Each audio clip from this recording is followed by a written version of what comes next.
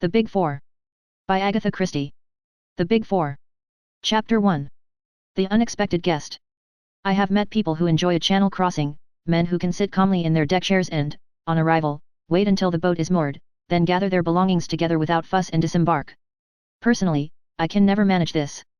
From the moment I get on board I feel that the time is too short to settle down to anything.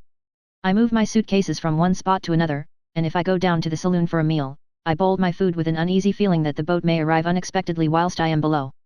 Perhaps all this is merely a legacy from one's short leaves in the war, when it seemed a matter of such importance to secure a place near the gangway, and to be amongst the first to disembark lest one should waste precious minutes of one's 3 or 5 days' leave. On this particular July morning, as I stood by the rail and watched the white cliffs of Dover drawing nearer, I marvelled at the passengers who could sit calmly in their chairs and never even raise their eyes for the first sight of their native land. Yet perhaps their case was different from mine.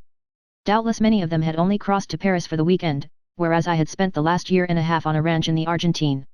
I had prospered there, and my wife and I had both enjoyed the free and easy life of the South American continent. Nevertheless it was with a lump in my throat that I watched the familiar shore draw nearer and nearer.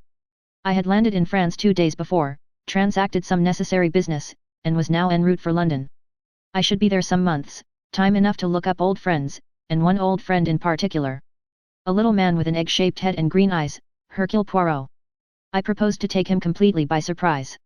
My last letter from the Argentine had given no hint of my intended voyage, indeed, that had been decided upon hurriedly as a result of certain business complications, and I spent many amused moments picturing to myself his delight and stupefaction on beholding me.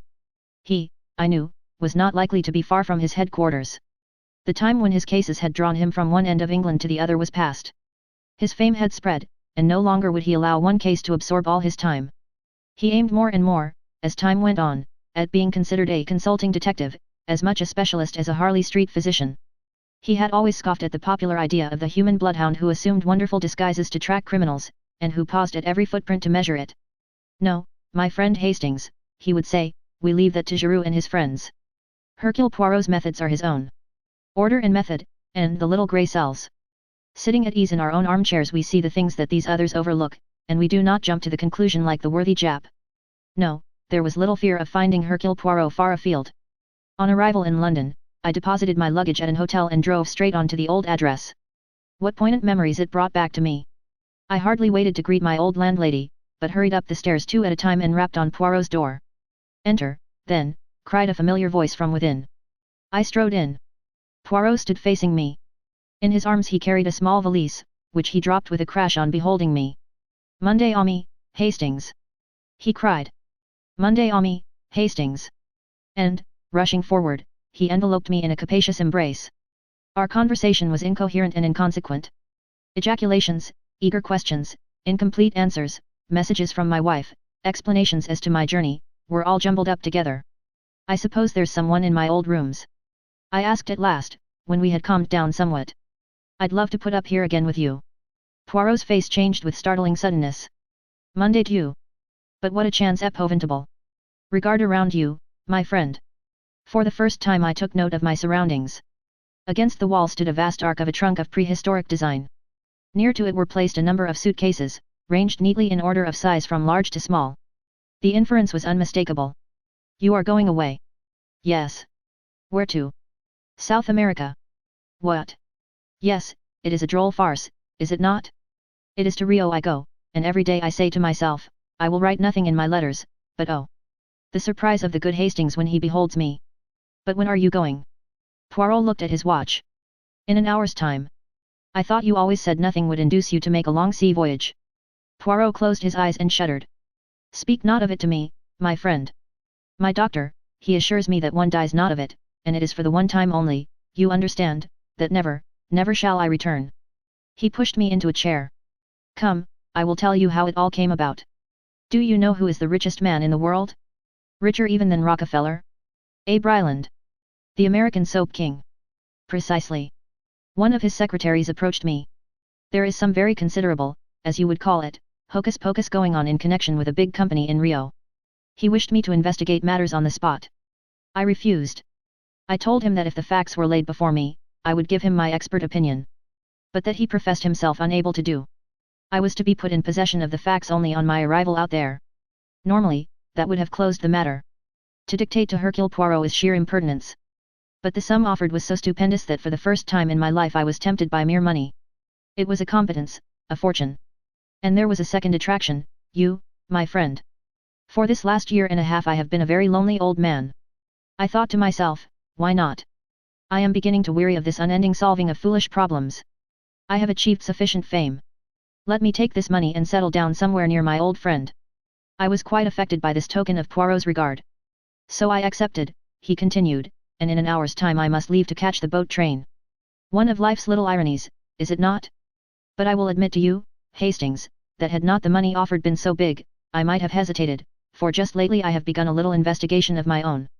Tell me, what is commonly meant by the phrase, the Big Four? I suppose it had its origin at the Versailles Conference, and then there's the famous Big Four in the film world, and the term is used by hosts of smaller fry. I see, said Poirot thoughtfully. I have come across the phrase, you understand, under certain circumstances where none of those explanations would apply. It seems to refer to a gang of international criminals or something of that kind, only. Only what? I asked, as he hesitated. Only that I fancy that it is something on a large scale. Just a little idea of mine, nothing more. Ah, but I must complete my packing. The time advances. Don't go, I urged. Cancel your passage and come out on the same boat with me. Poirot drew himself up and glanced at me reproachfully. Ah, it is that you do not understand. I have passed my word, you comprehend, the word of Hercule Poirot. Nothing but a matter of life or death could detain me now. And that's not likely to occur, I murmured ruefully. Unless at the 11th hour the door opens and the unexpected guest comes in. I quoted the old saw with a slight laugh, and then, in the pause that succeeded it, we both started as a sound came from the inner room. What's that? I cried. Ma foi, retorted Poirot. It sounds very like your unexpected guest in my bedroom. But how can anyone be in there? There's no door except into this room. Your memory is excellent, Hastings. Now for the deductions. The window. But it's a burglar then? He must have had a stiff climb of it, I should say it was almost impossible. I had risen to my feet and was striding in the direction of the door when the sound of a fumbling at the handle from the other side arrested me. The door swung slowly open. Framed in the doorway stood a man. He was coated from head to foot with dust and mud, his face was thin and emaciated. He stared at us for a moment, and then swayed and fell. Poirot hurried to his side, then he looked up and spoke to me. Brandy, quickly. I dashed some brandy into a glass and brought it. Poirot managed to administer a little, and together we raised him and carried him to the couch. In a few minutes he opened his eyes and looked round him with an almost vacant stare. What is it you want, monsieur? Said Poirot. The man opened his lips and spoke in a queer mechanical voice. Hercule Poirot, 14, Faraway Street. Yes, yes, I am he. The man did not seem to understand, and merely repeated in exactly the same tone. Hercule Poirot, 14, Faraway Street. Poirot tried him with several questions. Sometimes the man did not answer at all, sometimes he repeated the same phrase. Poirot made a sign to me to ring up on the telephone. Get Dr. Ridgway to come round. The doctor was in luckily, and as his house was only just round the corner, few minutes elapsed before he came bustling in. What's all this, et? Poirot gave a brief explanation, and the doctor started examining our strange visitor, who seemed quite unconscious of his presence or ours. Said Dr. Ridgway, when he had finished. Curious case. Brain fever. I suggested. The doctor immediately snorted with contempt. Brain fever. Brain fever. No such thing as brain fever. An invention of novelists. No, the man's had a shock of some kind. He's come here under the force of a persistent idea, to find Hercule Poirot, 14 Faraway Street, and he repeats those words mechanically without in the least knowing what they mean. Aphasia. I said eagerly. This suggestion did not cause the doctor to snort quite as violently as my last one had done. He made no answer, but handed the man a sheet of paper and a pencil. Let's see what he'll do with that, he remarked. The man did nothing with it for some moments, then he suddenly began to write feverishly. With equal suddenness he stopped and let both paper and pencil fall to the ground. The doctor picked it up, and shook his head. Nothing here. Only the figure 4 scrawled a dozen times, each one bigger than the last. Wants to write 14, Faraway Street I expect. It's an interesting case, very interesting. Can you possibly keep him here until this afternoon? I'm due at the hospital now, but I'll come back this afternoon and make all arrangements about him.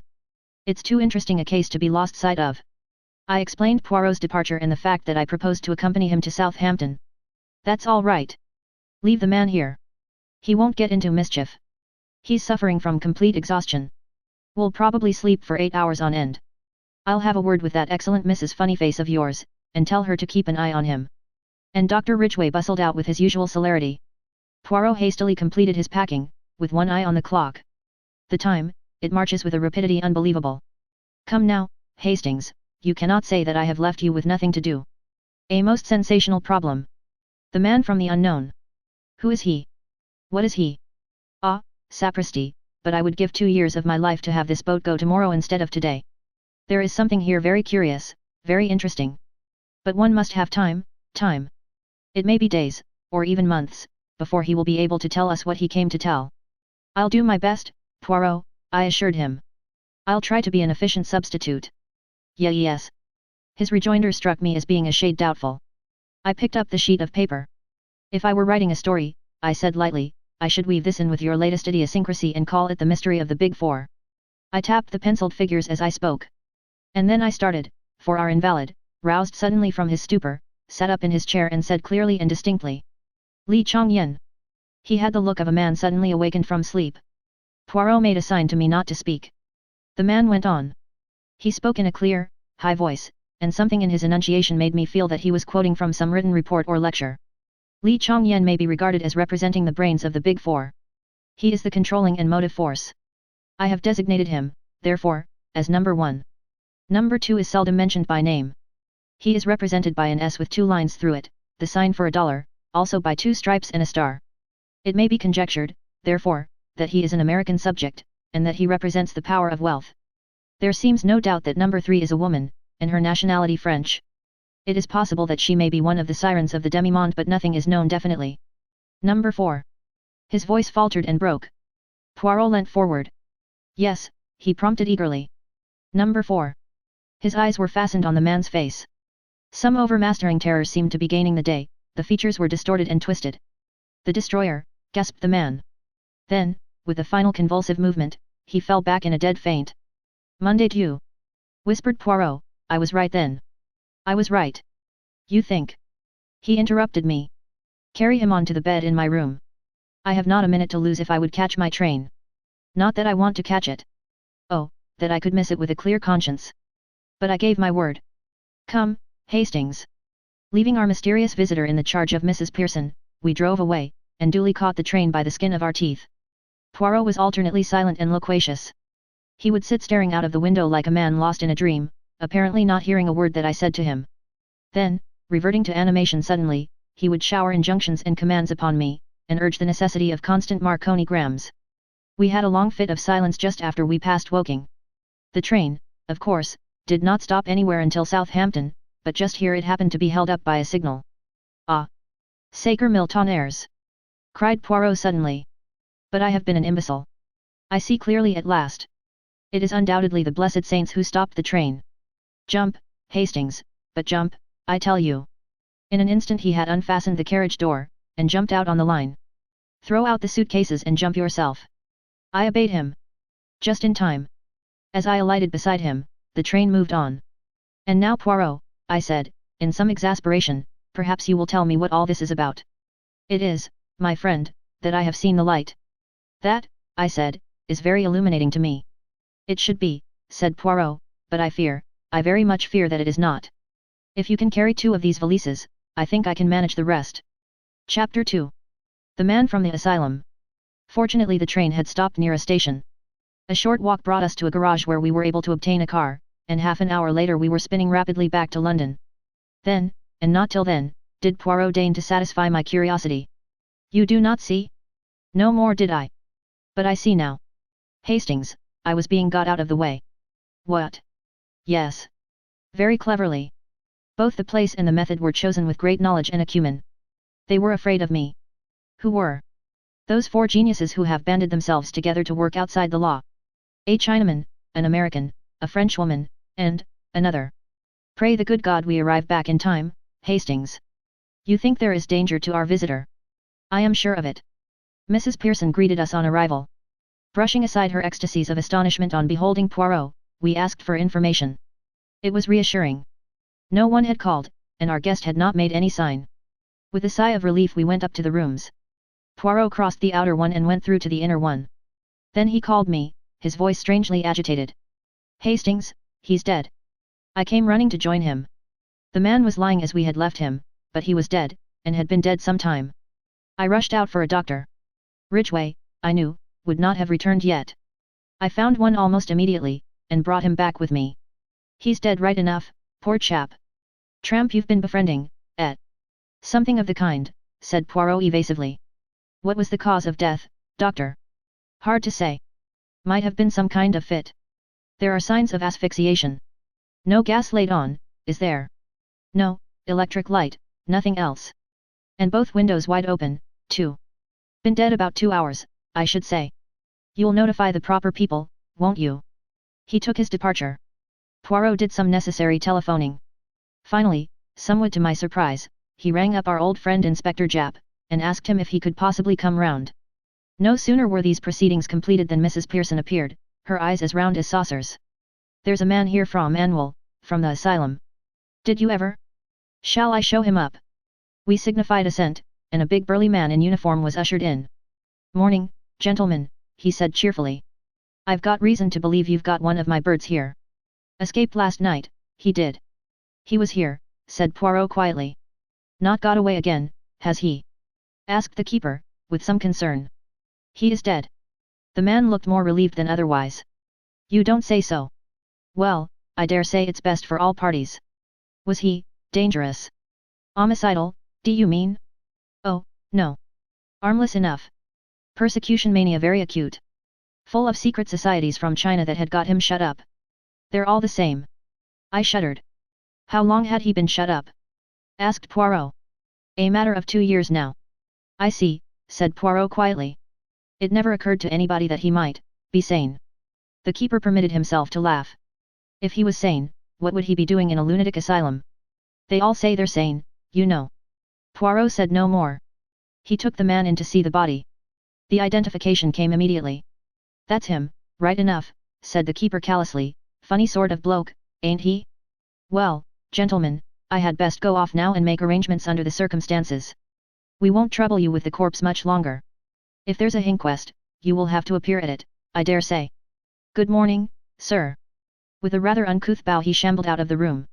A few minutes later Japp arrived. The Scotland Yard inspector was jaunty and dapper as usual. Here I am, Monsieur Poirot. What can I do for you? Thought you were off to the coral strands of somewhere or other today. My good Japp, I want to know if you have ever seen this man before. He led Japp into the bedroom. The inspector stared down at the figure on the bed with a puzzled face. Let me see now, he seems sort of familiar, and I pride myself on my memory, too. Why, God bless my soul, it's Mayerling. And who is, or was, Mayerling? Secret Service chap, not one of our people. Went to Russia 5 years ago. Never heard of again. Always thought the Bullseyes had done him in. It all fits in, said Poirot, when Japp had taken his leave, except for the fact that he seems to have died a natural death. He stood looking down on the motionless figure with a dissatisfied frown. A puff of wind set the window curtains flying out, and he looked up sharply. I suppose you opened the windows when you laid him down on the bed, Hastings? No, I didn't, I replied. As far as I remember, they were shut. Poirot lifted his head suddenly. Shut, and now they are open. What can that mean? Somebody came in that way, I suggested. Possibly, agreed Poirot, but he spoke absently and without conviction. After a minute or two he said. That is not exactly the point I had in mind, Hastings.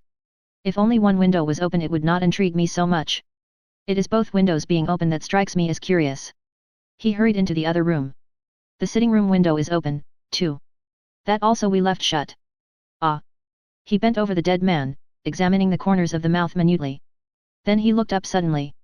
He has been gagged, Hastings. Gagged and then poisoned. Good heavens! I exclaimed, shocked. I suppose we shall find out all about it from the post-mortem. We shall find out nothing. He was killed by inhaling strong prussic acid. It was jammed right under his nose. Then the murderer went away again, first opening all the windows. Hydrocyanic acid is exceedingly volatile, but it has a pronounced smell of bitter almonds. With no trace of the smell to guide them, and no suspicion of foul play, death would be put down to some natural cause by the doctors. So this man was in the Secret Service, Hastings. And 5 years ago he disappeared in Russia. The last 2 years he's been in the asylum, I said. But what of the 3 years before that? Poirot shook his head, and then caught my arm. The clock, Hastings, look at the clock. I followed his gaze to the mantelpiece. The clock had stopped at 4 o'clock. Monday Ami, someone has tampered with it. It had still 3 days to run. It is an 8-day clock, you comprehend. But what should they want to do that for? Some idea of a false scent by making the crime appear to have taken place at 4 o'clock. No, no, rearrange your ideas, Monday Ami. Exercise your little grey cells. You are Mayerling.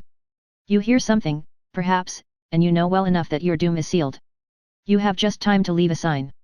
4 o'clock, Hastings. Number 4, the destroyer. Ah! An idea. He rushed into the other room and seized the telephone. He asked for Hanwell. You are the asylum, yes? I understand there has been an escape today? What is that you say? A little moment, if you please. Will you repeat that? Ah! Parfaitement. He hung up the receiver, and turned to me. You heard, Hastings? There has been no escape. But the man who came, the keeper. I said. I wonder, I very much wonder. You mean? Number 4, the destroyer. I gazed at Poirot dumbfounded. A minute or two after, on recovering my voice, I said. We shall know him again, anywhere, that's one thing. He was a man of very pronounced personality. Was he, Monday Ami? I think not. He was burly and bluff and red-faced, with a thick mustache and a hoarse voice. He will be none of those things by this time, and for the rest, he has nondescript eyes, nondescript ears, and a perfect set of false teeth. Identification is not such an easy matter as you seem to think. Next time. You think there will be a next time?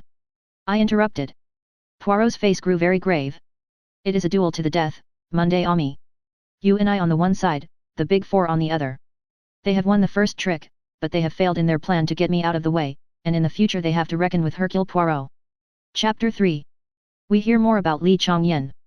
For a day or two after our visit from the fake asylum attendant I was in some hopes that he might return, and I refused to leave the flat even for a moment.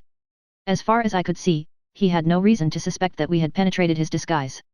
He might, I thought, return and try to remove the body, but Poirot scoffed at my reasoning.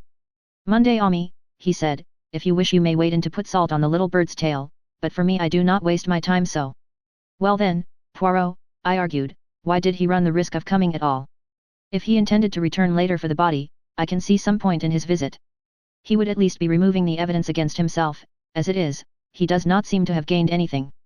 Poirot shrugged his most Gallic shrug. But you do not see with the eyes of number 4, Hastings, he said. You talk of evidence, but what evidence have we against him?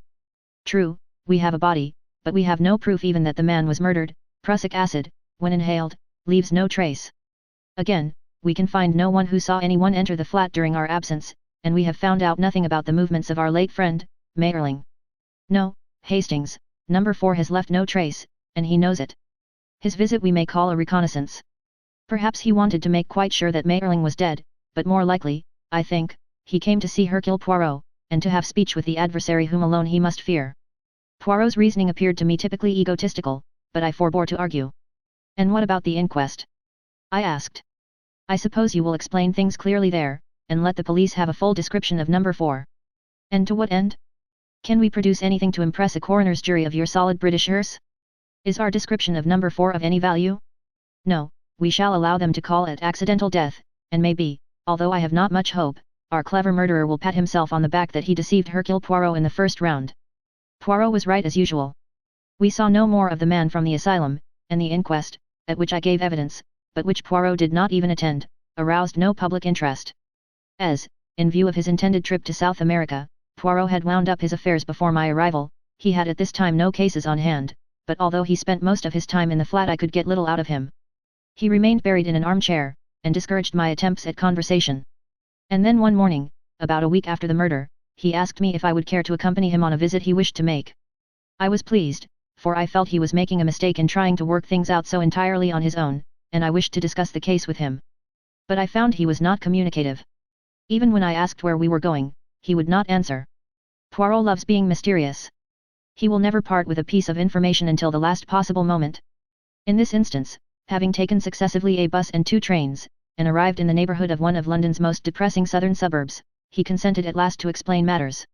We go, Hastings, to see the one man in England who knows most of the underground life of China. Indeed. Who is he?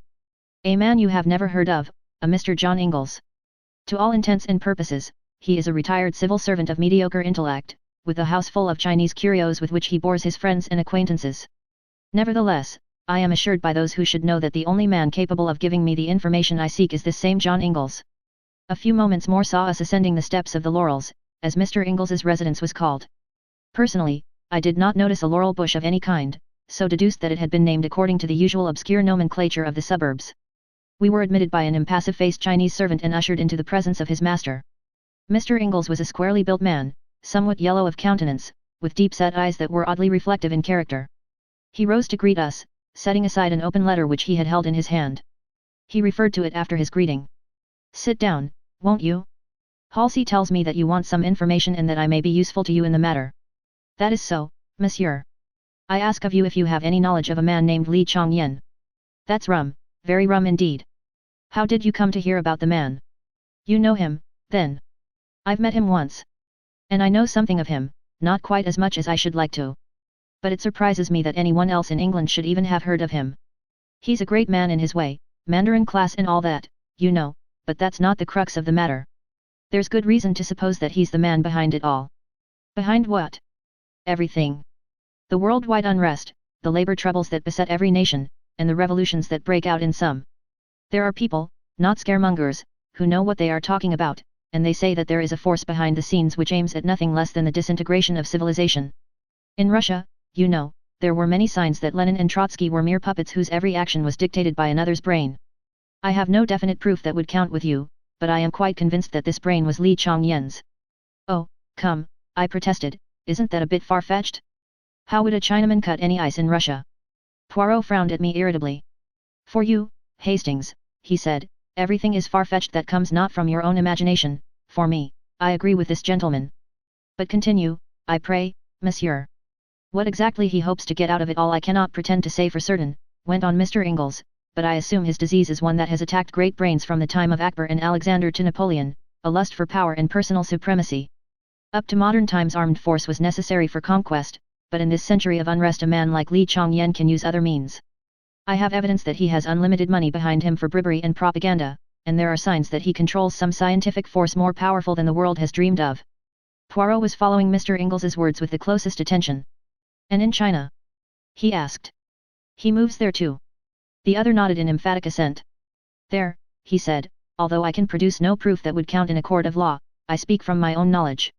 I know personally every man who counts for anything in China today, and this I can tell you, the men who loom most largely in the public eye are men of little or no personality.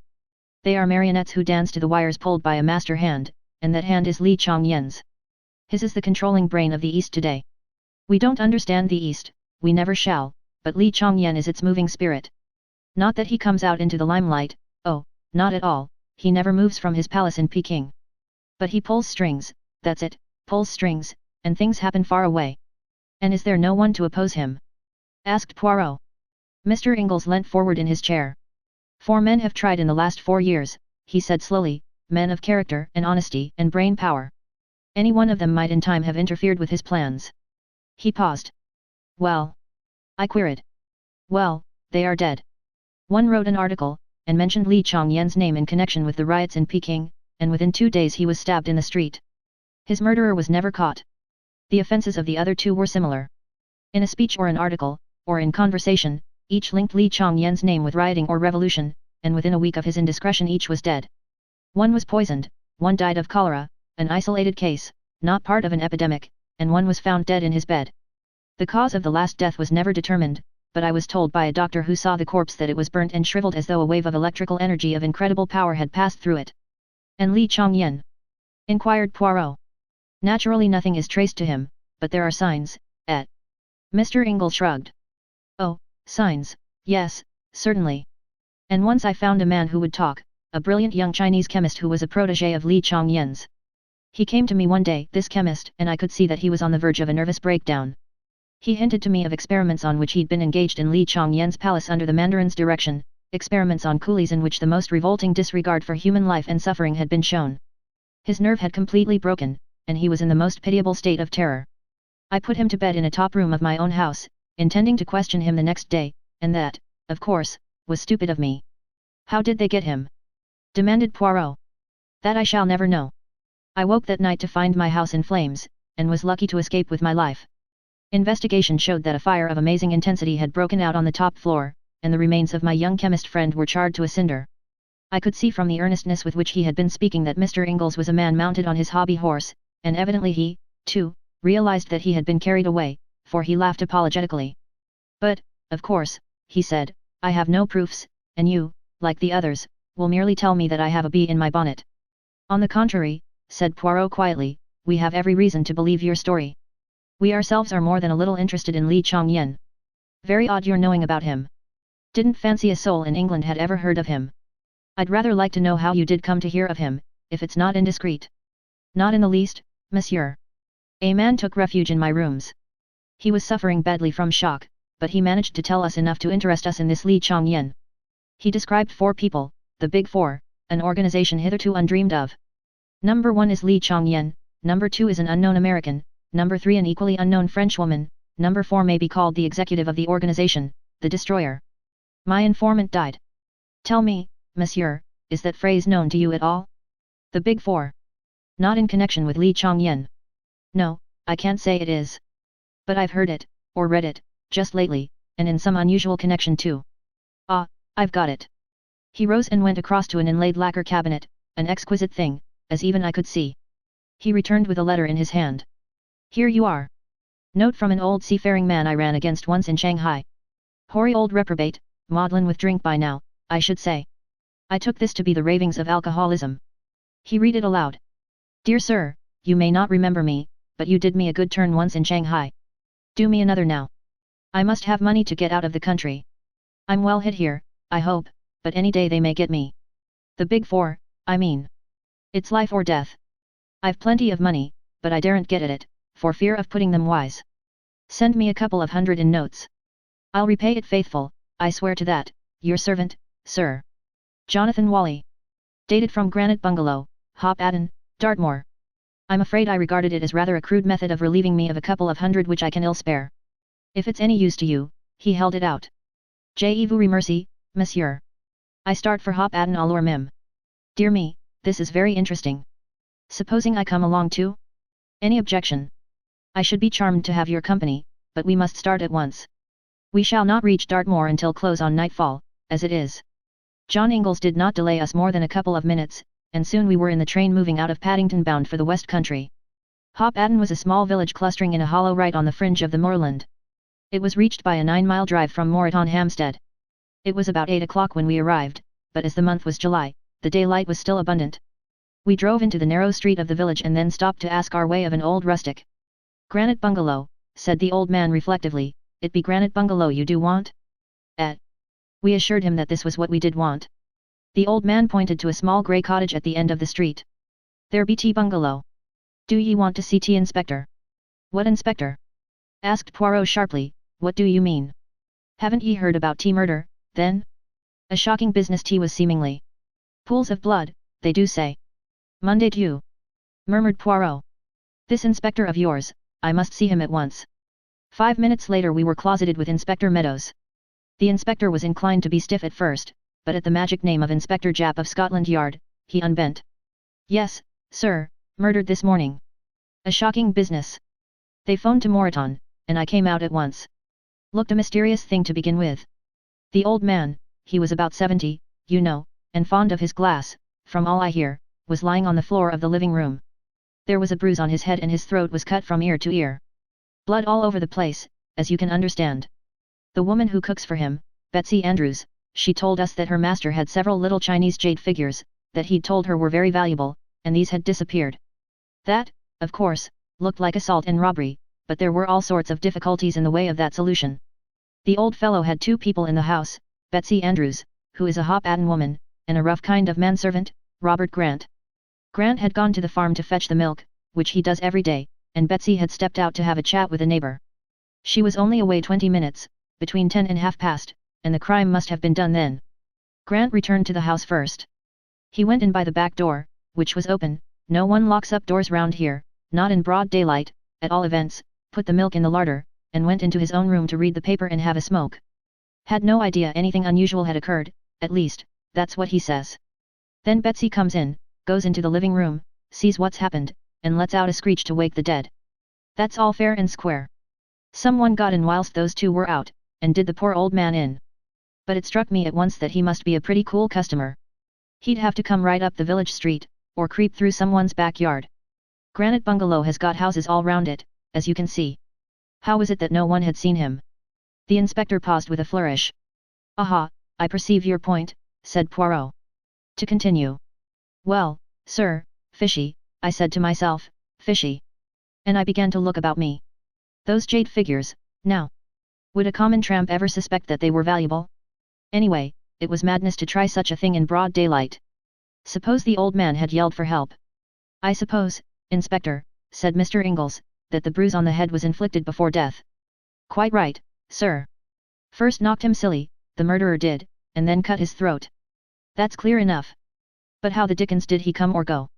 They notice strangers quick enough in a little place like this. It came to me all at once, nobody did come. I took a good look round. It had rained the night before, and there were footprints clear enough going in and out of the kitchen. In the living room there were 2 sets of footprints only. Betsy Andrews stopped at the door, Mr. Wally's, he was wearing carpet slippers, and another man's. The other man had stepped in the bloodstains, and I traced his bloody footprints. I beg your pardon, sir. Not at all, said Mr. Ingalls, with a faint smile, the adjective is perfectly understood. I traced them to the kitchen, but not beyond. Point number 1. On the lintel of Robert Grant's door was a faint smear, a smear of blood. That's point number 2.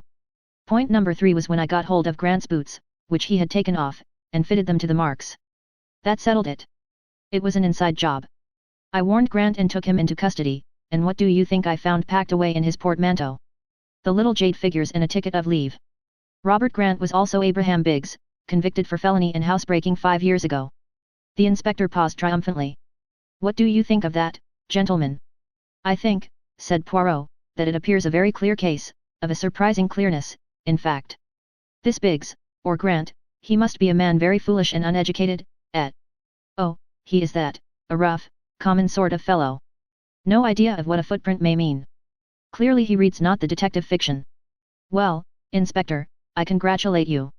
We may look at the scene of the crime. Yes. I'll take you there myself this minute. I'd like you to see those footprints. I, too, should like to see them. Yes, yes, very interesting, very ingenious. We set out forthwith. Mr. Ingalls and the inspector forged ahead. I drew Poirot back a little so as to be able to speak to him out of the inspector's hearing. What do you really think, Poirot? Is there more in this than meets the eye? That is just the question, mon ami.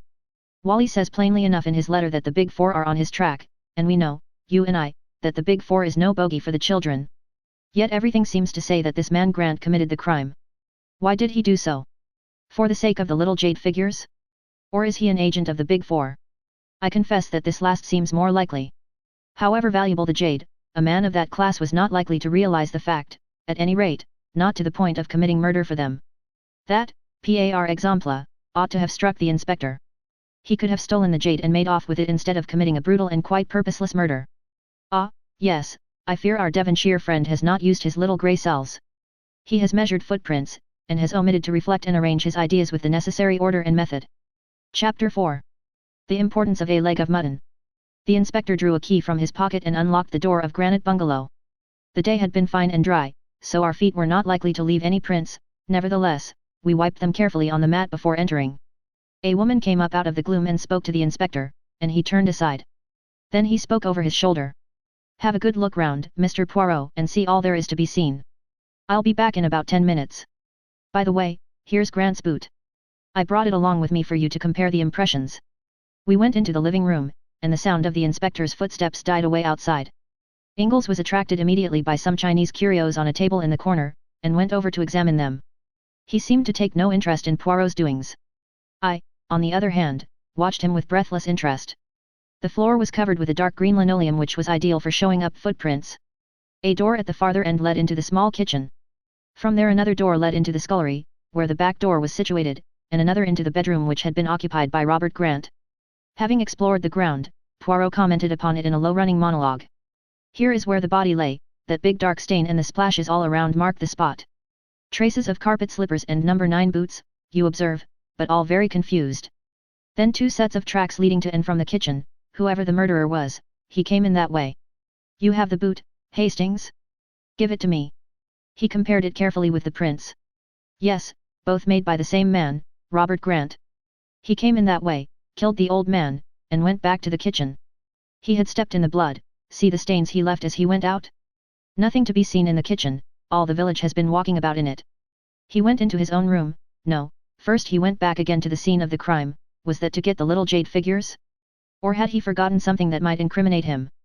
Perhaps he killed the old man the second time he went in. I suggested. Mais non, you do not observe. On one of the outgoing footmarks stained with blood there is superimposed an ingoing one. I wonder what he went back for, the little jade figures as an afterthought? It is all ridiculous, stupid. Well, he's given himself away pretty hopelessly. Nestce pa? I tell you, Hastings, it goes against reason. It offends my little grey cells. Let us go into his bedroom. Ah, yes, there is the smear of blood on the lintel and just a trace of footmarks, the blood stained.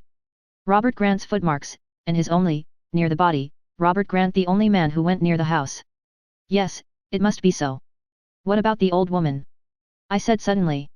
She was in the house alone after Grant had gone for the milk. She might have killed him and then gone out. Her feet would leave no prints if she hadn't been outside. Very good, Hastings. I wondered whether that hypothesis would occur to you. I had already thought of it and rejected it. Betsy Andrews is a local woman, well known hereabouts. She can have no connection with the Big Four, and, besides, old Wally was a powerful fellow, by all accounts. This is a man's work, not a woman's. I suppose the Big Four couldn't have had some diabolical contrivance concealed in the ceiling, something which descended automatically and cut the old man's throat and was afterwards drawn up again. Like Jacob's ladder? I know, Hastings, that you have an imagination of the most fertile, but I implore of you to keep it within bounds. I subsided, abashed. Poirot continued to wander about, poking into rooms and cupboards with a profoundly dissatisfied expression on his face.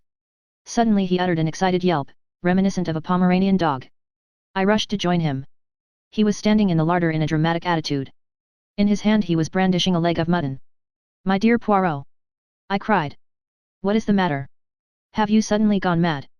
Regard, I pray you, this mutton. But regard it closely. I regarded it as closely as I could, but could see nothing unusual about it. It seemed to me a very ordinary leg of mutton. I said as much. Poirot threw me a withering glance. But do you not see this, and this, and this? He illustrated each this with a jab at the unoffending joint, dislodging small icicles as he did so. Poirot had just accused me of being imaginative, but I now felt that he was far more wildly so than I had ever been. Did he seriously think these slivers of ice were crystals of a deadly poison? That was the only construction I could put upon his extraordinary agitation. It's frozen meat, I explained gently. Imported, you know. New Zealand. He stared at me for a moment or two and then broke into a strange laugh. How marvelous is my friend Hastings. He knows everything, but everything. How do they say, inquire within upon everything. That is my friend Hastings. He flung down the leg of mutton onto its dish again and left the larder. Then he looked through the window. Here comes our friend the inspector. It is well. I have seen all I want to see here.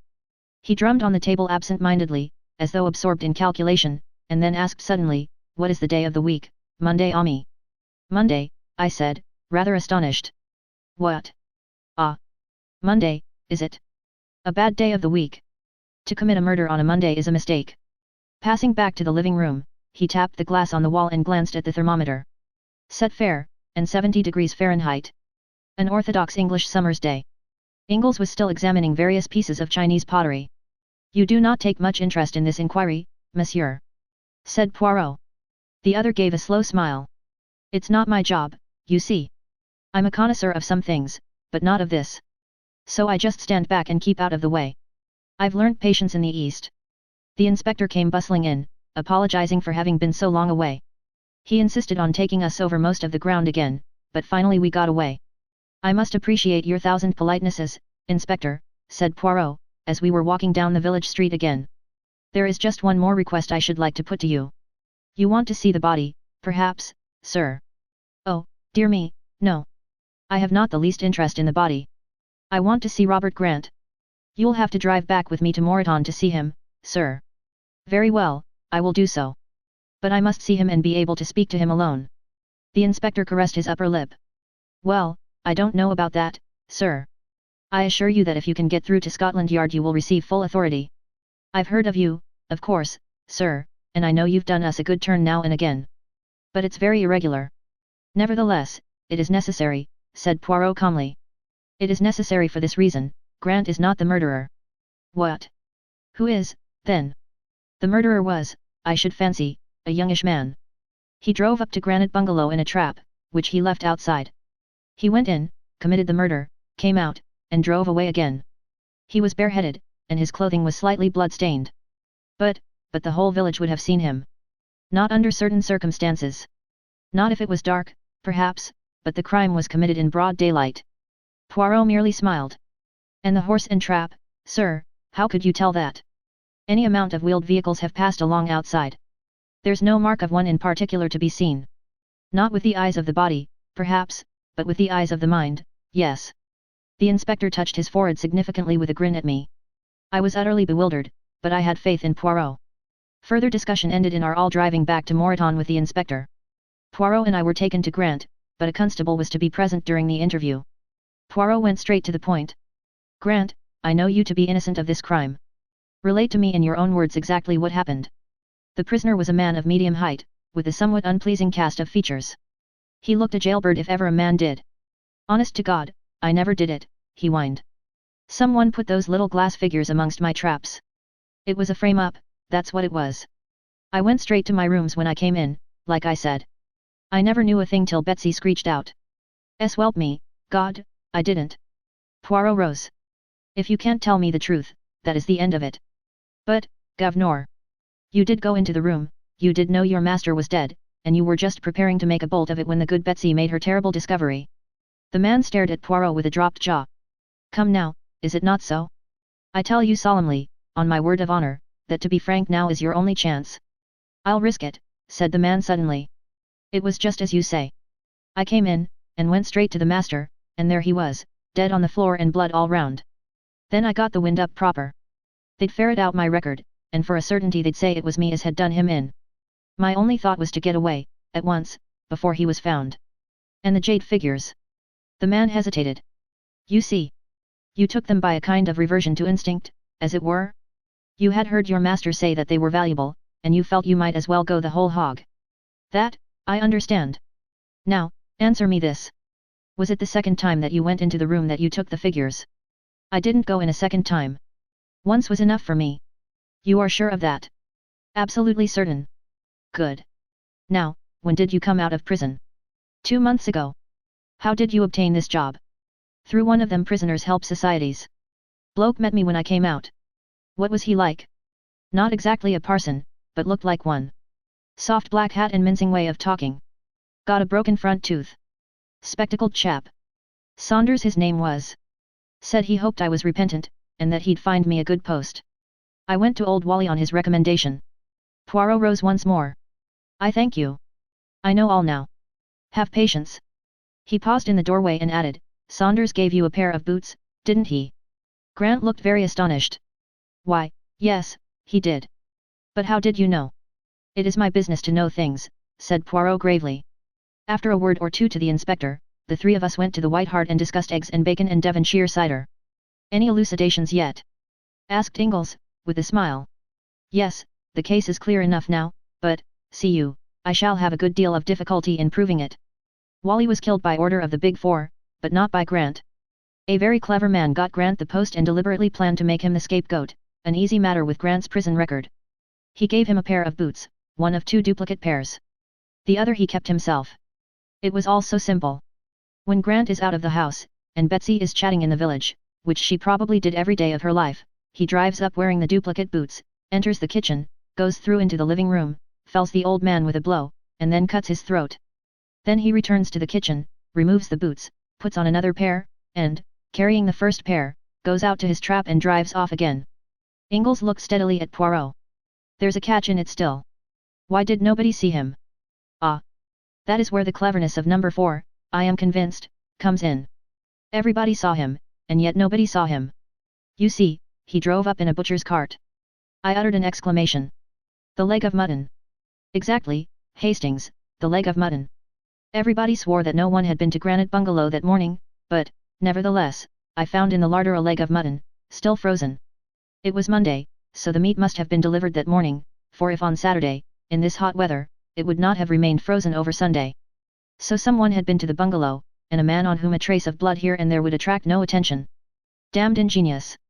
Cried Ingalls approvingly. Yes, he is clever, number 4. As clever as Hercule Poirot. I murmured. My friend threw me a glance of dignified reproach. There are some jests that you should not permit yourself, Hastings, he said sententiously. Have I not saved an innocent man from being sent to the gallows? That is enough for one day. Chapter 5. Disappearance of a Scientist. Personally, I don't think that, even when a jury had acquitted Robert Grant, alias Biggs, of the murder of Jonathan Whalley, Inspector Meadows was entirely convinced of his innocence. The case which he had built up against Grant, the man's record, the jade which he had stolen, the boots which fitted the footprints so exactly, was to his matter-of-fact mind too complete to be easily upset, but Poirot, compelled much against his inclination to give evidence, convinced the jury. 2 witnesses were produced who had seen a butcher's cart drive up to the bungalow on that Monday morning, and the local butcher testified that his cart only called there on Wednesdays and Fridays.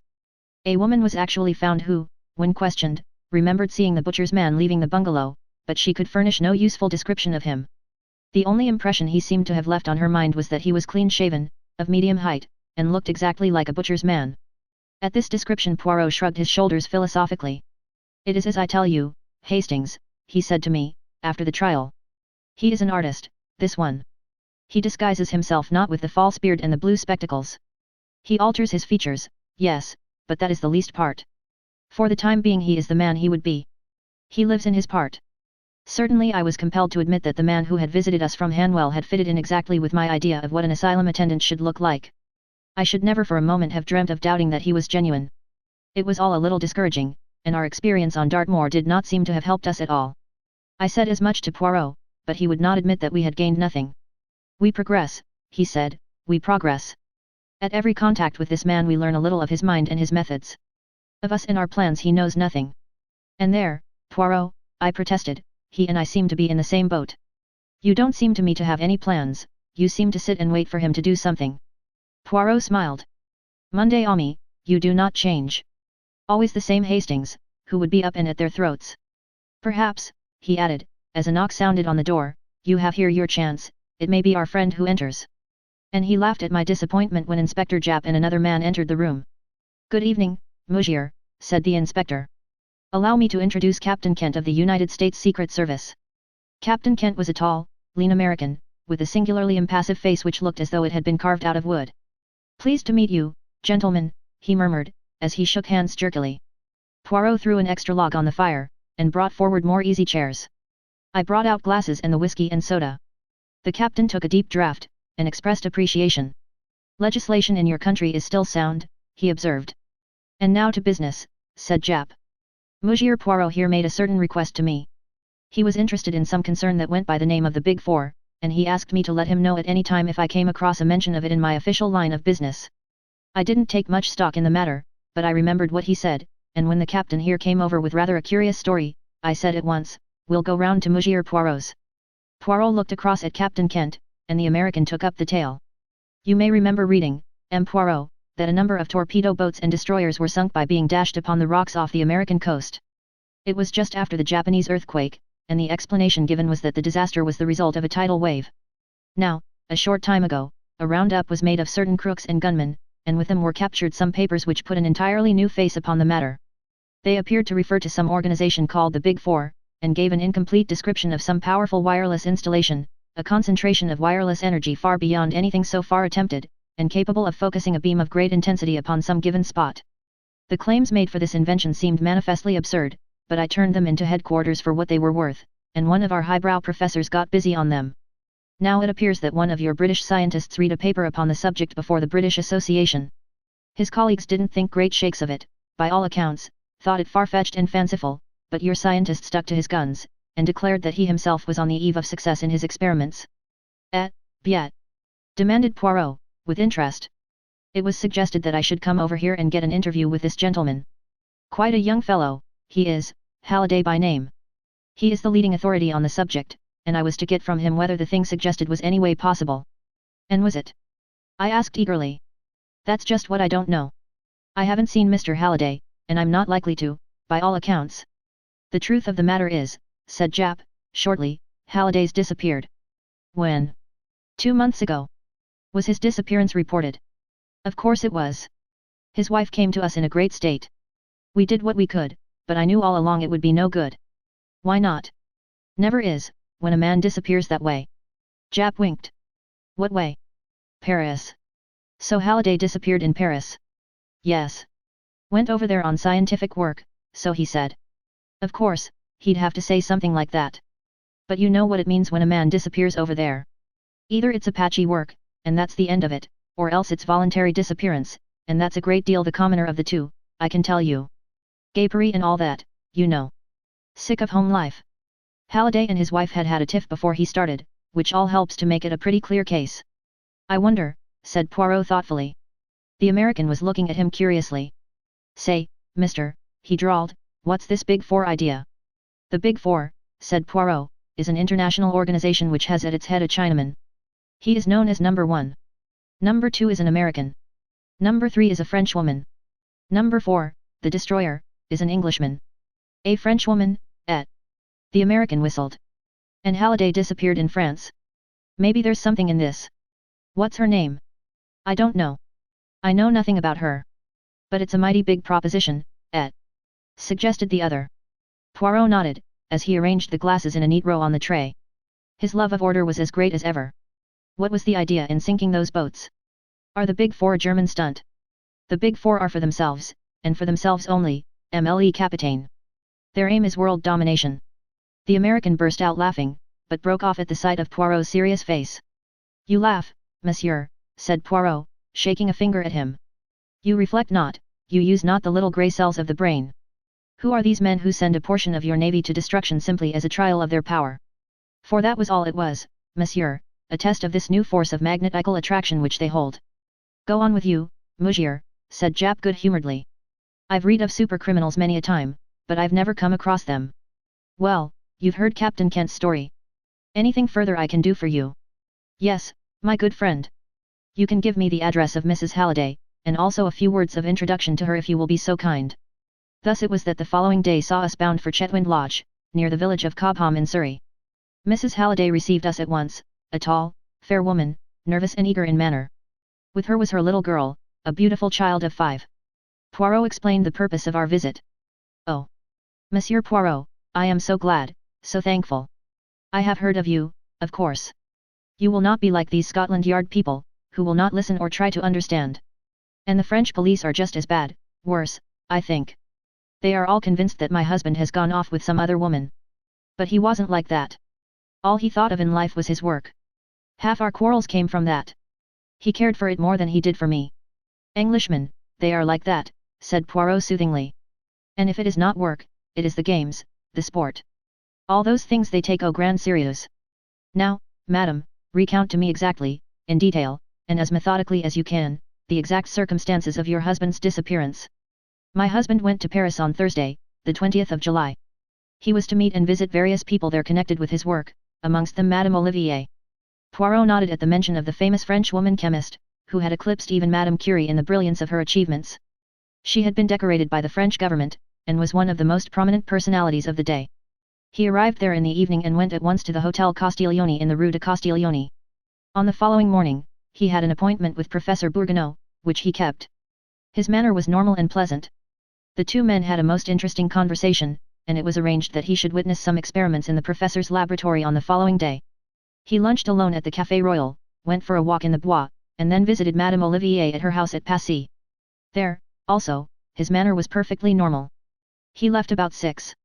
Where he dined is not known, probably alone at some restaurant. He returned to the hotel about 11 o'clock and went straight up to his room, after inquiring if any letters had come for him. On the following morning, he walked out of the hotel, and has not been seen again.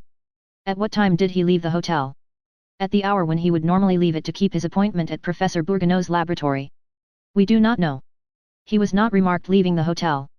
But no petit déjeuner was served to him, which seems to indicate that he went out early. Or he might, in fact, have gone out again after he came in the night before. I do not think so. His bed had been slept in, and the night porter would have remembered anyone going out at that hour. A very just observation, madam. We may take it, then, that he left early on the following morning, and that is reassuring from one point of view. He is not likely to have fallen a victim to any Apache assault at that hour. His baggage, now, was it all left behind? Mrs. Halliday seemed rather reluctant to answer, but at last she said, "No, he must have taken one small suitcase with him." Said Poirot thoughtfully, "I wonder where he was that evening. If we knew that, we should know a great deal. Whom did he meet? There lies the mystery." "Madam, myself I do not of necessity accept the view of the police, with them is it always cherchez la femme. Yet it is clear that something occurred that night to alter your husband's plans. You say he asked for letters on returning to the hotel. Did he receive any?" "One only, and that must have been the one I wrote him on the day he left England." Poirot remained sunk in thought for a full minute, then he rose briskly to his feet. "Well, madam, the solution of the mystery lies in Paris, and to find it I myself journey to Paris on the instant." "It is all a long time ago, monsieur." "Yes, yes. Nevertheless, it is there that we must seek." He turned to leave the room, but paused with his hand on the door. "Tell me, madam, do you ever remember your husband mentioning the phrase, the Big Four?" "The Big Four," she repeated thoughtfully. "No, I can't say I do." Chapter 6. The Woman on the Stairs. That was all that could be elicited from Mrs. Halliday. We hurried back to London, and the following day saw us en route for the continent.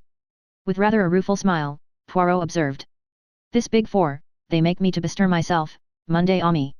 I run up and down, all over the ground, like our old friend the human foxhound." "Perhaps you'll meet him in Paris," I said, knowing that he referred to a certain Giroux, one of the most trusted detectives of the Surete, whom he had met on a previous occasion. Poirot made a grimace. "I devoutly hope not. He loved me not, that one. Won't it be a very difficult task?" I asked. "To find out what an unknown Englishman did on an evening 2 months ago." "Very difficult, Monday ami. But, as you know well, difficulties rejoice the heart of Hercule Poirot." "You think the Big Four kidnapped him?" Poirot nodded. Our inquiries necessarily went over old ground, and we learnt little to add to what Mrs. Halliday had already told us. Poirot had a lengthy interview with Professor Bourgognot, during which he sought to elicit whether Halliday had mentioned any plan of his own for the evening, but we drew a complete blank. Our next source of information was the famous Madame Olivier. I was quite excited as we mounted the steps of her villa at Passy. It has always seemed to me extraordinary that a woman should go so far in the scientific world. I should have thought a purely masculine brain was needed for such work. The door was opened by a young lad of 17 or thereabouts, who reminded me vaguely of an acolyte, so ritualistic was his manner. Poirot had taken the trouble to arrange our interview beforehand, as he knew Madame Olivier never received anyone without an appointment, being immersed in research work most of the day. We were shown into a small salon, and presently the mistress of the house came to us there. Madame Olivier was a very tall woman, her tallness accentuated by the long white overall she wore, and a coif like a nun's that shrouded her head. She had a long pale face, and wonderful dark eyes that burnt with a light almost fanatical. She looked more like a priestess of old than a modern Frenchwoman. One cheek was disfigured by a scar, and I remembered that her husband and co-worker had been killed in an explosion in the laboratory 3 years before, and that she herself had been terribly burned. Ever since then she had shut herself away from the world, and plunged with fiery energy into the work of scientific research. She received us with cold politeness. "I have been interviewed by the police many times, messieurs. I think it hardly likely that I can help you, since I have not been able to help them." "Madam, it is possible that I shall not ask you quite the same questions. To begin with, of what did you talk together, you and M. Halliday?" She looked a trifle surprised. "But of his work." "His work, and also mine. Did he mention to you the theories he had embodied recently in his paper read before the British Association?" "Certainly he did. It was chiefly of those we spoke." "His ideas were somewhat fantastic, were they not?" asked Poirot carelessly. "Some people have thought so. I do not agree." "You considered them practicable?" "Perfectly practicable. My own line of research has been somewhat similar, though not undertaken with the same end in view. I have been investigating the gamma rays emitted by the substance usually known as radium-C, a product of radium emanation, and in doing so I have come across some very interesting magnetical phenomena. Indeed, I have a theory as to the actual nature of the force we call magnetism, but it is not yet time for my discoveries to be given to the world." Mr. Halliday's experiments and views were exceedingly interesting to me. Poirot nodded. Then he asked a question which surprised me. "Madam, where did you converse on these topics?" "In here." "No, monsieur. In the laboratory." "May I see it?" "Certainly." She led the way to the door from which she had entered. It opened on a small passage. We passed through 2 doors and found ourselves in the big laboratory, with its array of beakers and crucibles and 100 appliances of which I did not even know the names. There were 2 occupants, both busy with some experiment. Madame Olivier introduced them. Mademoiselle Claude, one of my assistants. A tall, serious-faced young girl bowed to us. Monsieur Henri, an old and trusted friend. The young man, short and dark, bowed jerkily. Poirot looked round him. There were 2 other doors besides the one by which we had entered. One, Madame explained, led into the garden, the other into a smaller chamber also devoted to research. Poirot took all this in, then declared himself ready to return to the salon. Madame, were you alone with M. Halliday during your interview? Yes, monsieur. My 2 assistants were in the smaller room next door. Could your conversation be overheard, by them or anyone else? Madame reflected, then shook her head. I do not think so. I am almost sure it could not. The doors were all shut. Could anyone have been concealed in the room? There is the big cupboard in the corner, but the idea is absurd. Pas tout à fait, madame. One thing more, did M. Halliday make any mention of his plans for the evening? He said nothing whatever, monsieur. I thank you, madame, and I apologize for disturbing you. Pray do not trouble, we can find our way out. We stepped out into the hall. A lady was just entering the front door as we did so. She ran quickly up the stairs, and I was left with an impression of the heavy mourning that denotes a French widow. A most unusual type of woman, that, remarked Poirot, as we walked away. Madame Olivier? Yes, she. Mais non, not Madame Olivier. Cela va sans dire. There are not many geniuses of her stamp in the world. No, I referred to the other lady, the lady on the stairs. I didn't see her face, I said, staring. And I hardly see how you could have done. She never looked at us. That is why I said she was an unusual type, said Poirot placidly. A woman who enters her home, for I presume that it is her home since she enters with a key, and runs straight upstairs without even looking at 2 strange visitors in the hall to see who they are, is a very unusual type of woman, quite unnatural, in fact. Mille tonnerres. What is that? He dragged me back, just in time. A tree had crashed down onto the sidewalk, just missing us. Poirot stared at it, pale and upset. It was a near thing that. But clumsy, all the same, for I had no suspicion, at least hardly any suspicion. Yes, but for my quick eyes, the eyes of a cat, Hercule Poirot might now be crushed out of existence, a terrible calamity for the world. And you, too, Monday Ami, though that would not be such a national catastrophe. Thank you, I said coldly. And what are we going to do now? Do? Cried Poirot. We are going to think. Yes, here and now, we are going to exercise our little grey cells. This M. Halliday now, was he really in Paris? Yes, for Professor Bourgognot, who knows him, saw and spoke to him. What on earth are you driving at? I cried. That was Friday morning. He was last seen at 11 Friday night, but was he seen then? The porter. A night porter, who had not previously seen Halliday. A man comes in, sufficiently like Halliday, we may trust number 4 for that, asks for letters, goes upstairs, packs a small suitcase, and slips out the next morning. Nobody saw Halliday all that evening, no, because he was already in the hands of his enemies. Was it Halliday whom Madame Olivier received? Yes, for though she did not know him by sight, an impostor could hardly deceive her on her own special subject. He came here, he had his interview, he left. What happened next? Seizing me by the arm, Poirot was fairly dragging me back to the villa. Now, Monday Ami, imagine that it is the day after the disappearance, and that we are tracking footprints. You love footprints, do you not? See, here they go, a man's, Mr. Halliday's. He turns to the right as we did, he walks briskly, ah.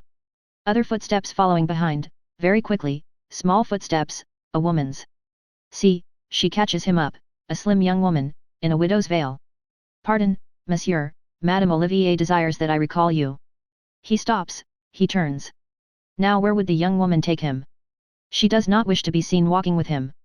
Is it coincidence that she catches up with him just where a narrow alleyway opens, dividing 2 gardens? She leads him down it. It is shorter this way, monsieur. On the right is the garden of Madame Oliver's villa, on the left the garden of another villa, and from that garden, mark you, the tree fell, so nearly on us. Garden doors from both open on the alley. The ambush is there. Men pour out, overpower him, and carry him into the strange villa. Good gracious, Poirot, I cried, are you pretending to see all this? I see it with the eyes of the mind, Monday Ami. So, and only so, could it have happened. Come, let us go back to the house. You want to see Madame Olivier again? Poirot gave a curious smile. No, Hastings, I want to see the face of the lady on the stairs. Who do you think she is? A relation of Madame Oliver's. More probably a secretary, and a secretary engaged not very long ago. The same gentle acolyte opened the door to us. Can you tell me, said Poirot, the name of the lady, the widow lady, who came in just now? Madame Veronneau? Madame Secretary. That is the lady. Would you be so kind as to ask her to speak to us for a moment? The youth disappeared. He soon reappeared. I am sorry. Madame Veronneau must have gone out again. I think not, said Poirot quietly. Will you give her my name, M. Hercule Poirot, and say that it is important I should see her at once, as I am just going to the prefecture. Again our messenger departed. This time the lady descended. She walked into the salon. We followed her. She turned and raised her veil. To my astonishment I recognized our old antagonist, the Countess Rosikoff, a Russian countess, who had engineered a particularly smart jewel robbery in London. As soon as I caught sight of you in the hall, I feared the worst, she observed plaintively. My dear Countess Rosikoff. She shook her head. Inez Veronneau now, she murmured. A Spaniard, married to a Frenchman. What do you want of me, M. Poirot? You are a terrible man. You hunted me from London. Now, I suppose, you will tell our wonderful Madame Olivier about me, and hunt me from Paris? We poor Russians, we must live, you know. It is more serious than that, madame, said Poirot, watching her. I propose to enter the villa next door, and release M. Halliday, if he is still alive. I know everything, you see. I saw her sudden pallor. She bit her lip. Then she spoke with her usual decision. He is still alive, but he is not at the villa. Come, monsieur, I will make a bargain with you. Freedom for me, and M. Halliday, alive and well, for you. I accept, said Poirot. I was about to propose the same bargain myself. By the way, are the big four your employers, madam? Again I saw that deathly pallor creep over her face, but she left his question unanswered. Instead, you permit me to telephone? She asked, and crossing to the instrument she rang up a number. The number of the villa, she explained, where our friend is now imprisoned. You may give it to the police, the nest will be empty when they arrive. Ah! I am through. Is that you, André? It is I, Inez. The little Belgian knows all. Send Halliday to the hotel, and clear out. She replaced the receiver, and came towards us, smiling. You will accompany us to the hotel, madam. Naturally. I expected that. I got a taxi, and we drove off together. I could see by Poirot's face that he was perplexed. The thing was almost too easy. We arrived at the hotel. The porter came up to us. A gentleman has arrived. He is in your rooms.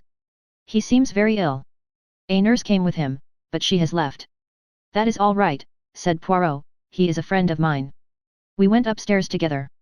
Sitting in a chair by the window was a haggard young fellow who looked in the last stages of exhaustion. Poirot went over to him. Are you John Halliday? The man nodded. Show me your left arm. John Halliday has a mole just below the left elbow. The man stretched out his arm. The mole was there. Poirot bowed to the Countess. She turned and left the room. A glass of brandy revived Halliday somewhat. My God! He muttered. I have been through hell, hell. Those fiends are devils incarnate. My wife, where is she? What does she think? They told me that she would believe, would believe. She does not, said Poirot firmly.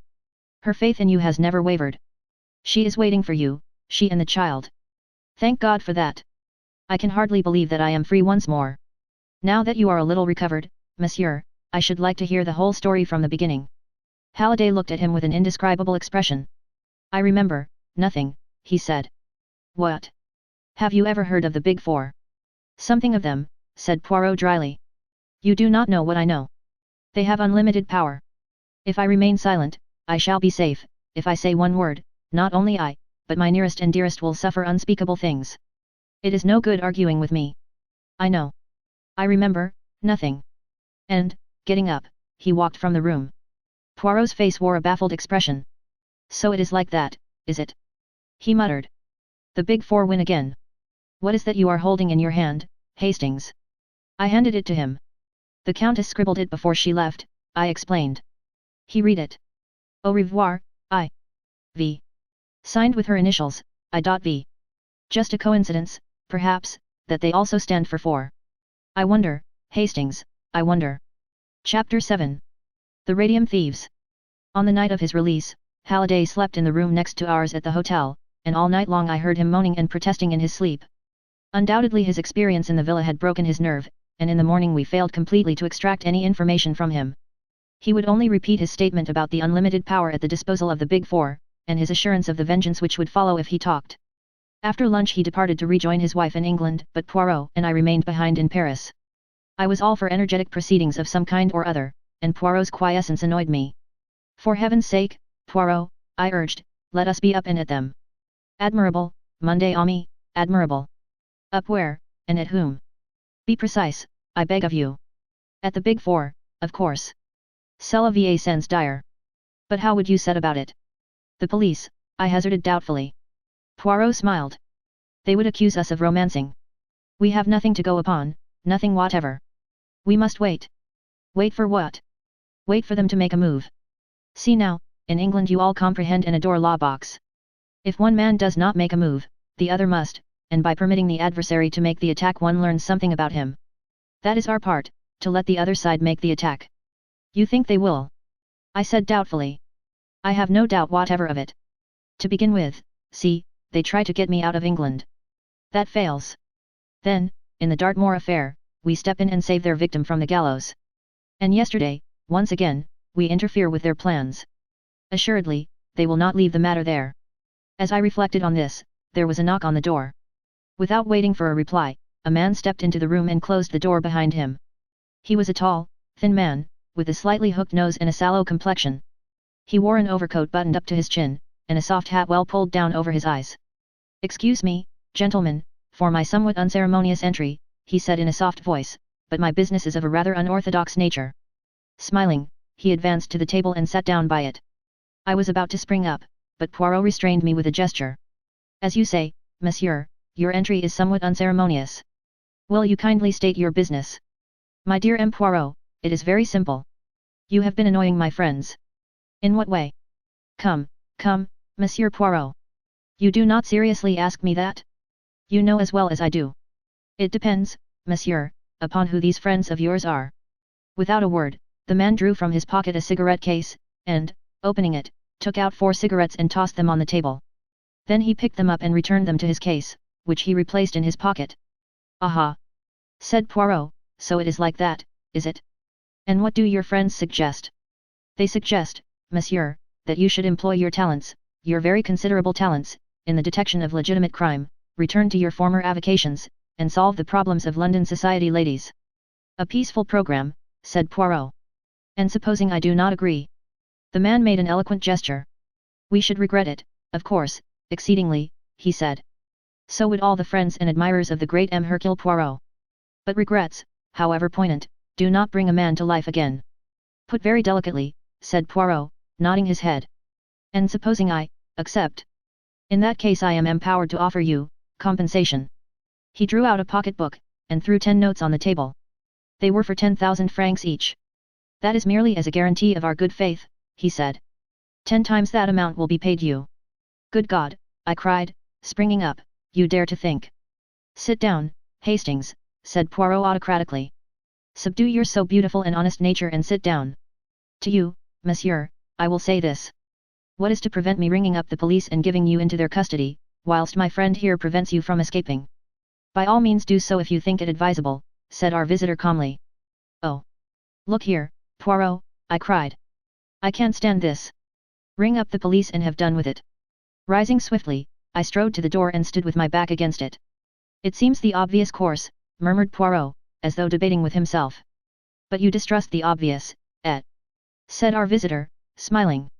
Go on, Poirot, I urged. It will be your responsibility, Monday Ami. As he lifted the receiver, the man made a sudden, cat-like jump at me. I was ready for him. In another minute we were locked together, staggering round the room. Suddenly I felt him slip and falter. I pressed my advantage. He went down before me. And then, in the very flush of victory, an extraordinary thing happened. I felt myself flying forwards. Head first, I crashed into the wall in a complicated heap. I was up in a minute, but the door was already closing behind my late adversary. I rushed to it and shook it, it was locked on the outside. I seized the telephone from Poirot. Is that the bureau? Stop, a man who is coming out. A tall man, with a buttoned-up overcoat and a soft hat. He is wanted by the police. Very few minutes elapsed before we heard a noise in the corridor outside. The key was turned and the door flung open. The manager himself stood in the doorway. "The man, you have got him!" I cried. "No, monsieur. No one has descended.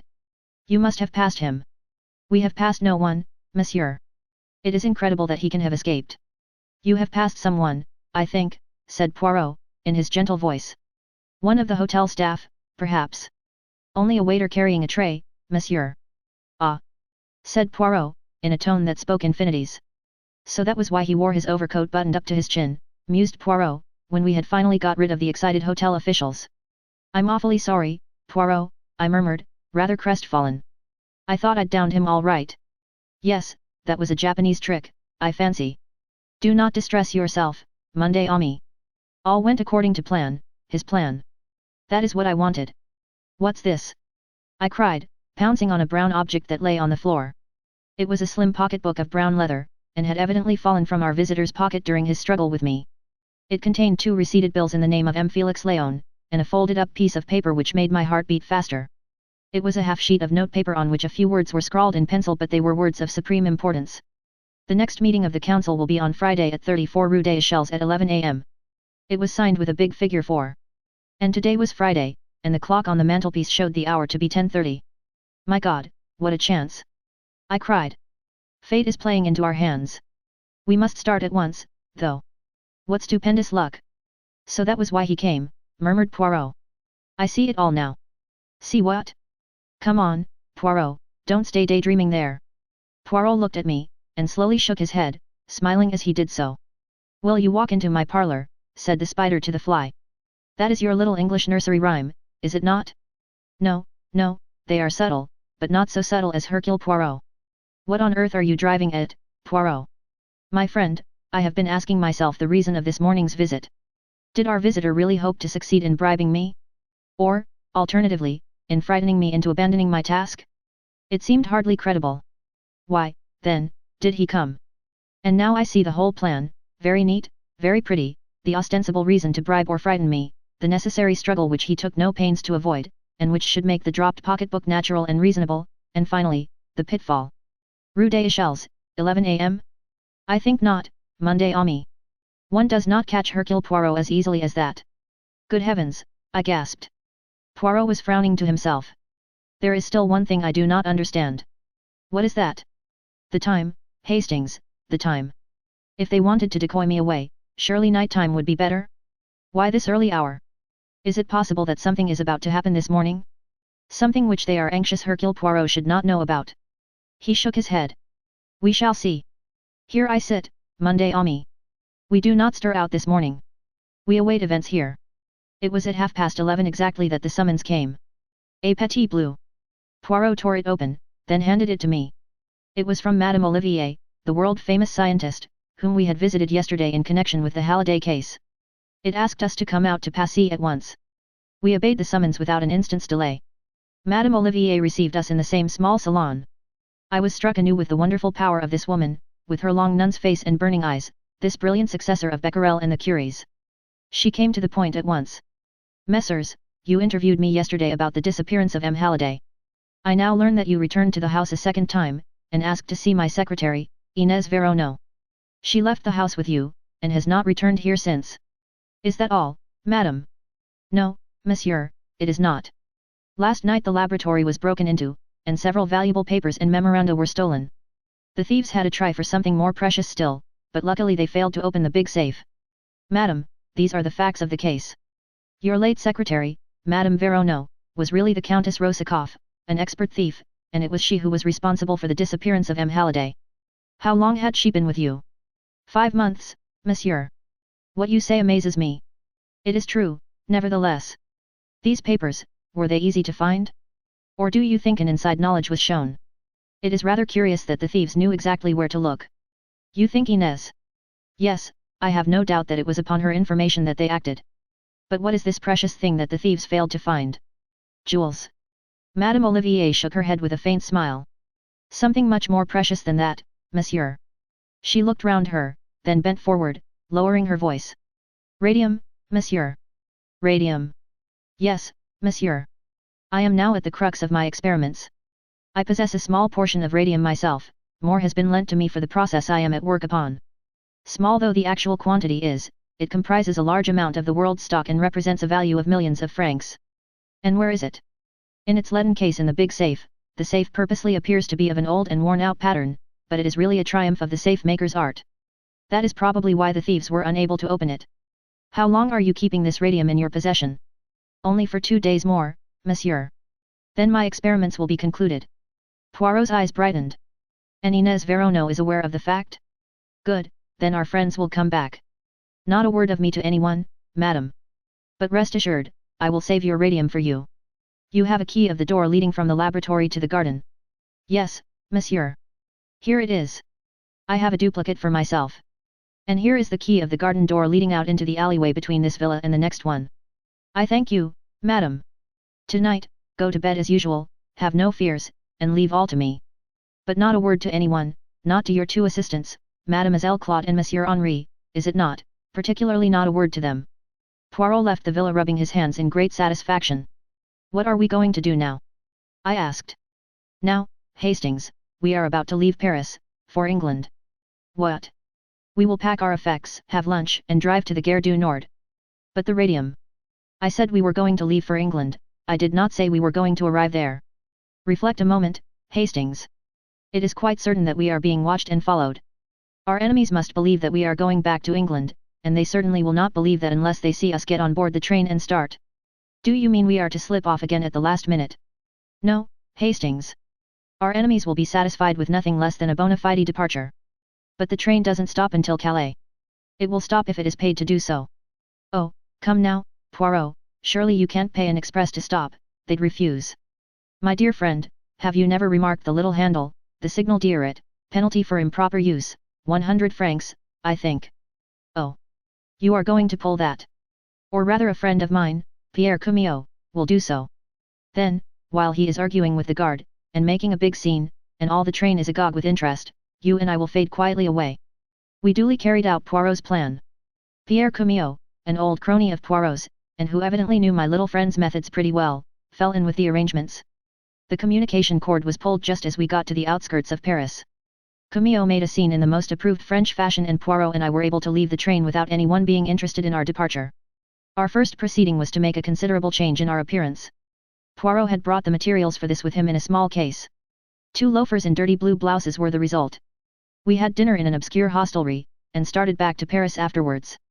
It was close on 11 o'clock when we found ourselves once more in the neighborhood of Madame Oliver's villa. We looked up and down the road before slipping into the alleyway.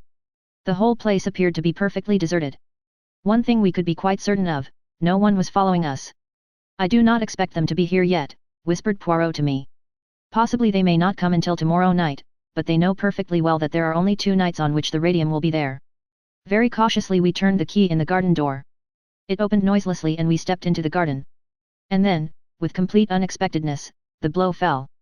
In a minute we were surrounded, gagged, and bound. At least 10 men must have been waiting for us. Resistance was useless. Like 2 helpless bundles we were lifted up and carried along. To my intense astonishment, they took us towards the house and not away from it. With a key they opened the door into the laboratory and carried us into it. One of the men stooped down before the big safe. The door of it swung open. I felt an unpleasant sensation down my spine. Were they going to bundle us into it, and leave us there to asphyxiate slowly? However, to my amazement, I saw that from the inside of the safe steps led down beneath the floor. We were thrust down this narrow way and eventually came out into a big subterranean chamber. A woman stood there, tall and imposing, with a black velvet mask covering her face. She was clearly in command of the situation by her gestures of authority. The men slung us down on the floor and left us, alone with the mysterious creature in the mask. I had no doubt who she was. This was the unknown Frenchwoman, number 3 of the Big Four. She knelt down beside us and removed the gags, but left us bound. Then rising and facing us, with a sudden swift gesture she removed her mask. It was Madame Olivier. Poirot, she said, in a low mocking tone. The great, the wonderful, the unique M. Poirot. I sent a warning to you yesterday morning. You chose to disregard it, you thought you could pit your wits against us. And now, you are here. There was a cold malignity about her that froze me to the marrow. It was so at variance with the burning fire of her eyes. She was mad, with the madness of genius. Poirot said nothing. His jaw had dropped, and he was staring at her. Well, she said softly, this is the end. We cannot permit our plans to be interfered with. Have you any last request to make? Never before, or since, have I felt so near death. Poirot was magnificent. He neither flinched nor paled, just stared at her with unabated interest. Your psychology interests me enormously, madam, he said quietly. It is a pity that I have so short a time to devote to studying it. Yes, I have a request to make. A condemned man is always allowed a last smoke, I believe. I have my cigarette case on me. If you would permit, he looked down at his bonds. Ah, yes. She laughed. You would like me to untie your hands, would you not? You are clever, M. Hercule Poirot, I know that. I shall not untie your hands, but I will find you a cigarette. She knelt down by him, extracted his cigarette case, took out a cigarette, and placed it between his lips. And now a match, she said, rising. It is not necessary, madam. Something in his voice startled me. She, too, was arrested. Do not move, I pray of you, madam. You will regret it if you do. Are you acquainted at all with the properties of cuir? The South American Indians use it as an arrow poison. A scratch with it means death. Some tribes use a little blowpipe. I, too, have a little blowpipe constructed so as to look exactly like a cigarette. I have only to blow. Ah. You start. Do not move, madam. The mechanism of this cigarette is most ingenious. One blows, and a tiny dart resembling a fishbone flies through the air, to find its mark. You do not wish to die, madam. Therefore, I beg of you, release my friend Hastings from his bonds. I cannot use my hands, but I can turn my head, so, you are still covered, madam. Make no mistake, I beg of you.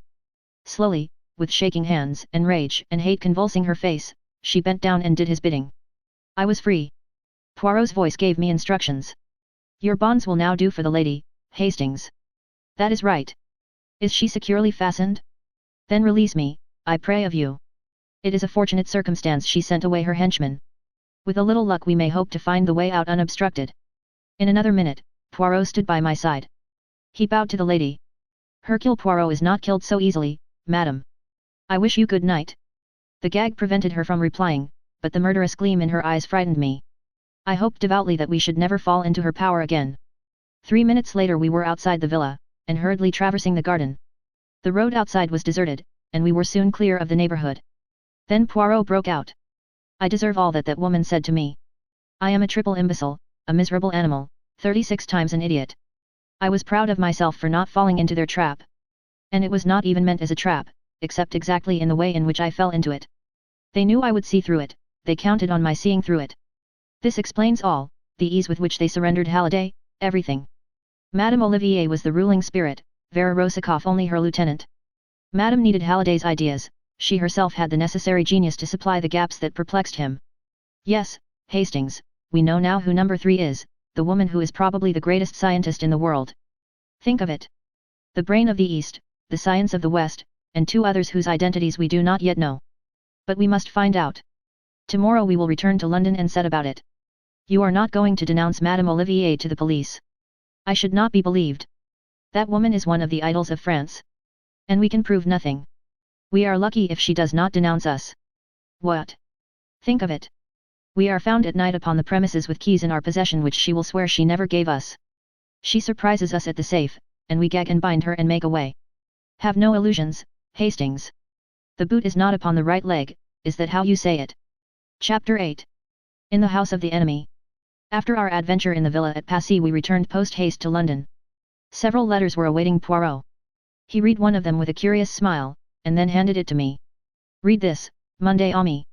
I turned first to the signature, Abe Ryland, and recalled Poirot's words, the richest man in the world. Mr. Ryland's letter was curt and incisive. He expressed himself as profoundly dissatisfied with the reasons Poirot had given for withdrawing from the South American proposition at the last moment. This gives one furiously to think, does it not? Said Poirot. I suppose it's only natural he should be a bit ratty. No, no, you comprehend not. Remember the words of Maeterlinck, the man who took refuge here, only to die by the hands of his enemies. Number 2 is represented by an S with 2 lines through it, the sign for $1, also by 2 stripes and a star. It may be conjectured therefore that he is an American subject, and that he represents the power of wealth. Add to those words the fact that Ryland offered me a huge sum to tempt me out of England, and what about it, Hastings? You mean, I said, staring, that you suspect Abe Ryland, the multimillionaire, of being number 2 of the Big Four. Your bright intellect has grasped the idea, Hastings. Yes, I do. The tone in which you said multimillionaire was eloquent, but let me impress upon you one fact, this thing is being run by men at the top, and Mr. Ryland has the reputation of being no beauty in his business dealings. An able, unscrupulous man, a man who has all the wealth that he needs, and is out for unlimited power. There was undoubtedly something to be said for Poirot's view. I asked him when he had made up his mind definitely upon the point. That is just it. I am not sure. I cannot be sure. Monday Ami, I would give anything to know. Let me but place number 2 definitely as Abe Ryland, and we draw nearer to our goal. He has just arrived in London, I see by this, I said, tapping the letter. Shall you call upon him, and make your apologies in person? I might do so.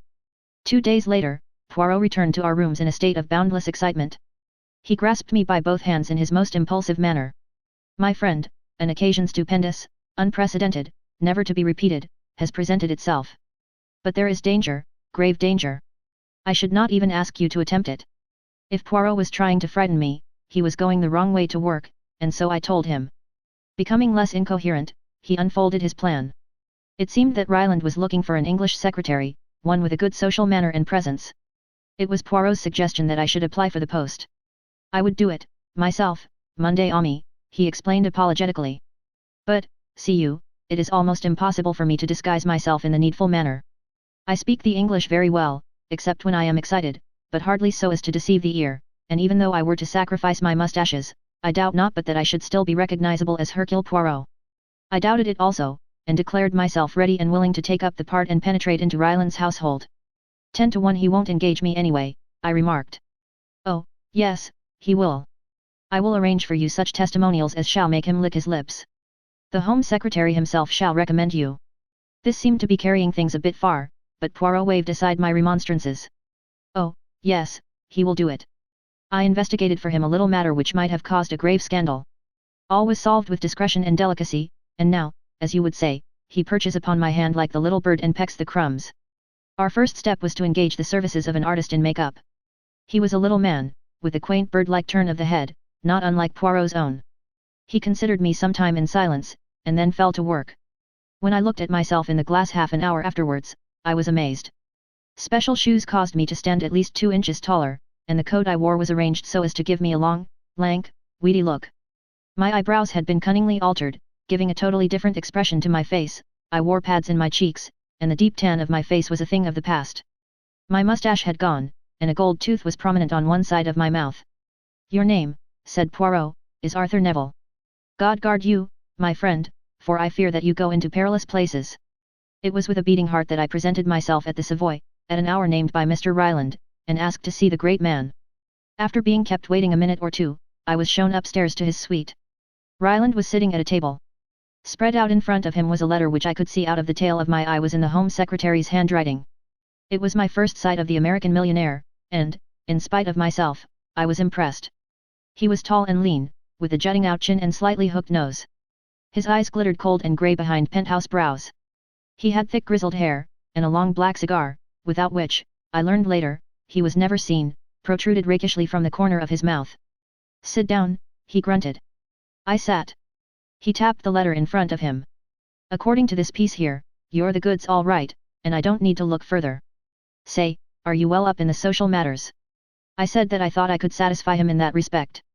I mean to say, if I have a lot of dukes and earls and viscounts and such like down to the country place I've gotten, you'll be able to sort them out all right and put them where they should be round the dining table. Oh. Quite easily, I replied, smiling. We exchanged a few more preliminaries, and then I found myself engaged. What Mr. Ryland wanted was a secretary conversant with English society, as he already had an American secretary and a stenographer with him. 2 days later I went down to Hatton Chase, the seat of the Duke of Loamshire, which the American millionaire had rented for a period of 6 months. My duties gave me no difficulty whatever. At one period of my life I had been private secretary to a busy member of Parliament, so I was not called upon to assume a role unfamiliar to me. Mr. Ryland usually entertained a large party over the weekend, but the middle of the week was comparatively quiet. I saw very little of Mr. Appleby, the American secretary, but he seemed a pleasant, normal young American, very efficient in his work. Of Miss Martin, the stenographer, I saw rather more. She was a pretty girl of about 23 or 4, with auburn hair and brown eyes that could look mischievous enough upon occasion, though they were usually cast demurely down. I had an idea that she both disliked and distrusted her employer, though, of course, she was careful never to hint at anything of the kind, but the time came when I was unexpectedly taken into her confidence. I had, of course, carefully scrutinized all the members of the household. 1 or 2 of the servants had been newly engaged, one of the footmen, I think, and some of the housemaids. The butler, the housekeeper, and the chef were the Duke's own staff, who had consented to remain on in the establishment. The housemaids I dismissed as unimportant. I scrutinized James, the second footman, very carefully, but it was clear that he was an underfootman and an underfootman only. He had, indeed, been engaged by the butler. A person of whom I was far more suspicious was Deeves, Ryland's valet, whom he had brought over from New York with him. An Englishman by birth, with an irreproachable manner, I yet harbored vague suspicions about him. I had been at Hatton Chase 3 weeks, and not an incident of any kind had arisen which I could lay my finger on in support of our theory. There was no trace of the activities of the Big Four. Mr. Ryland was a man of overpowering force and personality, but I was coming to believe that Poirot had made a mistake when he associated him with that dread organization. I even heard him mention Poirot in a casual way at dinner one night. Wonderful little man, they say. But he's a quitter. How do I know? I put him on a deal, and he turned me down the last minute. I'm not taking any more of your Monsieur Hercule Poirot. It was at moments such as these that I felt my cheek pads most wearisome. And then Miss Martin told me a rather curious story. Ryland had gone to London for the day, taking Appleby with him. Miss Martin and I were strolling together in the garden after tea. I liked the girl very much, she was so unaffected and so natural. I could see that there was something on her mind, and at last out it came. Do you know, Major Neville, she said, I am really thinking of resigning my post here. I looked somewhat astonished, and she went on hurriedly. Oh. I know it's a wonderful job to have got, in a way. I suppose most people would think me a fool to throw it up. But I can't stand abuse, Major Neville. To be sworn at like a trooper is more than I can bear. No gentleman would do such a thing. Has Ryland been swearing at you? She nodded. Of course, he's always rather irritable and short-tempered. That one expects. It's all in the day's work. But to fly into such an absolute fury, over nothing at all. He really looked as though he could have murdered me. And, as I say, over nothing at all. Tell me about it. I said, keenly interested. As you know, I open all Mr. Ryland's letters. Some I hand on to Mr. Appleby, others I deal with myself, but I do all the preliminary sorting. Now there are certain letters that come, written on blue paper, and with a tiny 4 marked on the corner. I beg your pardon, did you speak? I had been unable to repress a stifled exclamation, but I hurriedly shook my head, and begged her to continue. Well, as I was saying, these letters come, and there are strict orders that they are never to be opened, but to be handed over to Mr. Ryland intact. And, of course, I always do so. But there was an unusually heavy mail yesterday morning, and I was opening the letters in a terrific hurry. By mistake I opened one of these letters. As soon as I saw what I had done, I took it to Mr. Ryland and explained. To my utter amazement he flew into the most awful rage. As I tell you, I was quite frightened. What was there in the letter, I wonder, to upset him so? Absolutely nothing, that's just the curious part of it. I had read it before I discovered my mistake. It was quite short. I can still remember it word for word, and there was nothing in it that could possibly upset anyone. You can repeat it, you say? I encouraged her. Yes. She paused a minute and then repeated slowly, whilst I noted down the words unobtrusively, the following. Dear Sir, the essential thing now, I should say, is to see the property. If you insist on the quarry being included, then 17,000 seems reasonable. 11% commission too much, 4% is ample. Yours truly. Arthur Leversham. Miss Martin went on. Evidently about some property Mr. Ryland was thinking of buying. But really, I do feel that a man who can get into a rage over such a trifle is, well, dangerous. What do you think I ought to do, Major Neville? You've more experience of the world than I have. I soothed the girl down, pointed out to her that Mr. Ryland had probably been suffering from the enemy of his race, dyspepsia. In the end I sent her away quite comforted. But I was not so easily satisfied myself. When the girl had gone, and I was alone, I took out my notebook, and ran over the letter which I had jotted down. What did it mean, this apparently innocent-sounding missive? Did it concern some business deal which Ryland was undertaking, and was he anxious that no details about it should leak out until it was carried through? That was a possible explanation. But I remembered the small figure 4 with which the envelopes were marked, and I felt that, at last, I was on the track of the thing we were seeking. I puzzled over the letter all that evening, and most of the next day, and then suddenly the solution came to me. It was so simple, too. The figure 4 was the clue. Read every 4th word in the letter, and an entirely different message appeared. Essential should see you quarry 1711-4. The solution of the figures was easy. 17 stood for the 17th of October, which was tomorrow, 11 was the time, and 4 was the signature, either referring to the mysterious number 4 himself, or else it was the trademark, so to speak, of the Big Four. The quarry was also intelligible. There was a big disused quarry on the estate about half a mile from the house, a lonely spot, ideal for a secret meeting. For a moment or two I was tempted to run the show myself. It would be such a feather in my cap, for once, to have the pleasure of crowing over Poirot. But in the end I overcame the temptation. This was a big business, I had no right to play a lone hand, and perhaps jeopardize our chances of success. For the first time, we had stolen a march upon our enemies. We must make good this time, and, disguise the fact as I might, Poirot had the better brain of the two. I wrote off post-haste to him, laying the facts before him, and explaining how urgent it was that we should overhear what went on at the interview. If he liked to leave it to me, well and good, but I gave him detailed instructions how to reach the quarry from the station in case he should deem it wise to be present himself. I took the letter down to the village and posted it myself.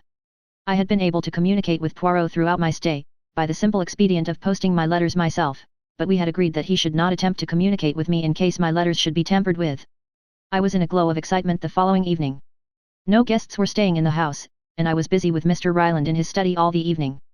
I had foreseen that this would be the case, which was why I had had no hope of being able to meet Poirot at the station. I was, however, confident that I would be dismissed well before 11 o'clock. Sure enough, just after 10:30, Mr. Ryland glanced at the clock, and announced that he was through. I took the hint and retired discreetly. I went upstairs as though going to bed, but slipped quietly down a side staircase and let myself out into the garden, having taken the precaution to don a dark overcoat to hide my white shirt front. I had gone some way down the garden when I chanced to look over my shoulder. Mr. Ryland was just stepping out from his study window into the garden. He was starting to keep the appointment. I redoubled my pace, so as to get a clear start. I arrived at the quarry somewhat out of breath. There seemed no one about, and I crawled into a thick tangle of bushes and awaited developments. 10 minutes later, just on the stroke of 11, Ryland stalked up, his hat over his eyes and the inevitable cigar in his mouth.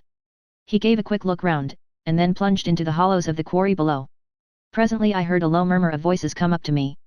Evidently the other man, or men, whoever they were, had arrived first at the rendezvous. I crawled cautiously out of the bushes, and inch by inch, using the utmost precaution against noise, I wormed myself down the steep path.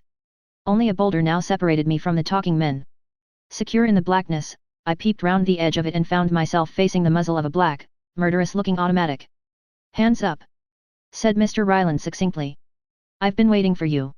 He was seated in the shadow of the rock, so that I could not see his face, but the menace in his voice was unpleasant. Then I felt a ring of cold steel on the back of my neck, and Ryland lowered his own automatic.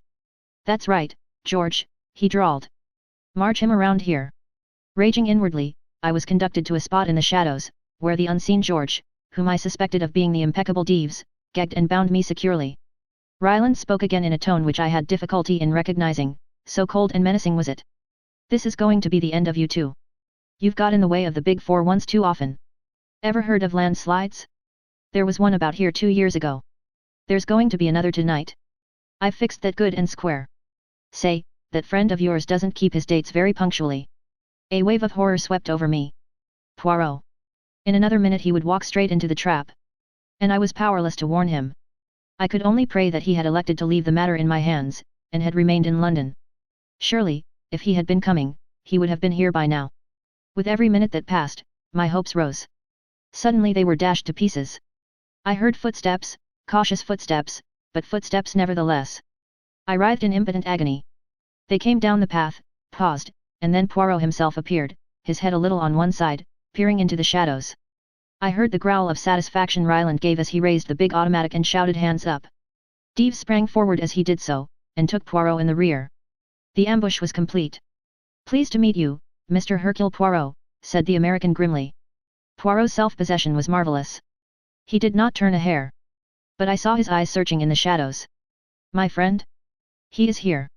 "Yes, you are both in the trap of the Big Four." He laughed. "A trap?" queried Poirot.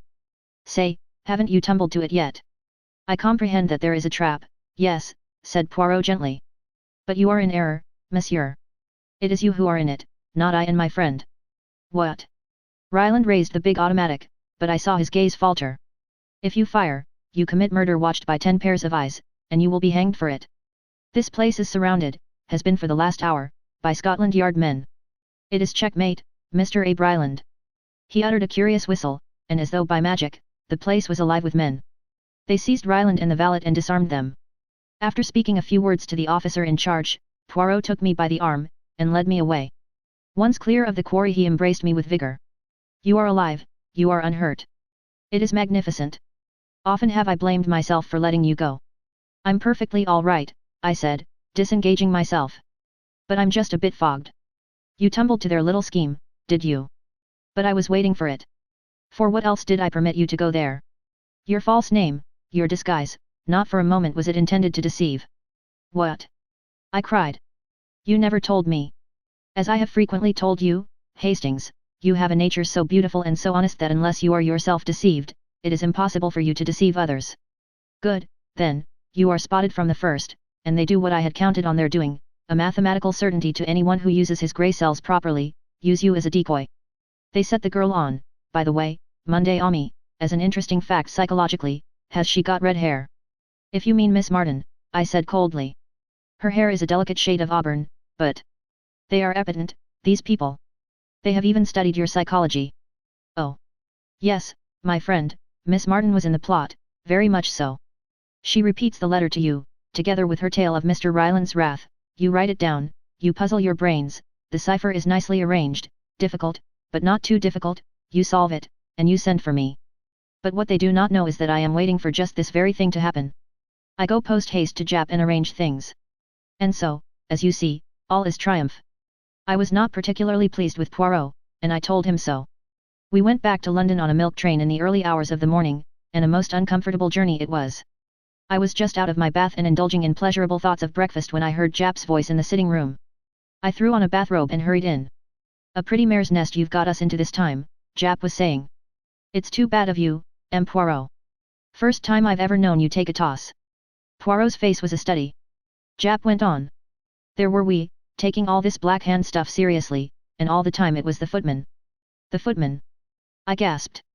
"Yes, James, or whatever his name is. Seems he laid a wager in the servants' hall that he could get taken for the old man by his nibs, that's you, Captain Hastings, and would hand him out a lot of spy stuff about a Big Four gang." "Impossible!" I cried. "Don't you believe it? I marched our gentlemen straight to Hatton Chase, and there was the real Ryland in bed and asleep, and the butler and the cook and God knows how many of them to swear to the wager. Just a silly hoax, that's all it was, and the valet is with him." "So that was why he kept in the shadow," murmured Poirot. After Jap had gone we looked at each other. "We know, Hastings," said Poirot at last. "Number 2 of the Big Four is Abe Ryland. The masquerading on the part of the footman was to ensure a way of retreat in case of emergencies." "And the footman?" "Yes," I breathed. "Number 4, said Poirot gravely. Chapter 9. The Yellow Jasmine Mystery. It was all very well for Poirot to say that we were acquiring information all the time and gaining an insight into our adversaries' minds. I felt myself that I required some more tangible success than this. Since we had come into contact with the Big Four, they had committed 2 murders, abducted Halliday and had been within an ace of killing Poirot and myself, whereas so far we had hardly scored a point in the game. Poirot treated my complaints lightly. "So far, Hastings," he said, "they laugh." "That is true, but you have a proverb, have you not, he laughs best who laughs at the end. And at the end, Monday Ami, you shall see. You must remember, too," he added, "that we deal with no ordinary criminal, but with the second greatest brain in the world." I forbore to pander to his conceit by asking the obvious question. I knew the answer, at least I knew what Poirot's answer would be, and instead I tried without success to elicit some information as to what steps he was taking to track down the enemy. As usual he had kept me completely in the dark as to his movements, but I gathered that he was in touch with Secret Service agents in India, China, and Russia, and, from his occasional bursts of self-glorification, that he was at least progressing in his favorite game of gauging his enemy's mind. He had abandoned his private practice almost entirely, and I know that at this time he refused some remarkably handsome fees. True, he would sometimes investigate cases which intrigued him, but he usually dropped them the moment he was convinced that they had no connection with the activities of the Big Four. This attitude of his was remarkably profitable to our friend, Inspector Jap. Undeniably he gained much kudos for solving several problems in which his success was really due to a half-contemptuous hint from Poirot. In return for such service Jap supplied full details of any case which he thought might interest the little Belgian, and when he was put in charge of what the newspaper called the Yellow Jasmine Mystery, he wired Poirot, asking him whether he would care to come down and look into the case. It was in response to this wire that, about a month after my adventure in Abe Ryland's house, we found ourselves alone in a railway compartment whirling away from the smoke and dust of London, bound for the little town of Market Handford in Worcestershire, the seat of the mystery. Poirot leant back in his corner. "And what exactly is your opinion of the affair, Hastings?" I did not at once reply to his question. I felt the need of going warily. "It all seems so complicated," I said cautiously.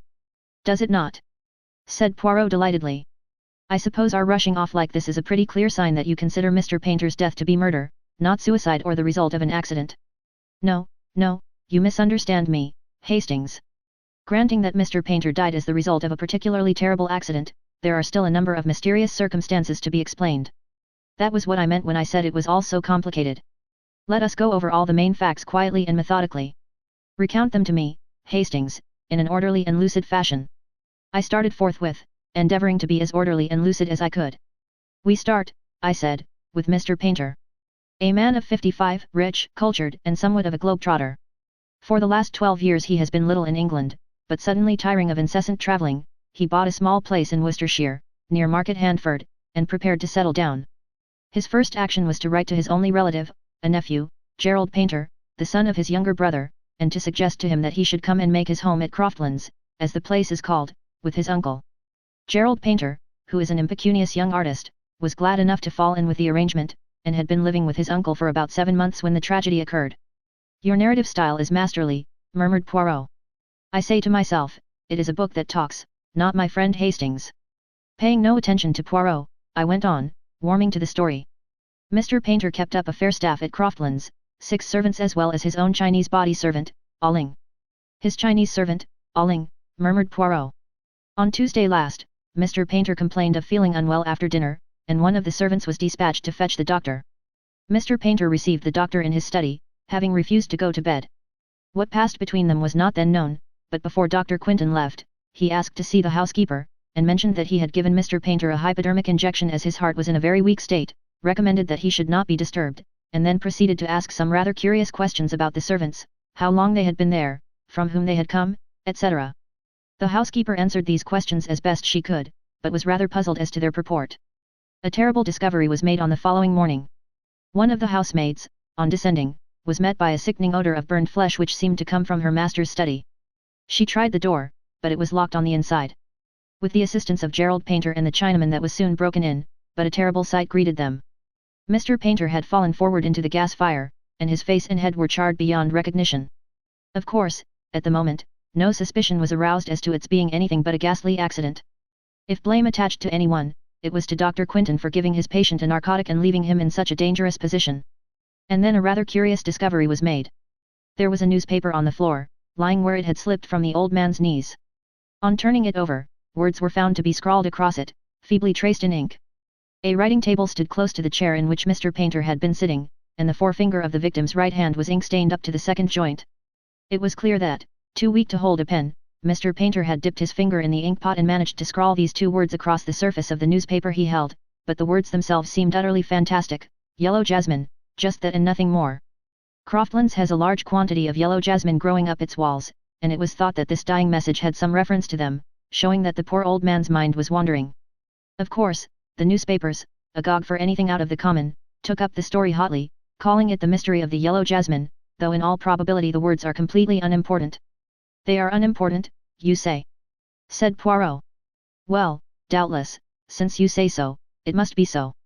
I regarded him dubiously, but I could detect no mockery in his eye. "And then," I continued, "there came the excitements of the inquest. This is where you lick your lips, I perceive. There was a certain amount of feeling evidenced against Dr. Quinton. To begin with, he was not the regular doctor, only a locum, putting in a month's work, whilst Dr. Bolitho was away on a well-earned holiday. Then it was felt that his carelessness was the direct cause of the accident. But his evidence was little short of sensational. Mr. Painter had been ailing in health ever since his arrival at Croftlands. Dr. Bolitho had attended him for some time, but when Dr. Quinton first saw his patient, he was mystified by some of the symptoms. He had only attended him once before the night when he was sent for after dinner.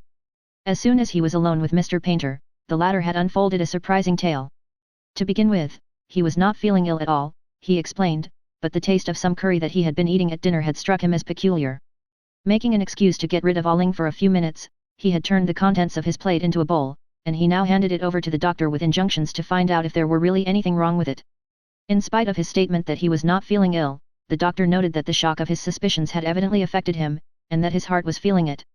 Accordingly he administered an injection, not of a narcotic, but of strychnine.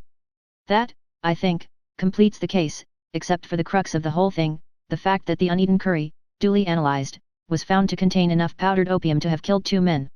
I paused. And your conclusions, Hastings? Asked Poirot quietly. It's difficult to say. It might be an accident, the fact that someone attempted to poison him the same night might be merely a coincidence. But you don't think so? You prefer to believe it, murder. Don't you? Monday Ami, you and I do not reason in the same way. I am not trying to make up my mind between 2 opposite solutions, murder or accident, that will come when we have solved the other problem, the mystery of the yellow jasmine. By the way, you have left out something there. You mean the 2 lines at right angles to each other faintly indicated under the words? I did not think they could be of any possible importance. What you think is always so important to yourself, Hastings. But let us pass from the mystery of the yellow jasmine to the mystery of the curry. I know. Who poisoned it? Why? There are 100 questions one can ask. Alling, of course, prepared it. But why should he wish to kill his master? Is he a member of a tong, or something like that? One reads of such things. The tong of the yellow jasmine, perhaps. Then there is Gerald Painter. I came to an abrupt pause. Yes, said Poirot, nodding his head. There is Gerald Painter, as you say. He is his uncle's heir. He was dining out that night, though. He might have got at some of the ingredients of the curry, I suggested. And he would take care to be out, so as not to have to partake of the dish. I think my reasoning rather impressed Poirot. He looked at me with a more respectful attention than he had given me so far. He returns late, I mused, pursuing a hypothetical case. Sees the light in his uncle's study, enters, and, finding his plan has failed, thrusts the old man down into the fire. Mr. Painter, who was a fairly hardy man of 55, would not permit himself to be burnt to death without a struggle, Hastings. Such a reconstruction is not feasible. Well, Poirot, I cried, we're nearly there, I fancy. Let us hear what you think.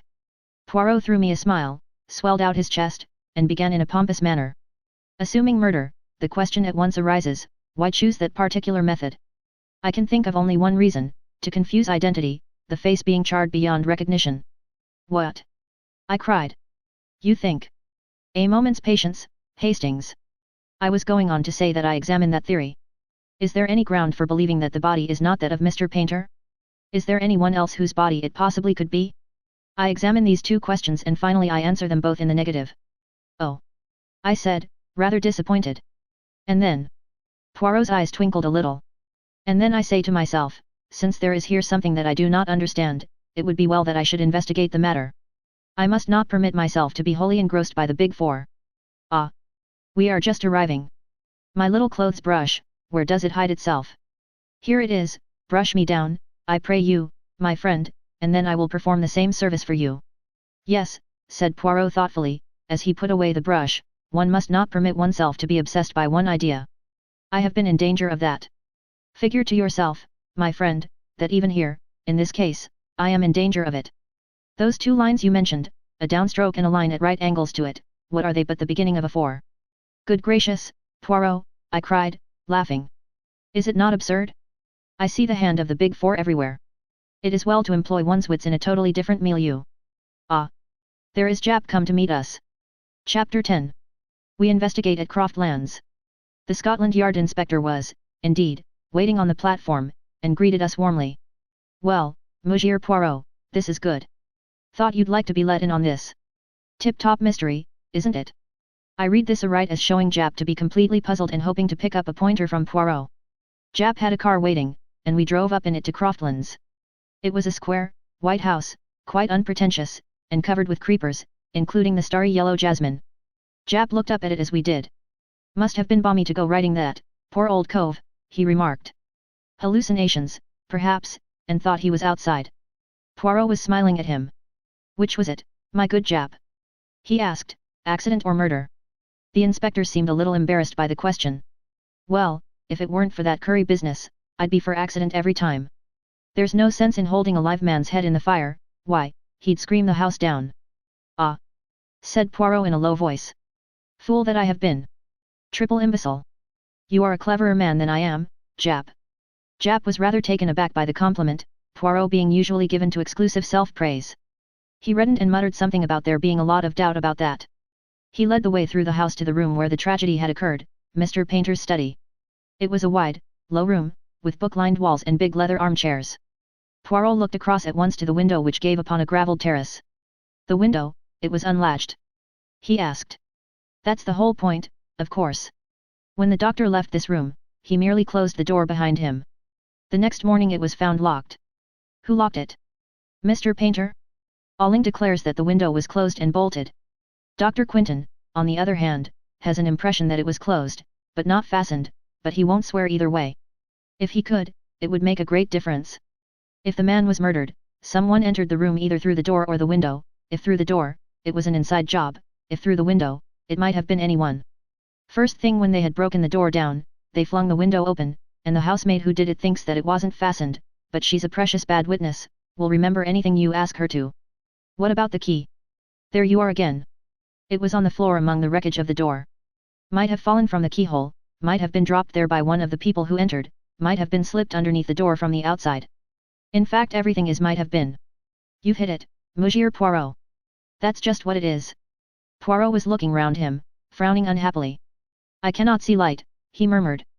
Just now, yes, I got a gleam, but now all is darkness once more. I have not the clue, the motive. Young Gerald Painter had a pretty good motive, remarked Jap grimly. He's been wild enough in his time, I can tell you. And extravagant. You know what artists are, too, no morals at all. Poirot did not pay much attention to Jap's sweeping strictures on the artistic temperament. Instead he smiled knowingly. My good Jap, is it possible that you throw the mud in my eyes? I know well enough that it is the Chinaman you suspect. But you are so artful. You want me to help you, and yet you drag the red kipper across the trail. Jap burst out laughing. That's you all over, Mr. Poirot. Yes, I'd bet on the chink, I'll admit it now. It stands to reason that it was he who doctored the curry, and if he'd try once in an evening to get his master out of the way, he'd try twice. I wonder if he would, said Poirot softly. But it's the motive that beats me. Some heathen revenge or other, I suppose. I wonder, said Poirot again. There has been no robbery? Nothing has disappeared? No jewellery or money or papers? No, that is, not exactly. I pricked up my ears, so did Poirot. There's been no robbery, I mean, explained Jap. But the old boy was writing a book of some sort. We only knew about it this morning when there was a letter from the publishers asking about the manuscript. It was just completed, it seems. Young Painter and I have searched high and low, but can't find a trace of it, he must have hidden it away somewhere. Poirot's eyes were shining with the green light I knew so well. How was it called, this book? He asked. The Hidden Hand in China, I think it was called. Aha! Said Poirot, with almost a gasp. Then he said quickly, let me see the Chinaman, Alling. The Chinaman was sent for and appeared, shuffling along, with his eyes cast down, and his pigtail swinging. His impassive face showed no trace of any kind of emotion. Alling, said Poirot, are you sorry your master is dead? I welly sorry. He good master. You know who kill him? I not know. I tell policeman if I know. The questions and answers went on. With the same impassive face, Alling described how he had made the curry. The cook had had nothing to do with it, he declared, no hand had touched it but his own. I wondered if he saw where his admission was leading him. He stuck to it too, that the window to the garden was bolted that evening. If it was open in the morning, his master must have opened it himself. At last Poirot dismissed him. That will do, Alling. Just as the Chinaman had got to the door, Poirot recalled him. And you know nothing, you say, of the yellow jasmine? No, what should I know? Nor yet of the sign that was written underneath it. Poirot leant forward as he spoke, and quickly traced something on the dust of a little table. I was near enough to see it before he rubbed it out. A downstroke, a line at right angles, and then a second line down which completed a big 4. The effect on the Chinaman was electrical. For one moment his face was a mask of terror. Then, as suddenly, it was impassive again, and repeating his grave disclaimer, he withdrew. Jap departed in search of young Painter, and Poirot and I were left alone together. The Big 4, Hastings, cried Poirot. Once again, the Big 4. Painter was a great traveller. In his book there was doubtless some vital information concerning the doings of number 1, Li Chongyen, the head and brains of the Big 4. But who, how? Hush, here they come. Gerald Painter was an amiable, rather weak-looking young man. He had a soft brown beard, and a peculiar flowing tie. He answered Poirot's questions readily enough. I dined out with some neighbors of ours, the Wisherleys, he explained. What time did I get home? Oh, about 11. I had a latchkey, you know. All the servants had gone to bed, and I naturally thought my uncle had done the same. As a matter of fact, I did think I caught sight of that soft-footed Chinese beggar Aling just whisking round the corner of the hall, but I fancy I was mistaken. When did you last see your uncle, Mr. Painter? I mean before you came to live with him. Oh. Not since I was a kid of 10.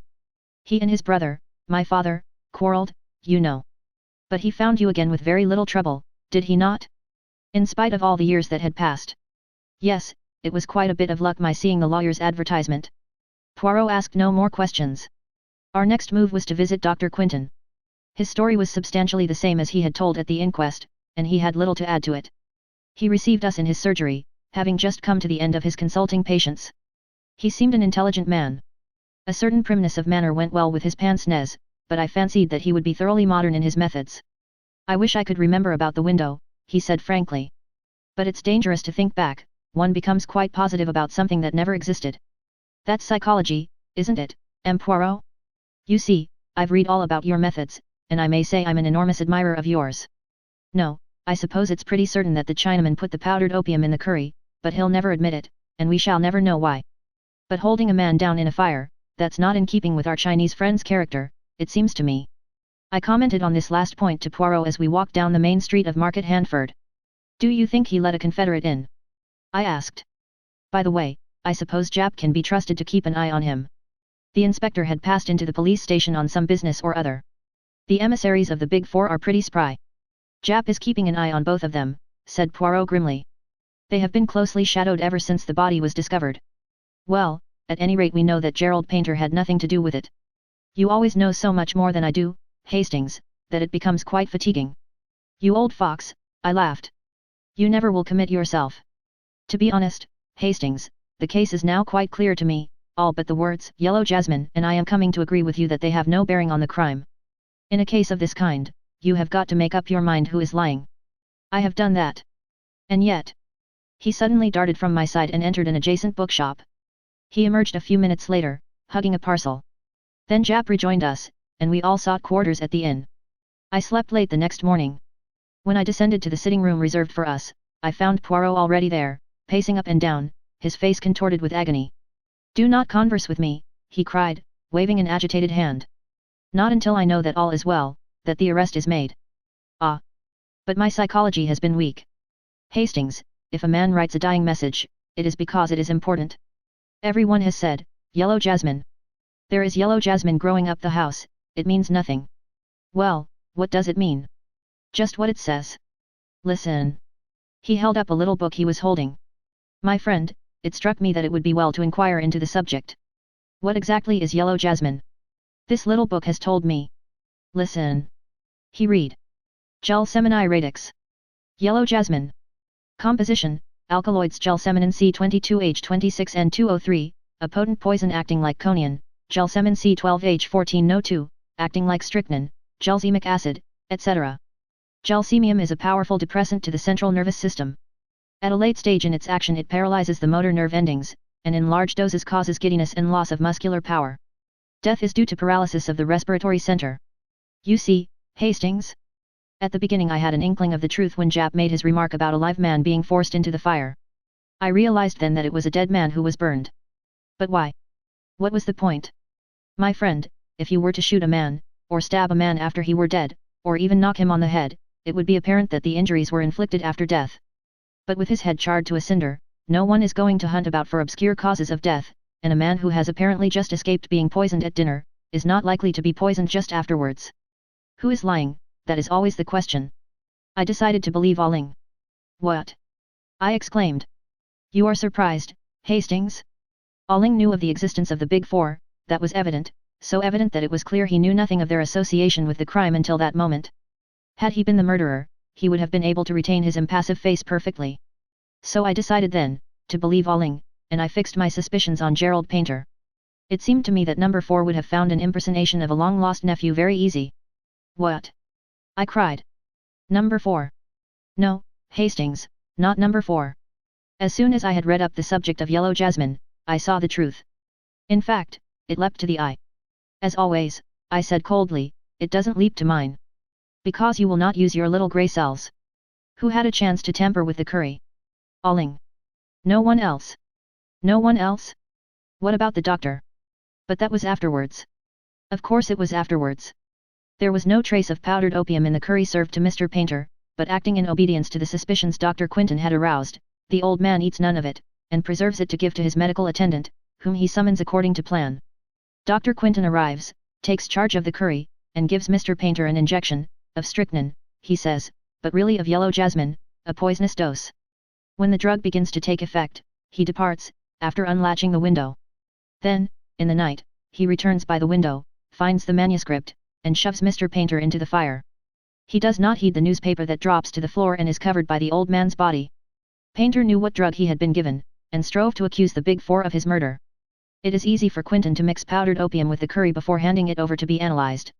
He gives his version of the conversation with the old man, and mentions the strychnine injection casually, in case the mark of the hypodermic needle is noticed. Suspicion at once is divided between accident and the guilt of Alling owing to the poison in the curry. But Dr. Quinton cannot be number 4. I fancy he can. There is undoubtedly a real Dr. Quinton who is probably abroad somewhere. Number 4 has simply masqueraded as him for a short time. The arrangements with Dr. Bolitho were all carried out by correspondence, the man who was to do locum originally having been taken ill at the last minute. At that minute, Japp burst in, very red in the face. You have got him! Cried Poirot anxiously. Japp shook his head, very out of breath. Bolitho came back from his holiday this morning, recalled by telegram. No one knows who sent it. The other man left last night. We'll catch him yet, though. Poirot shook his head quietly. I think not, he said, and absent-mindedly he drew a big 4 on the table with a fork. Chapter 11. HS Problem. Poirot and I often dined at a small restaurant in Soho. We were there one evening, when we observed a friend at an adjacent table. It was Inspector Japp, and as there was room at our table, he came and joined us. It was some time since either of us had seen him. Never do you stop in to see us nowadays, declared Poirot reproachfully. Not since the affair of the yellow jasmine have we met, and that is nearly a month ago. I've been up north, that's why. How are things with you? Big 4 still going strong, eh? Poirot shook a finger at him reproachfully. Ah! You mock yourself at me, but the Big 4, they exist. Oh! I don't doubt that, but they're not the hub of the universe, as you make out. My friend, you are very much mistaken. The greatest power for evil in the world today is this Big 4. To what end they are tending, no one knows, but there has never been another such criminal organization. The finest brain in China at the head of it, an American millionaire, and a French woman scientist as members, and for the 4th. Japp interrupted. I know. Regular bee in your bonnet over it all. It's becoming your little mania, Monsieur Poirot. Let's talk of something else for a change. Take any interest in chess? I have played it, yes. Did you see that curious business yesterday? Match between 2 players of worldwide reputation, and one died during the game. I saw a mention of it. Dr. Savaronov, the Russian champion, was one of the players, and the other, who succumbed to heart failure, was the brilliant young American, Gilmore Wilson. Quite right. Savaronov beat Rubinstein and became Russian champion some years ago. Wilson is said to be a second Capablanca. A very curious occurrence, mused Poirot. If I mistake not, you have a particular interest in the matter. Japp gave a rather embarrassed laugh. You've hit it, Monsieur Poirot. I'm puzzled. Wilson was sound as a bell, no trace of heart trouble. His death is quite inexplicable. You suspect Dr. Savaronov of putting him out of the way? I cried. Hardly that, said Japp dryly. I don't think even a Russian would murder another man in order not to be beaten at chess, and anyway, from all I can make out, the boot was likely to be on the other leg. The doctor is supposed to be very hot stuff, second to Lasker they say he is. Poirot nodded thoughtfully. Then what exactly is your little idea? He asked. Why should Wilson be poisoned? For, I assume, of course, that it is poison you suspect. Naturally. Heart failure means your heart stops beating, that's all there is to that. That's what a doctor says officially at the moment, but privately he tips us the wink that he's not satisfied. When is the autopsy to take place? Tonight. Wilson's death was extraordinarily sudden. He seemed quite as usual and was actually moving one of the pieces when he suddenly fell forward, dead. There are very few poisons would act in such a fashion, objected Poirot. I know. The autopsy will help us, I expect. But why should anyone want Gilmore Wilson out of the way, that's what I'd like to know. Harmless unassuming young fellow. Just come over here from the States, and apparently hadn't an enemy in the world. It seems incredible, I mused. Not at all, said Poirot, smiling. Jap has his theory, I can see. I have, Monsieur Poirot. I don't believe the poison was meant for Wilson, it was meant for the other man. Savaronov. Yes. Savaronov fell foul of the Bolsheviks at the outbreak of the revolution. He was even reported killed. In reality he escaped, and for 3 years endured incredible hardships in the wilds of Siberia. His sufferings were so great that he is now a changed man. His friends and acquaintances declare they would hardly have recognized him. His hair is white, and his whole aspect that of a man terribly aged. He is a semi-invalid, and seldom goes out, living alone with a niece, Sonia Daviloff, and a Russian manservant in a flat down Westminster way. It is possible that he still considers himself a marked man. Certainly he was very unwilling to agree to this chess contest. He refused several times point blank, and it was only when the newspapers took it up and began making a fuss about the unsportsmanlike refusal that he gave in. Gilmore Wilson had gone on challenging him with real Yankee pertinacity, and in the end he got his way. Now I ask you, Monsieur Poirot, why wasn't he willing? Because he didn't want attention drawn to him. Didn't want somebody or other to get on his track. That's my solution. Gilmore Wilson got pipped by mistake. There is no one who has any private reason to gain by Savaronov's death. Well, his niece, I suppose. He's recently come into an immense fortune. Left him by Madame Gospaja, whose husband was a sugar profiteer under the old regime. They had an affair together once, I believe, and she refused steadfastly to credit the reports of his death. Where did the match take place? In Savaronov's own flat. He's an invalid, as I told you. Many people there to watch it. At least a dozen, probably more. Poirot made an expressive grimace. My poor Jap, your task is not an easy one. Once I know definitely that Wilson was poisoned, I can get on. Has it occurred to you that, in the meantime, supposing your assumption that Savaronov was the intended victim to be correct, the murderer may try again? Of course it has. 2 men are watching Savaronov's flat. That will be very useful if anyone should call with a bomb under his arm, said Poirot dryly. You're getting interested, Monsieur Poirot, said Jap, with a twinkle. Care to come round to the mortuary and see Wilson's body before the doctors start on it? Who knows, his tie pin may be askew, and that may give you a valuable clue that will solve the mystery. My dear Jap, all through dinner my fingers have been itching to rearrange your own tie pin. You permit, yes? Ah. That is much more pleasing to the eye. Yes, by all means, let us go to the mortuary. I could see that Poirot's attention was completely captivated by this new problem. It was so long since he had shown any interest over any outside case that I was quite rejoiced to see him back in his old form. For my own part, I felt a deep pity as I looked down upon the motionless form and convulsed face of the hapless young American who had come by his death in such a strange way. Poirot examined the body attentively. There was no mark on it anywhere, except a small scar on the left hand. And the doctor says that's a burn, not a cut, explained Jap. Poirot's attention shifted to the contents of the dead man's pockets, which a constable spread out for our inspection. There was nothing much, a handkerchief, keys, note case filled with notes, and some unimportant letters. But one object standing by itself filled Poirot with interest. HS men! He exclaimed. A white bishop. Was that in his pocket? No, clasped in his hand.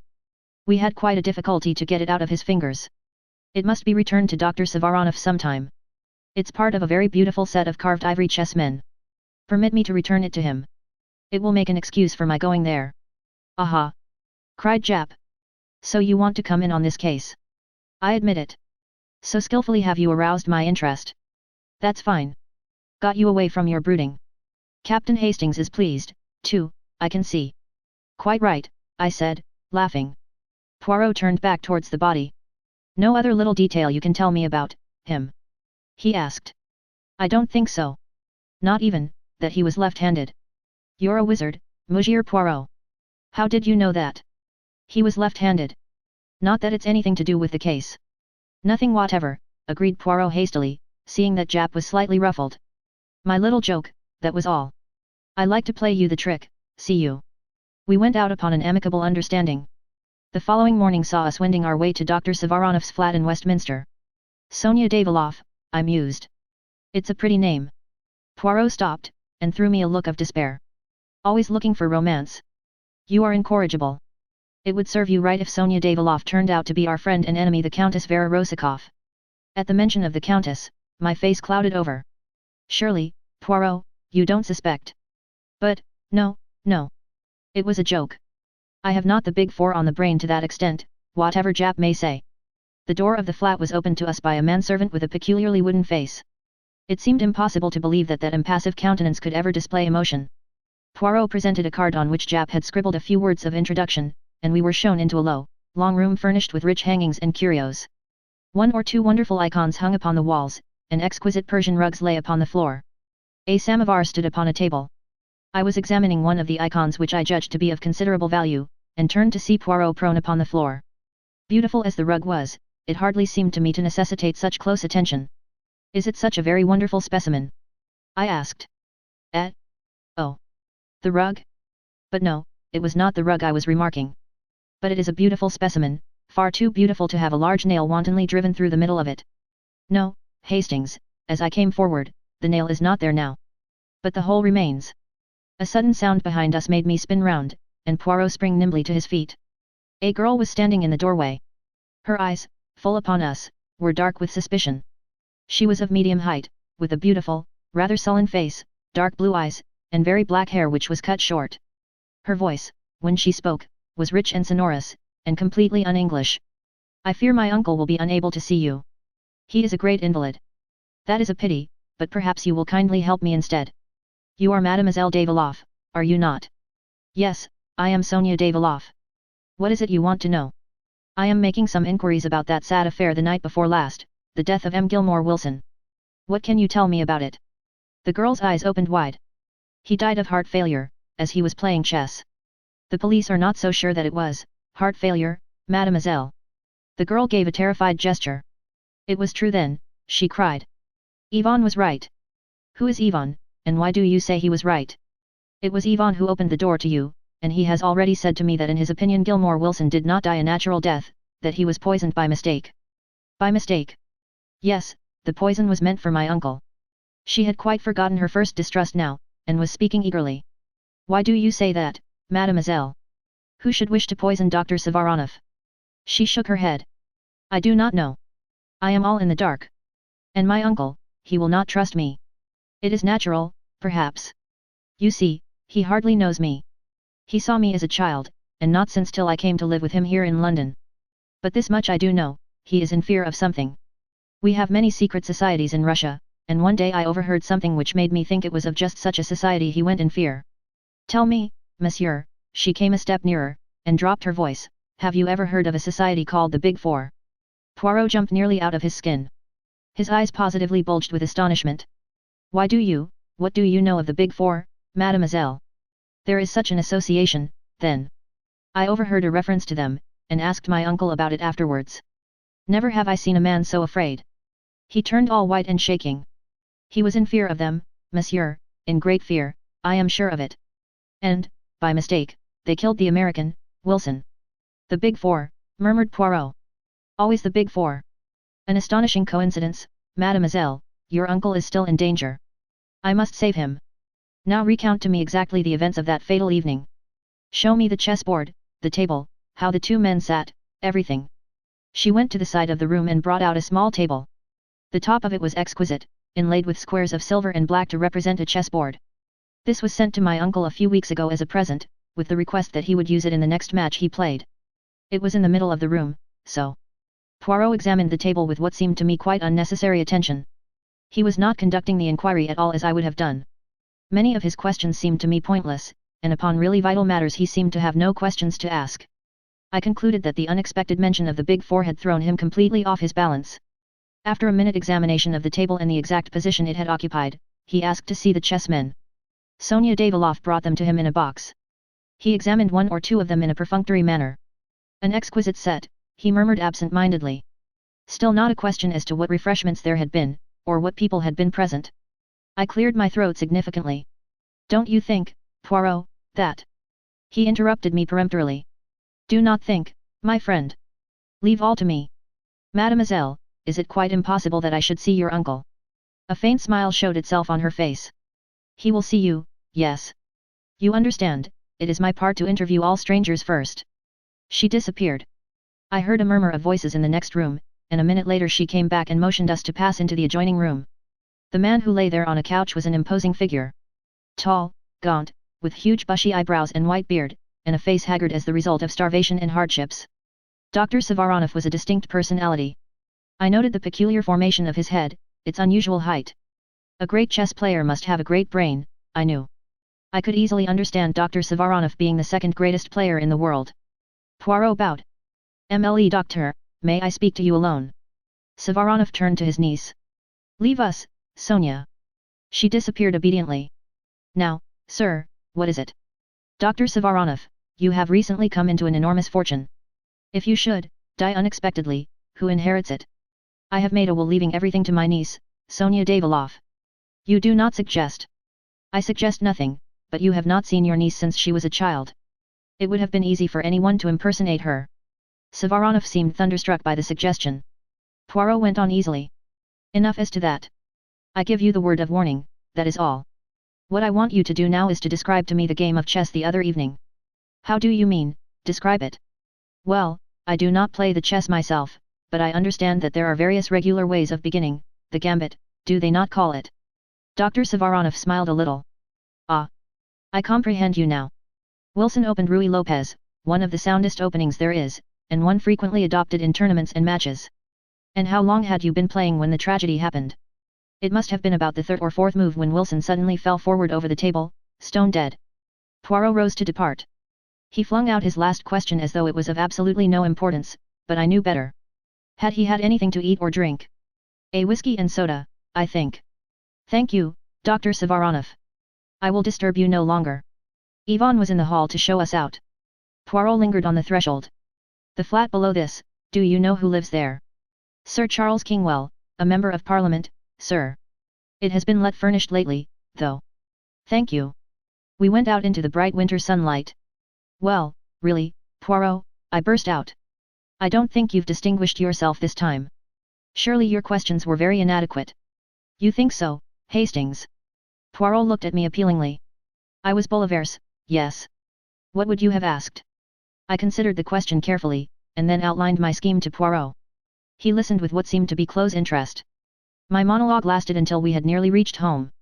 "Very excellent, very searching, Hastings," said Poirot, as he inserted his key in the door and preceded me up the stairs. "But quite unnecessary." "Unnecessary?" I cried, amazed. "If the man was poisoned." "Aha!" cried Poirot, pouncing upon a note which lay on the table. "From Jap." "Just as I thought."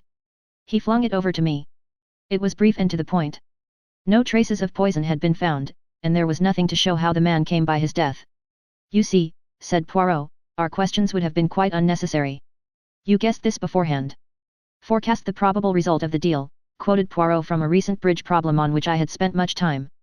"Monday Ami, when you do that successfully, you do not call it guessing." "Don't let's split hairs," I said impatiently. "You foresaw this." "I did." "Why?" Poirot put his hand into his pocket and pulled out a white bishop. "Why," I cried, "you forgot to give it back to Dr. Savaronov." "You are in error, my friend. That bishop still reposes in my left-hand pocket. I took its fellow from the box of chessmen Mademoiselle Daviloff kindly permitted me to examine. The plural of one bishop is two bishops." He sounded the final S with a great hiss. I was completely mystified. "But why did you take it?" "Parbleu, I wanted to see if they were exactly alike." He stood them on the table side by side. "Well, they are, of course," I said, "exactly alike." Poirot looked at them with his head on one side. "They seem so, I admit. But one should take no fact for granted until it is proved. Bring me, I pray you, my little scales." With infinite care he weighed the two chessmen, then turned to me with a face alight with triumph. "I was right. See you, I was right. Impossible to deceive Hercule Poirot." He rushed to the telephone, waited impatiently. "Is that Jap?" "Ah! Jap, it is you. Hercule Poirot speaks. Watch the manservant, Yvonne. On no account let him slip through your fingers." "Yes, yes, it is as I say." He dashed down the receiver and turned to me. "You see it not, Hastings? I will explain. Wilson was not poisoned, he was electrocuted. A thin metal rod passes up the middle of one of those chessmen. The table was prepared beforehand and set upon a certain spot on the floor. When the bishop was placed upon one of the silver squares, the current passed through Wilson's body, killing him instantly. The only mark was the electric burn upon his hand, his left hand, because he was left-handed. The special table was an extremely cunning piece of mechanism. The table I examined was a duplicate, perfectly innocent. It was substituted for the other immediately after the murder. The thing was worked from the flat below, which, if you remember, was let furnished. But one accomplice at least was in Savaronov's flat. The girl is an agent of the Big Four, working to inherit Savaronov's money. And Ivan. I strongly suspect that Ivan is none other than the famous number 4. What? Yes. The man is a marvelous character actor. He can assume any part he pleases. I thought back over past adventures, the lunatic asylum keeper, the butcher's young man, the suave doctor, all the same man, and all totally unlike each other. It's amazing, I said at last. Everything fits in. Savaronov had an inkling of the plot, and that's why he was so averse to playing the match. Poirot looked at me without speaking. Then he turned abruptly away, and began pacing up and down. Have you a book on chess by any chance, Monday Ami? He asked suddenly. I believe I have somewhere. It took me some time to ferret it out, but I found it at last, and brought it to Poirot, who sank down in a chair and started reading it with the greatest attention. In about a quarter of an hour the telephone rang. I answered it. It was Jap. Ivan had left the flat, carrying a large bundle. He had sprung into a waiting taxi, and the chase had begun. He was evidently trying to lose his pursuers. In the end he seemed to fancy that he had done so, and had then driven to a big empty house at Hampstead. The house was surrounded. I recounted all this to Poirot. He merely stared at me as though he scarcely took in what I was saying. He held out the chess book. Listen to this, my friend. This is the Ruy Lopez opening. 1 PK4, PK4, 2 KTKB3, KTQB3, 3 BKT5? Then there comes a question as to Black's best third move. He has the choice of various defenses. It was White's third move that killed Gilmore Wilson, 3 BKT5. Only the third move, does that say nothing to you? I hadn't the least idea what he meant, and told him so. I suppose, Hastings, that while you were sitting in this chair, you heard the front door being opened and shut. What would you think? I should think someone had gone out, I suppose. Yes, but there are always two ways of looking at things. Someone gone out, someone come in, two totally different things, Hastings. But if you assumed the wrong one, presently some little discrepancy would creep in and show you that you were on the wrong track. What does all this mean, Poirot? Poirot sprang to his feet with sudden energy. It means that I have been a triple imbecile. Quick, quick, to the flat in Westminster. We may yet be in time. We tore off in a taxi. Poirot returned no answer to my excited questions. We raced up the stairs. Repeated rings and knocks brought no reply, but listening closely I could distinguish a hollow groan coming from within. The hall porter proved to have a master key, and after a few difficulties he consented to use it. Poirot went straight to the inner room. A whiff of chloroform met us. On the floor was Sonia Daviloff, gagged and bound, with a great wad of saturated cotton wool over her nose and mouth. Poirot tore it off and began to take measures to restore her. Presently a doctor arrived, and Poirot handed her over to his charge and drew aside with me. There was no sign of Dr. Savaronov. What does it all mean? I asked, bewildered. It means that before two equal deductions I chose the wrong one. You heard me say that it would be easy for anyone to impersonate Sonia Daviloff because her uncle had not seen her for so many years. Yes. Well, precisely the opposite held good also. It was equally easy for anyone to impersonate the uncle. What? Savaronov did die at the outbreak of the revolution. The man who pretended to have escaped with such terrible hardships, the man so changed that his own friends could hardly recognize him, the man who successfully laid claim to an enormous fortune. Yes. Who was he? Number 4.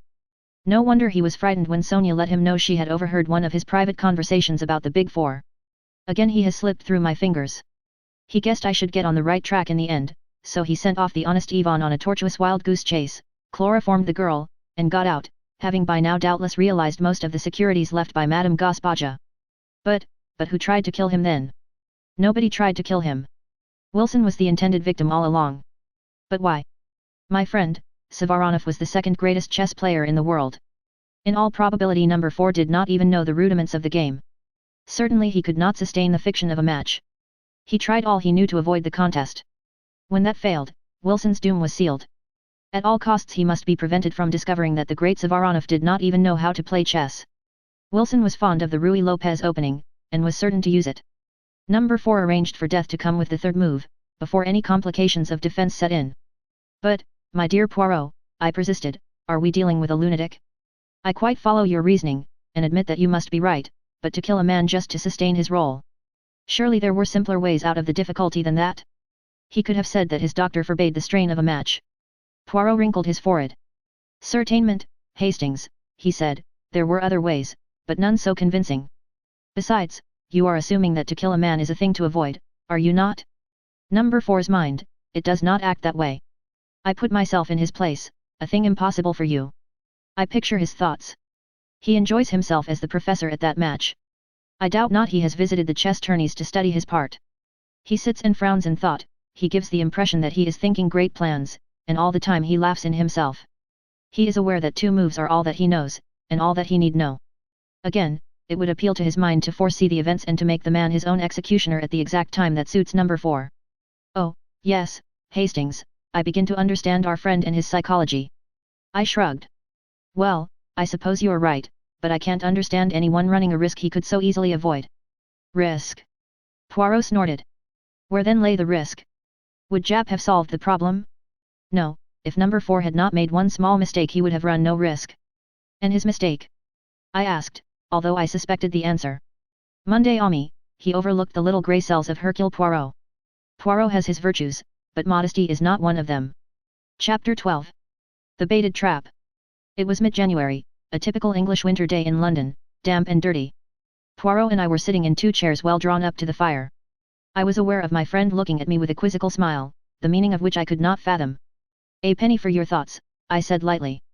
I was thinking, my friend, that at midsummer, when you first arrived, you told me that you proposed to be in this country for a couple of months only.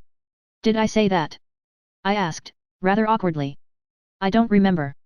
Poirot's smile broadened. You did, Monday Ami. Since then, you have changed your plan, is it not so? Yes, I have. And why is that? Dash it all, Poirot, you don't think I'm going to leave you all alone when you're up against a thing like the Big Four, do you? Poirot nodded gently. Just as I thought.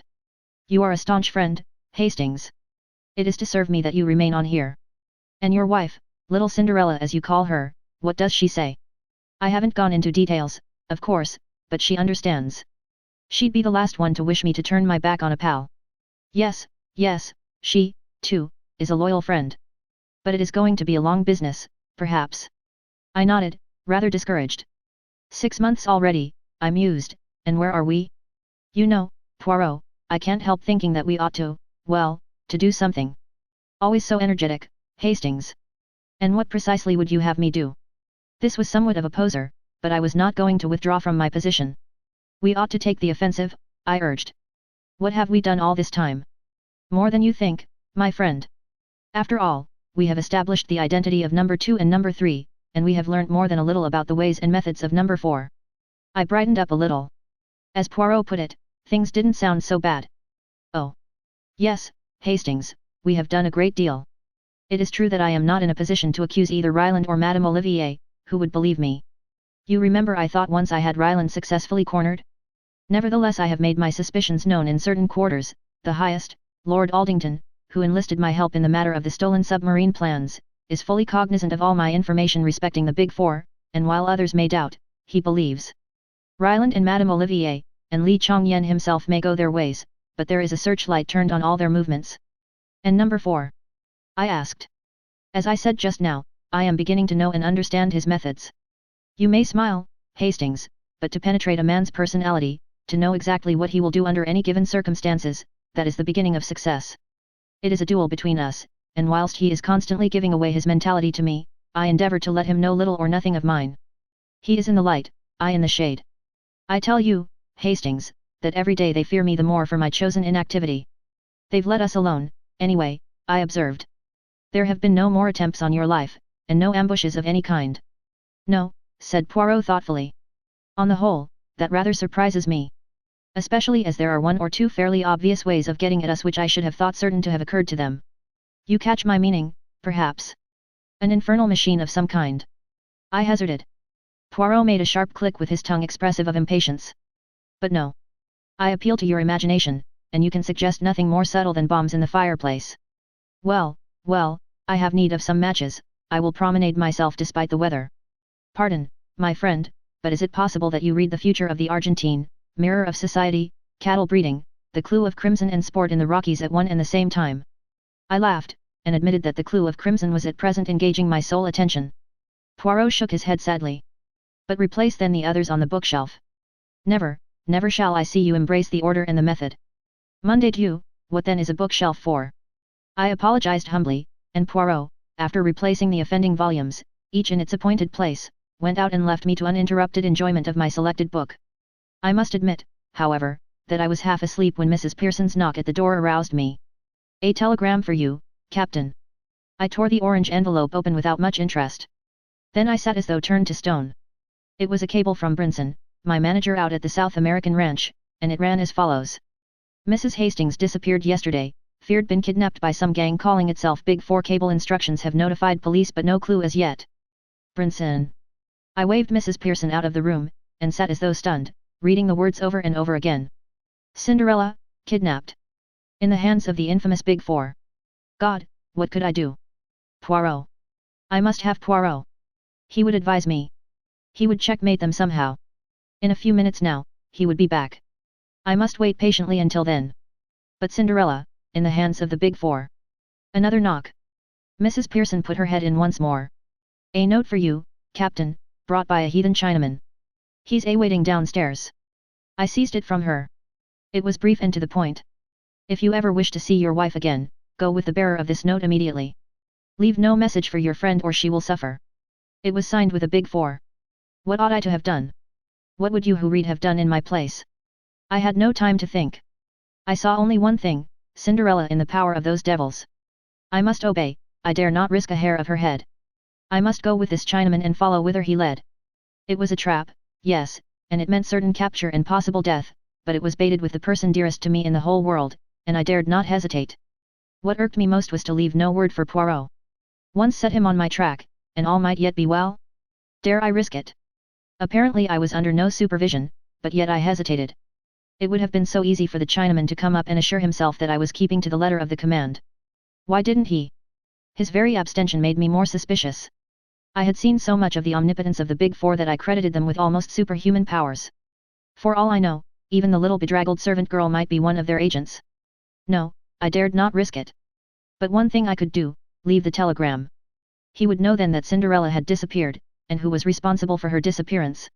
All this passed through my head in less time than it takes to tell, and I had clapped my hat on my head and was descending the stairs to where my guide waited, in a little over a minute.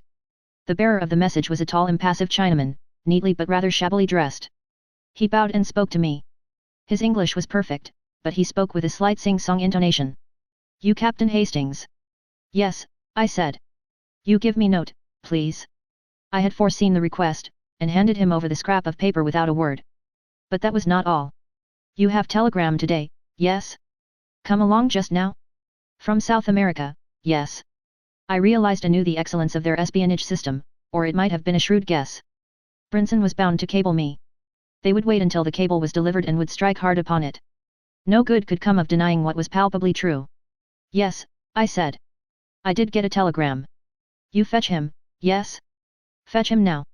I ground my teeth, but what could I do? I ran upstairs again. As I did so, I thought of confiding in Mrs. Pearson, at any rate as far as Cinderella's disappearance went. She was on the landing, but close behind her was the little maidservant, and I hesitated. If she was a spy, the words of the note danced before my eyes. She will suffer.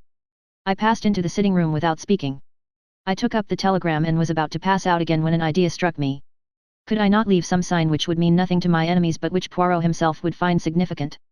I hurried across to the bookcase and tumbled out 4 books onto the floor. No fear of Poirot's not seeing them. They would outrage his eyes immediately, and coming on top of his little lecture, surely he would find them unusual. Next I put a shovelful of coal on the fire and managed to spill 4 knobs into the grate. I had done all I could, pray heaven Poirot would read the sign aright.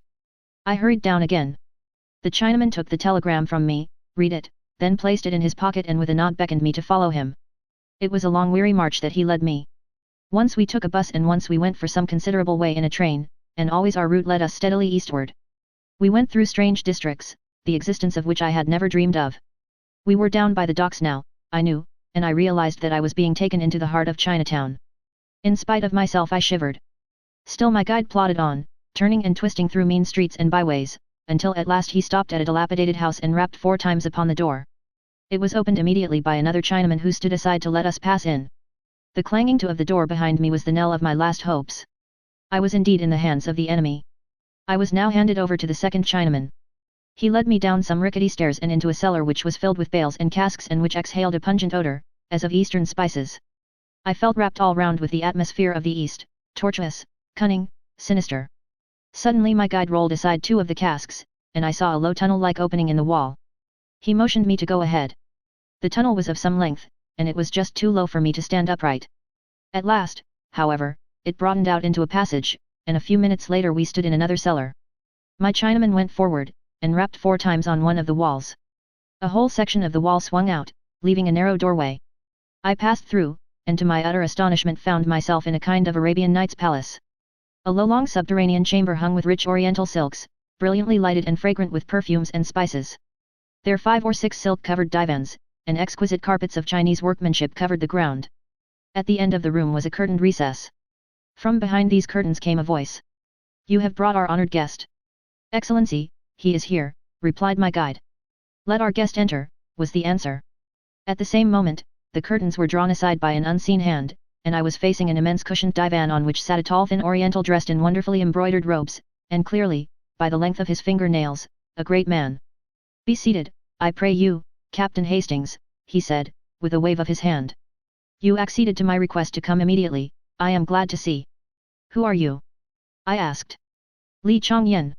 "Indeed no, I am but the humblest of the master's servants. I carry out his behests, that is all, as do other of his servants in other countries, in South America, for instance." I advanced a step. "Where is she? What have you done with her out there?" "She is in a place of safety, where none will find her. As yet, she is unharmed." "You observe that I say, as yet."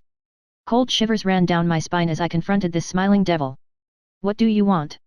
I cried. "Money. My dear Captain Hastings. We have no designs on your small savings, I can assure you. Not, pardon me, a very intelligent suggestion on your part. Your colleague would not have made it, I fancy. I suppose," I said heavily, "you wanted to get me into your toils. Well, you have succeeded. I have come here with my eyes open. Do what you like with me, and let her go. She knows nothing, and she can be no possible use to you. You've used her to get hold of me, you've got me all right, and that settles it." The smiling Oriental caressed his smooth cheek, watching me obliquely out of his narrow eyes. "You go too fast," he said purringly. "That does not quite settle it. In fact, to get hold of you as you express it, is not really our objective. But through you, we hope to get hold of your friend, M. Hercule Poirot." "I'm afraid you won't do that," I said, with a short laugh. "What I suggest is this," continued the other, his words running on as though he had not heard me. "You will write M. Hercule Poirot a letter, such a letter as will induce him to hasten hither and join you." "I shall do no such thing," I said angrily. "The consequences of refusal will be disagreeable." "Damn your consequences! The alternative might be death." A nasty shiver ran down my spine, but I endeavored to put a bold face upon it. "It's no good threatening me, and bullying me. Keep your threats for Chinese cowards. My threats are very real ones, Captain Hastings. I ask you again, will you write this letter?" "I will not, and what's more, you daren't kill me. You'd have the police on your tracks in no time." My interlocutor clapped his hands swiftly. 2 Chinese attendants appeared as it were out of the blue, and pinioned me by both arms. Their master said something rapidly to them in Chinese, and they dragged me across the floor to a spot in one corner of the big chamber. One of them stooped, and suddenly, without the least warning, the flooring gave beneath my feet. But for the restraining hand of the other man I should have gone down the yawning gap beneath me. It was inky black, and I could hear the rushing of water. "The river," said my questioner from his place on the divan. "Think well, Captain Hastings. If you refuse again, you go headlong to eternity, to meet your death in the dark waters below. For the last time, will you write that letter?" "I'm not braver than most men. I admit frankly that I was scared to death, and in a blue funk. That Chinese devil meant business, I was sure of that. It was goodbye to the good old world." In spite of myself, my voice wobbled a little as I answered. "For the last time, no. To hell with your letter." Then involuntarily I closed my eyes and breathed a short prayer. Chapter 13. The Mouse Walks In. Not often in a lifetime does a man stand on the edge of eternity, but when I spoke those words in that East End cellar I was perfectly certain that they were my last words on earth. I braced myself for the shock of those black, rushing waters beneath, and experienced in advance the horror of that breath-choking fall. But to my surprise a low laugh fell on my ears. I opened my eyes.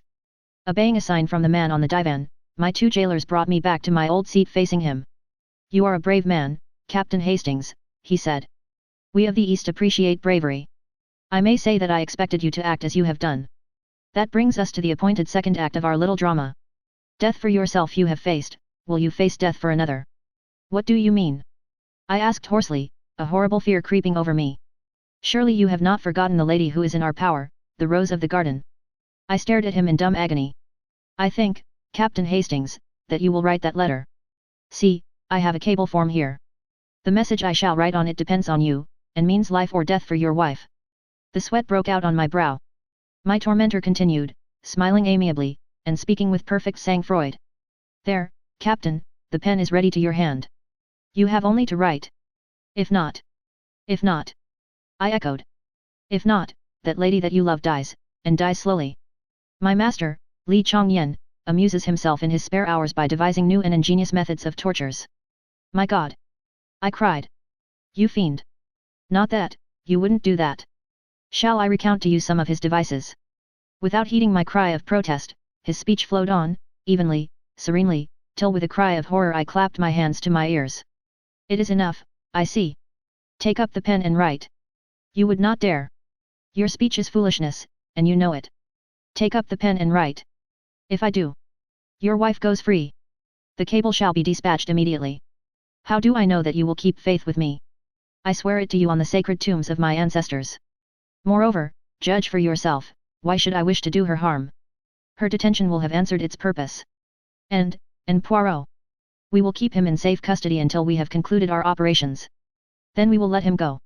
Will you swear that also on the tombs of your ancestors? I have sworn one oath to you. That should be sufficient.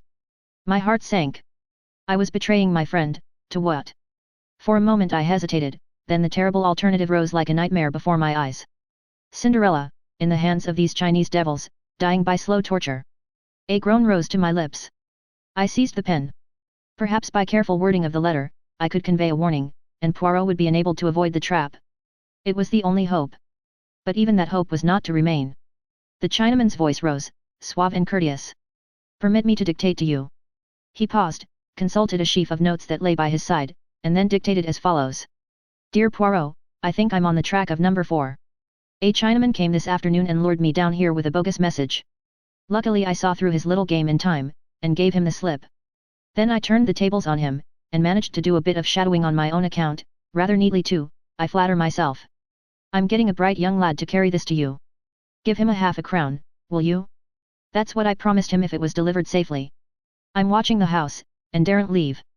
I shall wait for you until 6 o'clock, and if you haven't come then, I'll have a try at getting into the house on my own. It's too good a chance to miss, and, of course, the boy mightn't find you. But if he does, get him to bring you down here right away. And cover up those precious mustaches of yours in case anyone's watching out from the house and might recognize you. Yours in haste. A.H. Every word that I wrote plunged me deeper in despair. The thing was diabolically clever. I realized how closely every detail of our life must be known. It was just such an epistle as I might have penned myself. The acknowledgement that the Chinaman who had called that afternoon had endeavored to lure me away discounted any good I might have done by leaving my sign of 4 books. It had been a trap, and I had seen through it, that was what Poirot would think. The time, too, was cleverly planned. Poirot, on receiving the note, would have just time to rush off with his innocent-looking guide, and that he would do so, I knew. My determination to make my way into the house would bring him post-haste.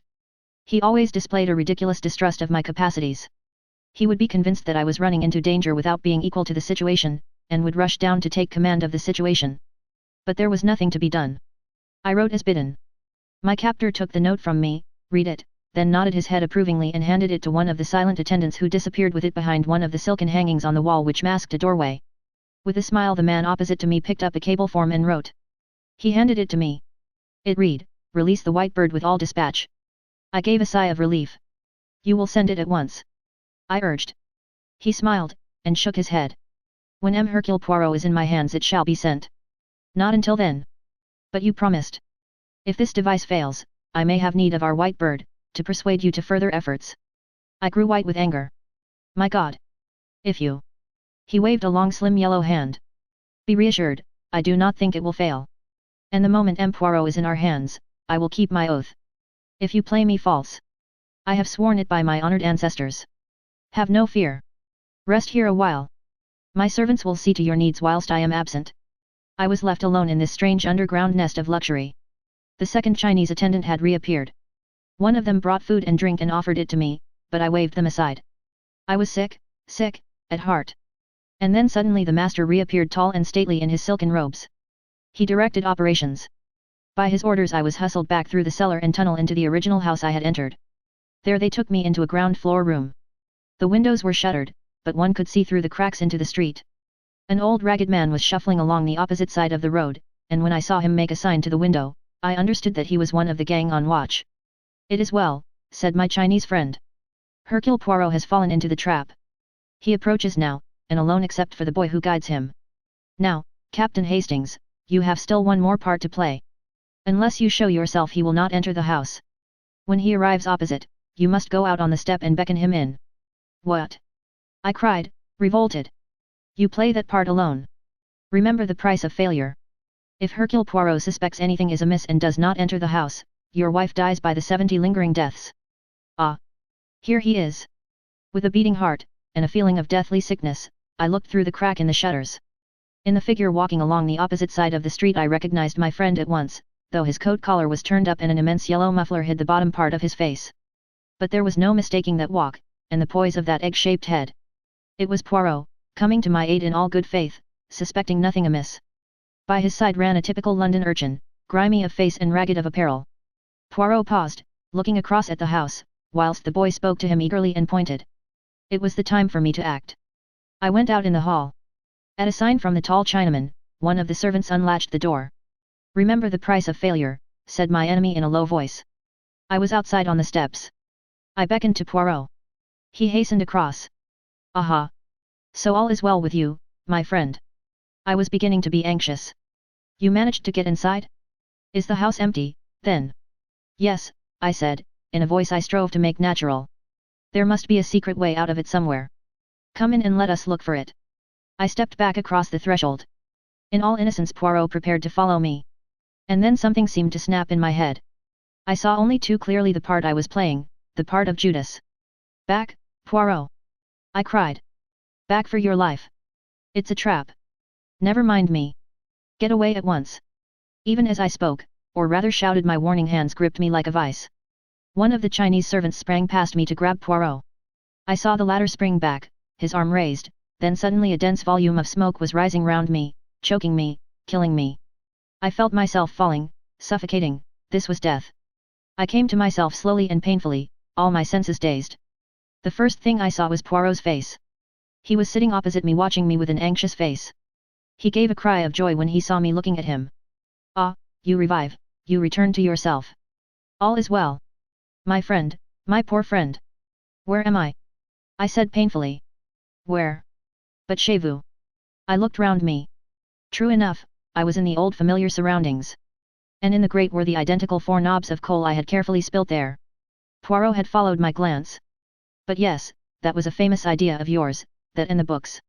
See you, if they should say to me any time. That friend of yours, that Hastings, he has not the great brain, is it not so? I shall reply to them, you are in error. It was an idea magnificent and superb that occurred to you there. You understood their meaning then. Am I an imbecile? Of course I understood. It gave me just the warning I needed, and the time to mature my plans. Somehow or other the Big Four had carried you off. With what object? Clearly not for your beaux yeux, equally clearly not because they feared you and wanted to get you out of the way. No, their object was plain. You would be used as a decoy to get the great Hercule Poirot into their clutches. I have long been prepared for something of the kind. I make my little preparations, and presently, sure enough, the messenger arrives, such an innocent little street urchin. Me, I swallow everything, and hasten away with him, and, very fortunately, they permit you to come out on the doorstep. That was my one fear, that I should have to dispose of them before I had reached the place where you were concealed, and that I should have to search for you, perhaps in vain, afterwards. Dispose of them, did you say? I asked feebly. Single-handed. Oh, there is nothing very clever about that. If one is prepared in advance all is simple, the motto of the Boy Scout, is it not? And a very fine one. Me, I was prepared. Not so long ago, I rendered a service to a very famous chemist, who did a lot of work in connection with poison gas during the war. He devised for me a little bomb, simple and easy to carry about, one has but to throw it and poof, the smoke and then the unconsciousness. Immediately I blow a little whistle and straightway some of Jap's clever fellows who were watching the house here long before the boy arrived, and who managed to follow us all the way to Limehouse, came flying up and took charge of the situation. But how was it you weren't unconscious too? Another piece of luck. Our friend number 4, who certainly composed that ingenious letter, permitted himself a little jest at my mustaches, which rendered it extremely easy for me to adjust my respirator under the guise of a yellow muffler. I remember, I cried eagerly, and then with the word remember all the ghastly horror that I had temporarily forgotten came back to me. Cinderella. I fell back with a groan. I must have lost consciousness again for a minute or two. I awoke to find Poirot forcing some brandy between my lips. What is it, Monday Ami? But what is it, then? Tell me. Word by word, I got the thing told, shuddering as I did so. Poirot uttered a cry. My friend. My friend. But what you must have suffered. And I who knew nothing of all this. But reassure yourself. All is well. You will find her, you mean? But she is in South America. And by the time we get there, long before, she will be dead, and God knows how and in what horrible way she will have died. No, no, you do not understand. She is safe and well. She has never been in their hands for one instant. But I got a cable from Brinson. No, no, you did not. You may have got a cable from South America signed Brinson, that is a very different matter. Tell me, has it never occurred to you that an organization of this kind, with ramifications all over the world, might easily strike at us through that little girl, Cinderella, whom you love so well? No, never, I replied. Well, it did to me. I said nothing to you because I did not want to upset you unnecessarily, but I took measures of my own. Your wife's letters all seem to have been written from the ranch, but in reality she has been in a place of safety devised by me for over 3 months. I looked at him for a long time.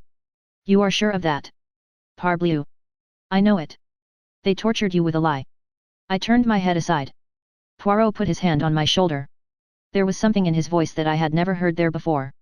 You like not that I should embrace you or display the emotion, I know well. I will be very British.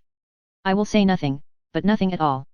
Only this, that in this last adventure of ours, the honors are all with you, and happy is the man who has such a friend as I have. Chapter 14. The Peroxide Blonde. I was very disappointed with the results of Poirot's bomb attack on the premises in Chinatown. To begin with, the leader of the gang had escaped. When Jap's men rushed up in response to Poirot's whistle they found 4 Chinamen unconscious in the hall, but the man who had threatened me with death was not among them. I remembered afterwards that when I was forced out onto the doorstep, to decoy Poirot into the house, this man had kept well in the background.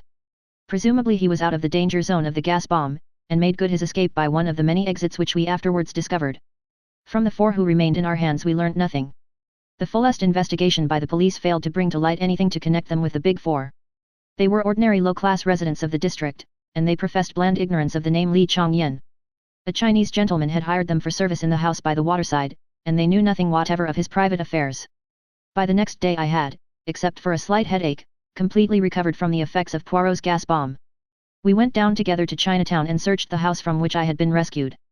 The premises consisted of 2 ramshackle houses joined together by an underground passage. The ground floors and the upper stories of each were unfurnished and deserted, the broken windows covered by decaying shutters. Jap had already been prying about in the cellars, and had discovered the secret of the entrance to the subterranean chamber where I had spent such an unpleasant half-hour. Closer investigation confirmed the impression that it had made on me the night before. The silks on the walls and divan and the carpets on the floors were of exquisite workmanship. Although I know very little about Chinese art, I could appreciate that every article in the room was perfect of its kind. With the aid of Jap and some of his men we conducted a most thorough search of the apartment. I had cherished high hopes that we would find documents of importance. A list, perhaps, of some of the more important agents of the Big 4, or cipher notes of some of their plans, but we discovered nothing of the kind. The only papers we found in the whole place were the notes which the Chinaman had consulted whilst he was dictating the letter to Poirot. These consisted of a very complete record of each of our careers, an estimate of our characters, and suggestions about the weaknesses through which we might best be attacked.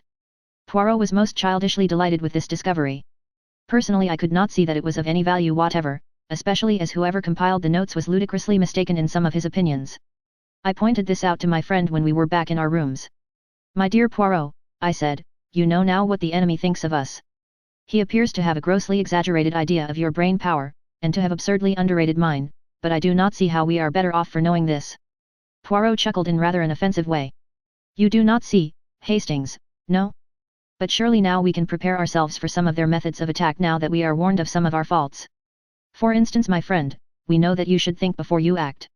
Again, if you meet a red-haired young woman in trouble, you should eye her. What you say, askance, is it not?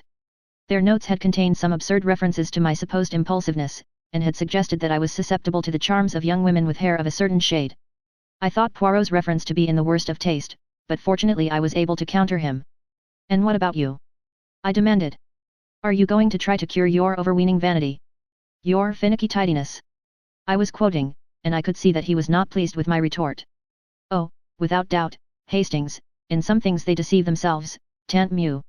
They will learn in due time. Meanwhile we have learned something, and to know is to be prepared. This last was a favorite axiom of his lately, so much so that I had begun to hate the sound of it. We know something, Hastings, he continued. Yes, we know something, and that is to the good, but we do not know nearly enough. We must know more. In what way? Poirot settled himself back in his chair, straightened a box of matches which I had thrown carelessly down on the table, and assumed an attitude that I knew only too well. I saw that he was prepared to hold forth at some length. See you, Hastings, we have to contend against 4 adversaries, that is, against 4 different personalities.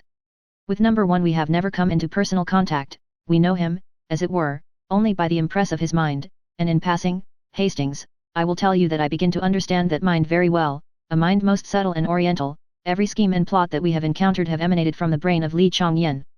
Number 2 and number 3 are so powerful, so high up, that they are for the present immune from our attacks. Nevertheless, what is their safeguard is, by a perverse chance, our safeguard also. They are so much in the limelight that their movements must be carefully ordered. And so we come to the last member of the gang, we come to the man known as number 4. Poirot's voice altered a little, as it always did when speaking of this particular individual. Number 2 and number 3 are able to succeed, to go on their way unscathed, owing to their notoriety and their assured position. Number 4 succeeds for the opposite reason, he succeeds by the way of obscurity. Who is he? Nobody knows. What does he look like? Again nobody knows. How many times have we seen him, you and I? 5 times, is it not? And could either of us say truthfully that we could be sure of recognizing him again? I was forced to shake my head, as I ran back in my mind over those 5 different people who, incredible as it seemed, were one and the same man. The burly lunatic asylum keeper, the man in the buttoned-up overcoat in Paris, James, the footman, the quiet young medical man in the yellow jasmine case, and the Russian professor.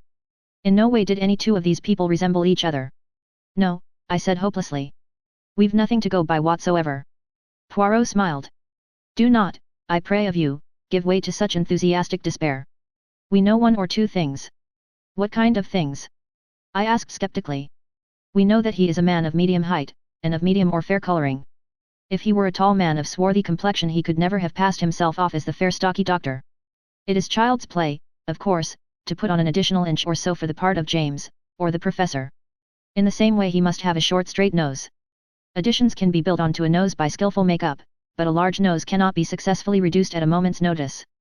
Then again, he must be a fairly young man, certainly not over 35. You see, we are getting somewhere. A man between 30 and 35, of medium height and coloring, an adept in the art of makeup, and with very few or any teeth of his own. What? Surely, Hastings. As the keeper, his teeth were broken and discolored, in Paris they were even and white, as the doctor they protruded slightly, and as Savaronov they had unusually long canines. Nothing alters the face so completely as a different set of teeth. You see where all this is leading us? Not exactly, I said cautiously. A man carries his profession written in his face, they say. He's a criminal, I cried. He is an adept in the art of making up. It's the same thing. Rather a sweeping statement, Hastings, and one which would hardly be appreciated by the theatrical world. Do you not see that the man is, or has been, at one time or another, an actor? An actor. But certainly. He has the whole technique at his fingertips. Now there are 2 classes of actors, the one who sinks himself in his part, and the one who manages to impress his personality upon it. It is from the latter class that actor-managers usually spring. They seize a part and mold it to their own personality. The former class is quite likely to spend its days doing Mr. Lloyd George at different music halls, or impersonating old men with beards in repertory plays. It is among that former class that we must look for our number 4. He is a supreme artist in the way he sinks himself in each part he plays. I was growing interested. So you fancy you may be able to trace his identity through his connection with the stage?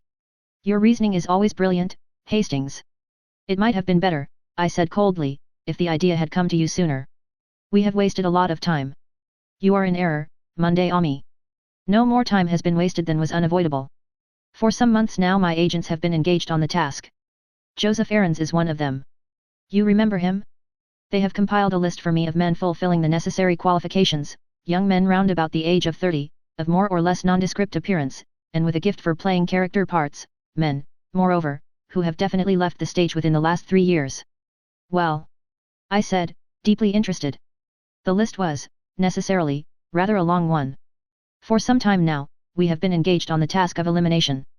And finally we have boiled the whole thing down to 4 names. Here they are, my friend. He tossed me over a sheet of paper. I read its contents aloud.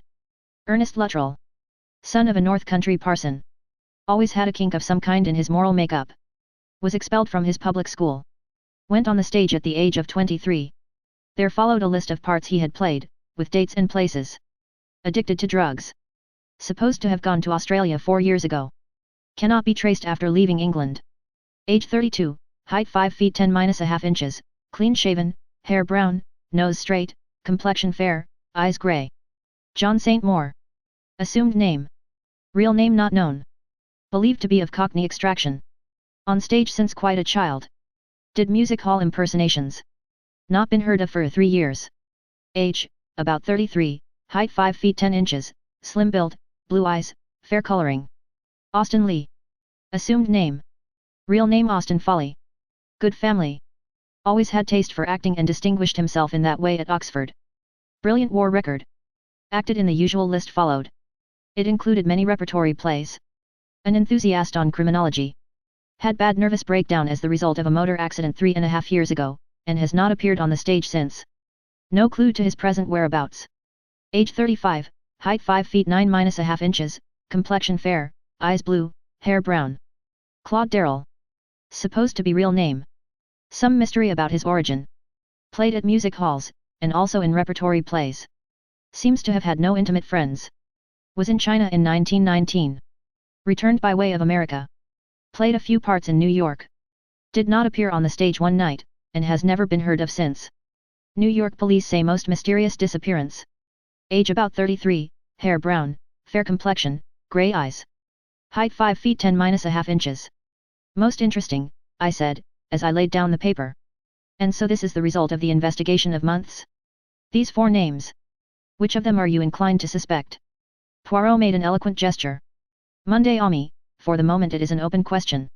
I would just point out to you that Claude Darrell has been in China and America, a fact not without significance, perhaps, but we must not allow ourselves to be unduly biased by that point. It may be a mere coincidence. And the next step? I asked eagerly. Affairs are already in train. Every day cautiously worded advertisements will appear. Friends and relatives of one or the other will be asked to communicate with my solicitor at his office. Even today we might, the telephone. Probably it is, as usual, the wrong number, and they will regret to have troubled us, but it may be, yes, it may be, that something has arisen. I crossed the room and picked up the receiver. Yes, yes. M. Poirot's rooms. Yes, Captain Hastings speaking. Oh, it's you, Mr. McNeil. McNeil and Hodgson were Poirot's solicitors. I'll tell him.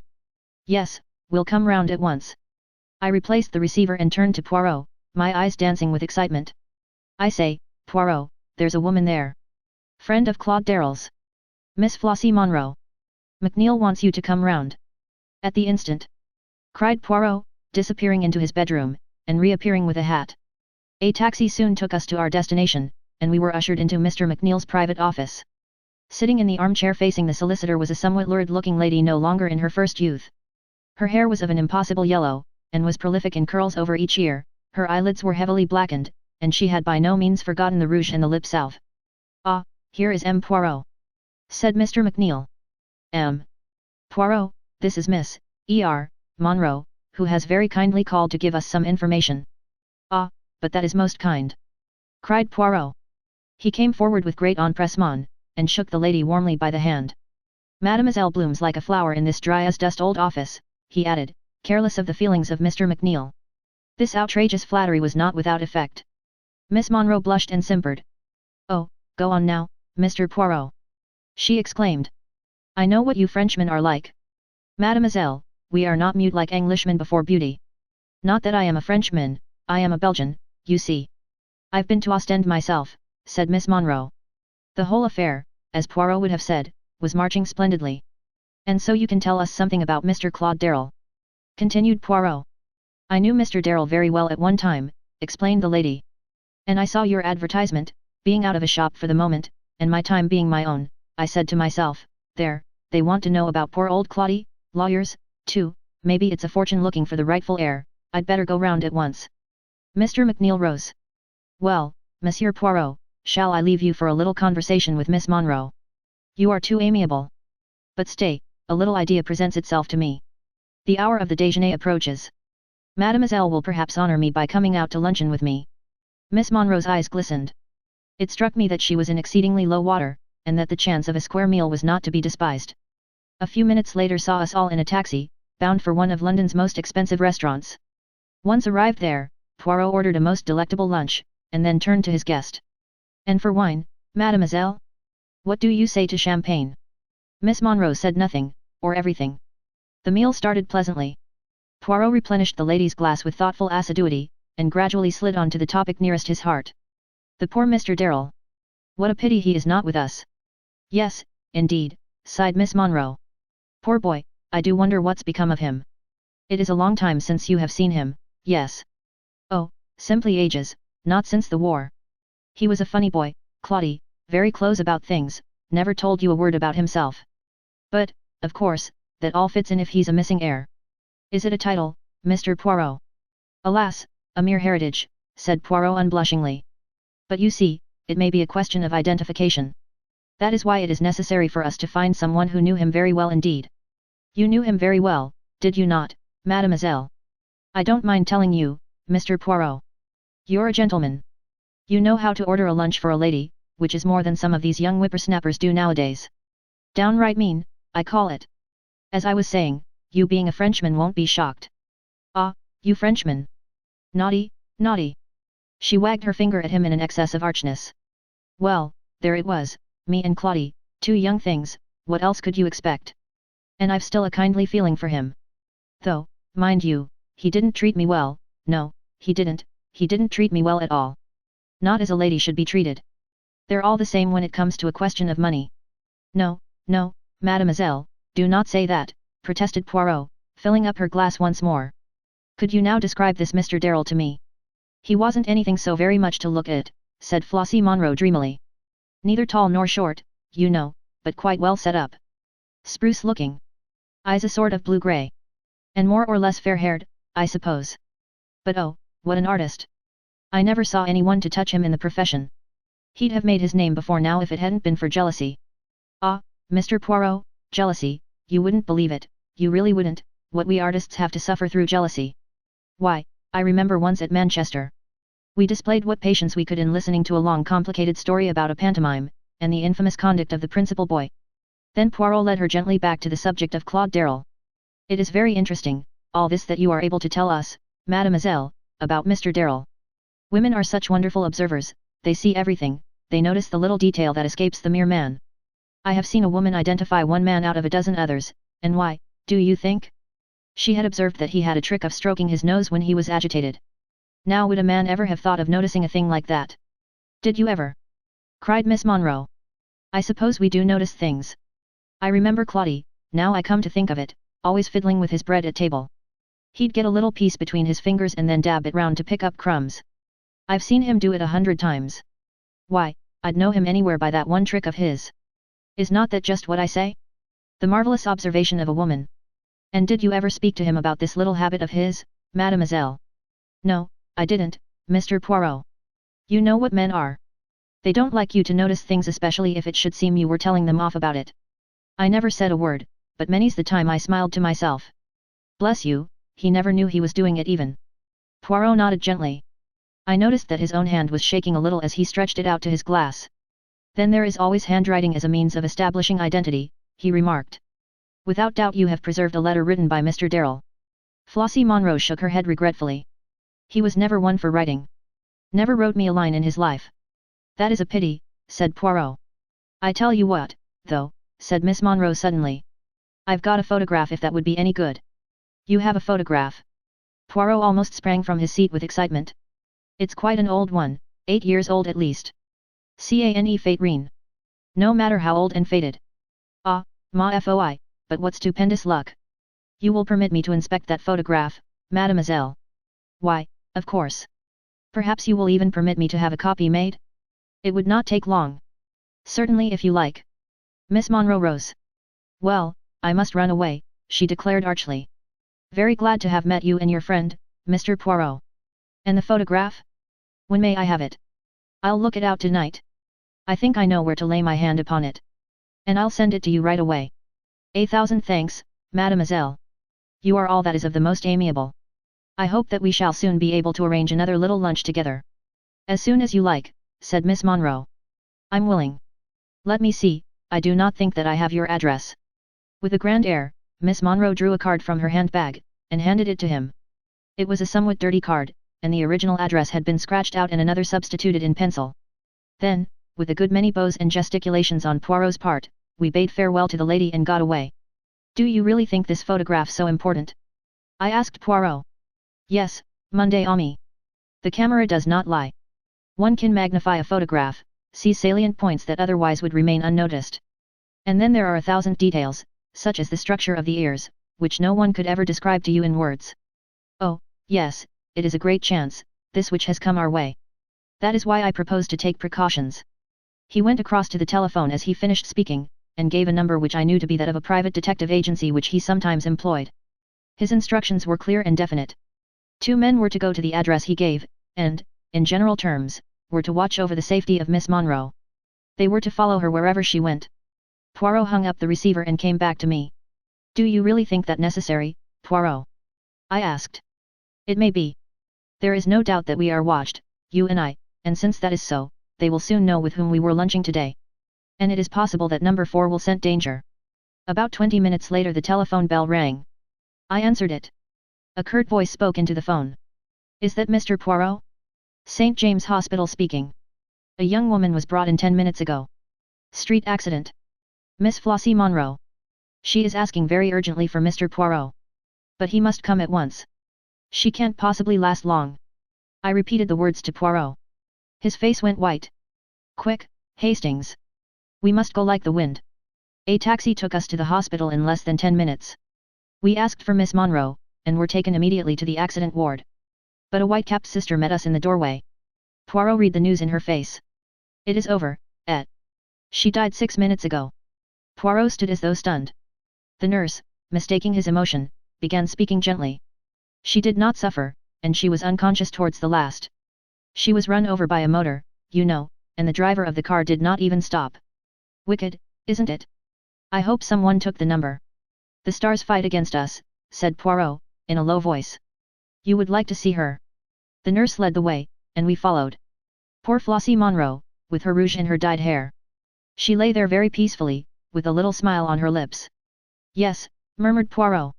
The stars fight against us, but is it the stars? He lifted his head as though struck by a sudden idea. Is it the stars, Hastings? If it is not, if it is not. Oh, I swear to you, my friend, standing here by this poor woman's body, that I will have no mercy when the time comes. What do you mean? I asked. But Poirot had turned to the nurse and was eagerly demanding information. A list of the articles found in her handbag was finally obtained. Poirot gave a suppressed cry as he read it over. You see, Hastings, you see. See what? There is no mention of a latchkey. But she must have had a latchkey with her. No, she was run down in cold blood, and the first person who bent over her took the key from her bag. But we may yet be in time. He may not have been able to find at once what he sought. Another taxi took us to the address Flossie Monroe had given us, a squalid block of mansions in an unsavory neighborhood. It was some time before we could gain admission to Miss Monroe's flat, but we had at least the satisfaction of knowing that no one could leave it whilst we were on guard outside. Eventually we got in. It was plain that someone had been before us. The contents of drawers and cupboards were strewn all over the floor. Locks had been forced, and small tables had even been overthrown, so violent had been the searchers' haste. Poirot began to hunt through the debris. Suddenly he stood erect with a cry, holding out something. It was an old-fashioned photograph frame, empty. He turned it slowly over. Affixed to the back was a small round label, a price label. It cost 4 shillings, I commented. Monday due. Hastings, use your eyes. That is a new clean label. It was stuck there by the man who took out the photograph, the man who was here before us, but knew that we should come, and so left this for us, Claude Darrell, alias number 4. Chapter 15. The Terrible Catastrophe. It was after the tragic death of Miss Flossie Monroe that I began to be aware of a change in Poirot. Up to now, his invincible confidence in himself had stood the test. But it seemed as though, at last, the long strain was beginning to tell. His manner was grave and brooding, and his nerves were on edge. In these days he was as jumpy as a cat. He avoided all discussion of the Big Four as far as possible, and seemed to throw himself into his ordinary work with almost his old ardor. Nevertheless, I knew that he was secretly active in the big matter. Extraordinary-looking Slavs were constantly calling to see him, and though he vouchsafed no explanation as to these mysterious activities, I realized that he was building some new defense or weapon of opposition with the help of these somewhat repulsive-looking foreigners. Once, purely by chance, I happened to see the entries in his passbook. He had asked me to verify some small item, and I noticed the paying out of a huge sum even for Poirot who was coining money nowadays, to some Russian with apparently every letter of the alphabet in his name. But he gave no clue as to the line on which he proposed to operate. Only over and over again he gave utterance to one phrase. It is the greatest mistake to underestimate your adversary. Remember that, Monday Ami. And I realized that that was the pitfall he was striving at all costs to avoid. So matters went on until the end of March, and then one morning Poirot made a remark which startled me considerably. This morning, my friend, I should recommend the best suit. We go to call upon the Home Secretary. Indeed? That is very exciting. He has called you in to take up a case. Not exactly. The interview is of my seeking. You may remember my saying that I once did him some small service? He is inclined to be foolishly enthusiastic over my capabilities in consequence, and I am about to trade on this attitude of his. As you know, the French Premier, M. Desjardins is over in London, and at my request the Home Secretary had arranged for him to be present at our little conference this morning. The Right Honourable Sidney Crowther, His Majesty's Secretary of State for Home Affairs, was a well-known and popular figure. A man of some 50 years of age, with a quizzical expression and shrewd grey eyes, he received us with that delightful bonhomie of manner which was well known to be one of his principal assets. Standing with his back to the fireplace was a tall thin man with a pointed black beard and a sensitive face. M. Desjardins, said Crowther. Allow me to introduce to you M. Hercule Poirot, of whom you may, perhaps, already have heard. The Frenchman bowed and shook hands. I have indeed heard of M. Hercule Poirot, he said pleasantly. Who has not? You are too amiable, monsieur, said Poirot, bowing, but his face flushed with pleasure. Any word for an old friend? Asked a quiet voice, and a man came forward from a corner by a tall bookcase. It was our old acquaintance, Mr. Ingalls. Poirot shook him warmly by the hand. And now, M. Poirot, said Crowther. We are at your service. I understood you to say that you had a communication of the utmost importance to make to us. That is so, monsieur. There is in the world today a vast organization, an organization of crime. It is controlled by 4 individuals, who are known and spoken of as the Big Four. Number 1 is a Chinaman, Li Chongyen, number 2 is the American multimillionaire, Abe Ryland, number 3 is a Frenchwoman, number 4 I have every reason to believe is an obscure English actor called Claude Darrell. These 4 are banded together to destroy the existing social order, and to replace it with an anarchy in which they would reign as dictators. Incredible, muttered the Frenchman. Ryland, mixed up with a thing of that kind? Surely the idea is too fantastic. Listen, monsieur, whilst I recount to you some of the doings of this Big Four. It was an enthralling narrative which Poirot unfolded. Familiar as I was with all the details, they thrilled me anew as I heard the bald recital of our adventures and escapes. M. Desjardins looked mutely at Mr. Crowther as Poirot finished. The other answered the look. Yes, M. Desjardins, I think we must admit the existence of a Big Four. Scotland Yard was inclined to jeer at first, but they have been forced to admit that M. Poirot was right in many of his claims. The only question is the extent of its aims. I cannot but feel that M. Poirot, exaggerates a little. For answer Poirot set forth 10 salient points. I have been asked not to give them to the public even now, and so I refrain from doing so, but they included the extraordinary disasters to submarines which occurred in a certain month, and also a series of aeroplane accidents and forced landings. According to Poirot, these were all the work of the Big Four, and bore witness to the fact that they were in possession of various scientific secrets unknown to the world at large. This brought us straight to the question which I had been waiting for the French Premier to ask. You say that the third member of this organization is a Frenchwoman. Have you any idea of her name? It is a well-known name, monsieur. An honored name. Number 3 is no less than the famous Madame Olivier. At the mention of the world-famous scientist, successor to the Curies, M. Desjardins positively bounded from his chair, his face purple with emotion. Madame Olivier. Impossible. Absurd. It is an insult what you say there. Poirot shook his head gently, but made no answer. Desturdos looked at him in stupefaction for some moments. Then his face cleared, and he glanced at the Home Secretary and tapped his forehead significantly. Poirot is a great man, he observed. But even the great man, sometimes he has his little mania, does he not? And seeks in high places for fancied conspiracies. It is well known. You agree with me, do you not, Mr. Crowther? The Home Secretary did not answer for some minutes. Then he spoke slowly and heavily. Upon my soul, I don't know, he said at last. I have always had and still have the utmost belief in M. Poirot, but, well, this takes a bit of believing. This Li Chongyen, too, continued M. Desturdos. Who has ever heard of him?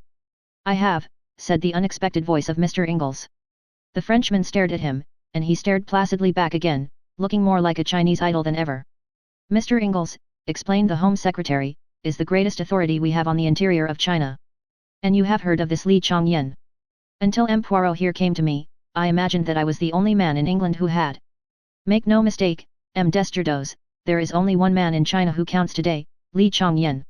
He has, perhaps, I only say perhaps, the finest brain in the world at the present time. M. Desturdos sat as though stunned. Presently, however, he rallied. There may be something in what you say, M. Poirot, he said coldly. But as regards Madame Olivier, you are most certainly mistaken. She is a true daughter of France, and devoted solely to the cause of science. Poirot shrugged his shoulders and did not answer. There was a minute or two's pause, and then my little friend rose to his feet, with an air of dignity that sat rather oddly upon his quaint personality. That is all I have to say, messieurs, to warn you. I thought it likely that I should not be believed. But at least you will be on your guard. My words will sink in, and each fresh event that comes along will confirm your wavering faith. It was necessary for me to speak now, later I might not have been able to do so. You mean? Asked Crowther, impressed in spite of himself by the gravity of Poirot's tone. I mean, monsieur, that since I have penetrated the identity of number 4, my life is not worth an hour's purchase. He will seek to destroy me at all costs, and not for nothing is he named the destroyer. Messieurs, I salute you. To you, M. Crowther, I deliver this key, and this sealed envelope. I have got together all my notes on the case, and my ideas as to how best to meet the menace that any day may break upon the world, and have placed them in a certain safe deposit. In the event of my death, M. Crowther, I authorize you to take charge of those papers and make what use you can of them. And now, messieurs, I wish you good day. Desturdos merely bowed coldly, but Crowther sprang up and held out his hand. You have converted me, M. Poirot. Fantastic as the whole thing seems, I believe utterly in the truth of what you have told us. Ingalls left at the same time as we did. I am not disappointed with the interview, said Poirot, as we walked along. I did not expect to convince Desturdos, but I have at least ensured that, if I die, my knowledge does not die with me. And I have made 1 or 2 converts. Pas si mal. I'm with you, as you know, said Ingalls. By the way, I'm going out to China as soon as I can get off. Is that wise? No, said Ingalls dryly. But it's necessary. One must do what one can. Ah, you are a brave man! Cried Poirot with emotion. If we were not in the street, I would embrace you. I fancied that Ingalls looked rather relieved. I don't suppose that I shall be in any more danger in China than you are in London, he growled. That is possibly true enough, admitted Poirot. I hope that they will not succeed in massacring Hastings also, that is all. That would annoy me greatly. I interrupted this cheerful conversation to remark that I had no intention of letting myself be massacred, and shortly afterwards Ingalls parted from us. For some time we went along in silence, which Poirot at length broke by uttering a totally unexpected remark. I really think, that I shall have to bring my brother into this. Your brother? I cried, astonished. I never knew you had a brother. You surprise me, Hastings. Do you not know that all celebrated detectives have brothers who would be even more celebrated than they are were it not for constitutional indolence? Poirot employs a peculiar manner sometimes which makes it well nigh impossible to know whether he is jesting or in earnest. That manner was very evident at the moment. What is your brother's name? I asked, trying to adjust myself to this new idea. Hercule Poirot, replied Poirot gravely. He lives near Spa in Belgium. What does he do? I asked with some curiosity, putting aside a half-formed wonder as to the character and disposition of the late Madame Poirot, and her classical taste in Christian names. He does nothing. He is, as I tell, of a singularly indolent disposition. But his abilities are hardly less than my own, which is saying a great deal. Is he like you to look at? Not unlike. But not nearly so handsome. And he wears no moustaches. Is he older than you, or younger? He happens to have been born on the same day. A twin, I cried. Exactly, Hastings. You jump to the right conclusion with unfailing accuracy. But here we are at home again. Let us at once get to work on that little affair of the Duchess's necklace. But the Duchess's necklace was doomed to wait a while. A case of quite another description was waiting for us. Our landlady, Mrs. Pearson, at once informed us that a hospital nurse had called and was waiting to see Poirot. We found her sitting in the big armchair facing the window, a pleasant-faced woman of middle age, in a dark blue uniform. She was a little reluctant to come to the point, but Poirot soon put her at her ease, and she embarked upon her story. You see, M. Poirot, I've never come across anything of the kind before. I was sent for, from the Lark Sisterhood, to go down to a case in Hertfordshire. An old gentleman, it is, Mr. Templeton. Quite a pleasant house, and quite pleasant people. The wife, Mrs. Templeton, is much younger than her husband, and he has a son by his first marriage who lives there. I don't know that the young man and the stepmother always get on together. He's not quite what you'd call normal, not wanting exactly, but decidedly dull in the intellect. Well, this illness of Mr. Templeton seemed to me from the first to be very mysterious. At times there seemed really nothing the matter with him, and then he suddenly has one of these gastric attacks with pain and vomiting. But the doctor seemed quite satisfied, and it wasn't for me to say anything. But I couldn't help thinking about it. And then... She paused, and became rather red. Something happened which aroused your suspicions? Suggested Poirot. Yes. But she still seemed to find it difficult to go on. I found the servants were passing remarks too. About Mr. Templeton's illness. Oh, no. About this other thing. Mrs. Templeton. Yes. Mrs. Templeton and the doctor, perhaps. Poirot had an uncanny flair in these things. The nurse threw him a grateful glance and went on. They were passing remarks. And then one day I happened to see them together myself, in the garden. It was left at that. Our client was in such an agony of outraged propriety that no one could feel it necessary to ask exactly what she had seen in the garden. She had evidently seen quite enough to make up her own mind on the situation. The attacks got worse and worse. Dr. Treves said it was all perfectly natural and to be expected, and that Mr. Templeton could not possibly live long, but I've never seen anything like it before myself, not in all my long experience of nursing. It seemed to me much more like some form of... She paused, hesitating. Arsenical poisoning, said Poirot helpfully. She nodded. And then, too, he, the patient, I mean, said something queer. They'll do for me, the four of them. They'll do for me yet. Said Poirot quickly. Those were his very words, M. Poirot. He was in great pain at the time, of course, and hardly knew what he was saying. They'll do for me, the four of them, repeated Poirot thoughtfully. What did he mean by the four of them, do you think? That I can't say, M. Poirot. I thought perhaps he meant his wife and son, and the doctor, and perhaps Miss Clark, Mrs. Templeton's companion. That would make four, wouldn't it? He might think they were all in league against him. Quite so, said Poirot, in a preoccupied voice. What about food? Could you take no precautions about that? I'm always doing what I can. But, of course, sometimes Mrs. Templeton insists on bringing him his food herself, and then there are the times when I am off duty.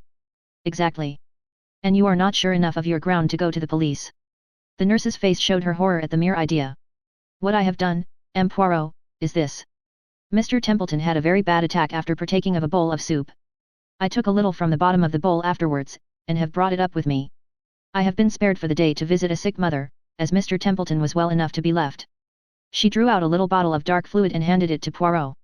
Excellent, mademoiselle. We will have this analyzed immediately. If you will return here in, say, an hour's time, I think that we shall be able to dispose of your suspicions one way or another. First extracting from our visitor her name and qualifications, he ushered her out. Then he wrote a note and sent it off together with the bottle of soup. Whilst we waited to hear the result, Poirot amused himself by verifying the nurse's credentials, somewhat to my surprise.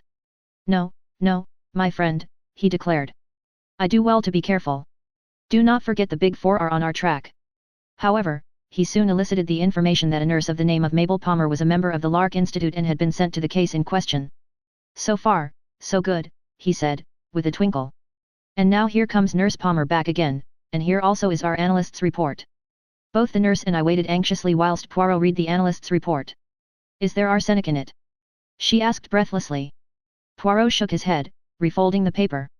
No. We were both immeasurably surprised. There is no arsenic in it, continued Poirot. But there is antimony. And that being the case, we will start immediately for Hertfordshire. Pray heaven that we are not too late. It was decided that the simplest plan was for Poirot to represent himself truly as a detective, but that the ostensible reason of his visit should be to question Mrs. Templeton about a servant formerly in her employment whose name he obtained from Nurse Palmer, and who he could represent as being concerned in a jewel robbery. It was late when we arrived at Elmstead, as the house was called. We had allowed Nurse Palmer to precede us by about 20 minutes, so that there should be no question of our all arriving together. Mrs. Templeton, a tall dark woman, with sinuous movements and uneasy eyes, received us. I noticed that as Poirot announced his profession, she drew in her breath with a sudden hiss, as though badly startled, but she answered his question about the maidservant readily enough. And then, to test her, Poirot embarked upon a long history of a poisoning case in which a guilty wife had figured. His eyes never left her face as he talked, and try as she would, she could hardly conceal her rising agitation. Suddenly, with an incoherent word of excuse, she hurried from the room. We were not long left alone. A squarely built man with a small red mustache and pince-nez came in. Dr. Treves, he introduced himself. Mrs. Templeton asked me to make her excuses to you. She's in a very bad state, you know. Nervous strain. Worry over her husband and all that. I've prescribed bed and bromide. But she hopes you'll stay and take pot luck, and I'm to do host. We've heard of you down here, M. Poirot, and we mean to make the most of you. Ah, here's Mickey. A shambling young man entered the room. He had a very round face, and foolish-looking eyebrows raised as though in perpetual surprise. He grinned awkwardly as he shook hands. This was clearly the wanting son. Presently we all went into dinner. Dr. Treves left the room, to open some wine, I think, and suddenly the boy's physiognomy underwent a startling change. He leant forward, staring at Poirot. You've come about father, he said, nodding his head. I know. I know lots of things, but nobody thinks I do. Mother will be glad when father's dead and she can marry Dr. Treves. She isn't my own mother, you know. I don't like her. She wants father to die. It was all rather horrible. Luckily, before Poirot had time to reply, the doctor came back, and we had to carry on a forced conversation. And then suddenly Poirot lay back in his chair with a hollow groan. His face was contorted with pain. My dear sir, what's the matter? Cried the doctor. A sudden spasm. I am used to them. No, no, I require no assistance from you, doctor. If I might lie down upstairs. His request was instantly acceded to, and I accompanied him upstairs, where he collapsed on the bed, groaning heavily. For the first minute or two I had been taken in, but I had quickly realized that Poirot was, as he would have put it, playing the comedy, and that his object was to be left alone upstairs near the patient's room. Hence I was quite prepared when, the instant we were alone, he sprang up. Quick, Hastings, the window. There is ivy outside. We can climb down before they begin to suspect. Climb down? Yes, we must get out of this house at once. You saw him at dinner? The doctor? No, young Templeton. His trick with his bread. Do you remember what Flossie Monroe told us before she died? That Claude Darrell had a habit of dabbing his bread on the table to pick up crumbs. Hastings, this is a vast plot, and that vacant-looking young man is our arch-enemy, number 4. Hurry. I did not wait to argue. Incredible as the whole thing seemed, it was wiser not to delay. We scrambled down the ivy as quietly as we could and made a beeline for the small town and the railway station. We were just able to catch the last train, the 8.34 which would land us in town about 11 o'clock. A plot, said Poirot thoughtfully. How many of them were in it, I wonder? I suspect that the whole Templeton family are just so many agents of the Big Four. Did they simply want to decoy us down there? Or was it more subtle than that? Did they intend to play the comedy down there and keep me interested until they had had time to do what? I wonder now. He remained very thoughtful. Arrived at our lodgings, he restrained me at the door of the sitting room. Attention, Hastings. I have my suspicions. Let me enter first. He did so, and, to my slight amusement, took the precaution to press on the electric switch with an old galoche. Then he went round the room like a strange cat, cautiously, delicately, on the alert for danger. I watched him for some time, remaining obediently where I had been put by the wall. It's all right, Poirot, I said impatiently. It seems so, Monday Ami, it seems so. But let us make sure. Rot, I said. I shall light the fire, anyway, and have a pipe. I've caught you out for once. You had the matches last and you didn't put them back in the holder as usual, the very thing you're always cursing me for doing. I stretched out my hand. I heard Poirot's warning cry, saw him leaping towards me, my hand touched the matchbox. Then, a flash of blue flame, an ear-rending crash, and darkness. I came to myself to find the familiar face of our old friend Dr. Ridgway bending over me. An expression of relief passed over his features. Keep still, he said soothingly. You're all right. There's been an accident, you know. Poirot. I murmured. You're in my digs. Everything's quite all right. A cold fear clutched at my heart. His evasion woke a horrible fear. Poirot. I reiterated. What of Poirot? He saw that I had to know and that further evasions were useless. By a miracle you escaped, Poirot, did not. A cry burst from my lips. Not dead? Not dead.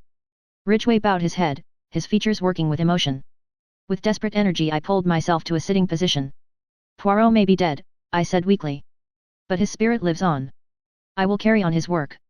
Death to the Big Four. Then I fell back, fainting. Chapter 16. The Dying Chinaman. Even now I can hardly bear to write of those days in March. Poirot, the unique, the inimitable Hercule Poirot, dead.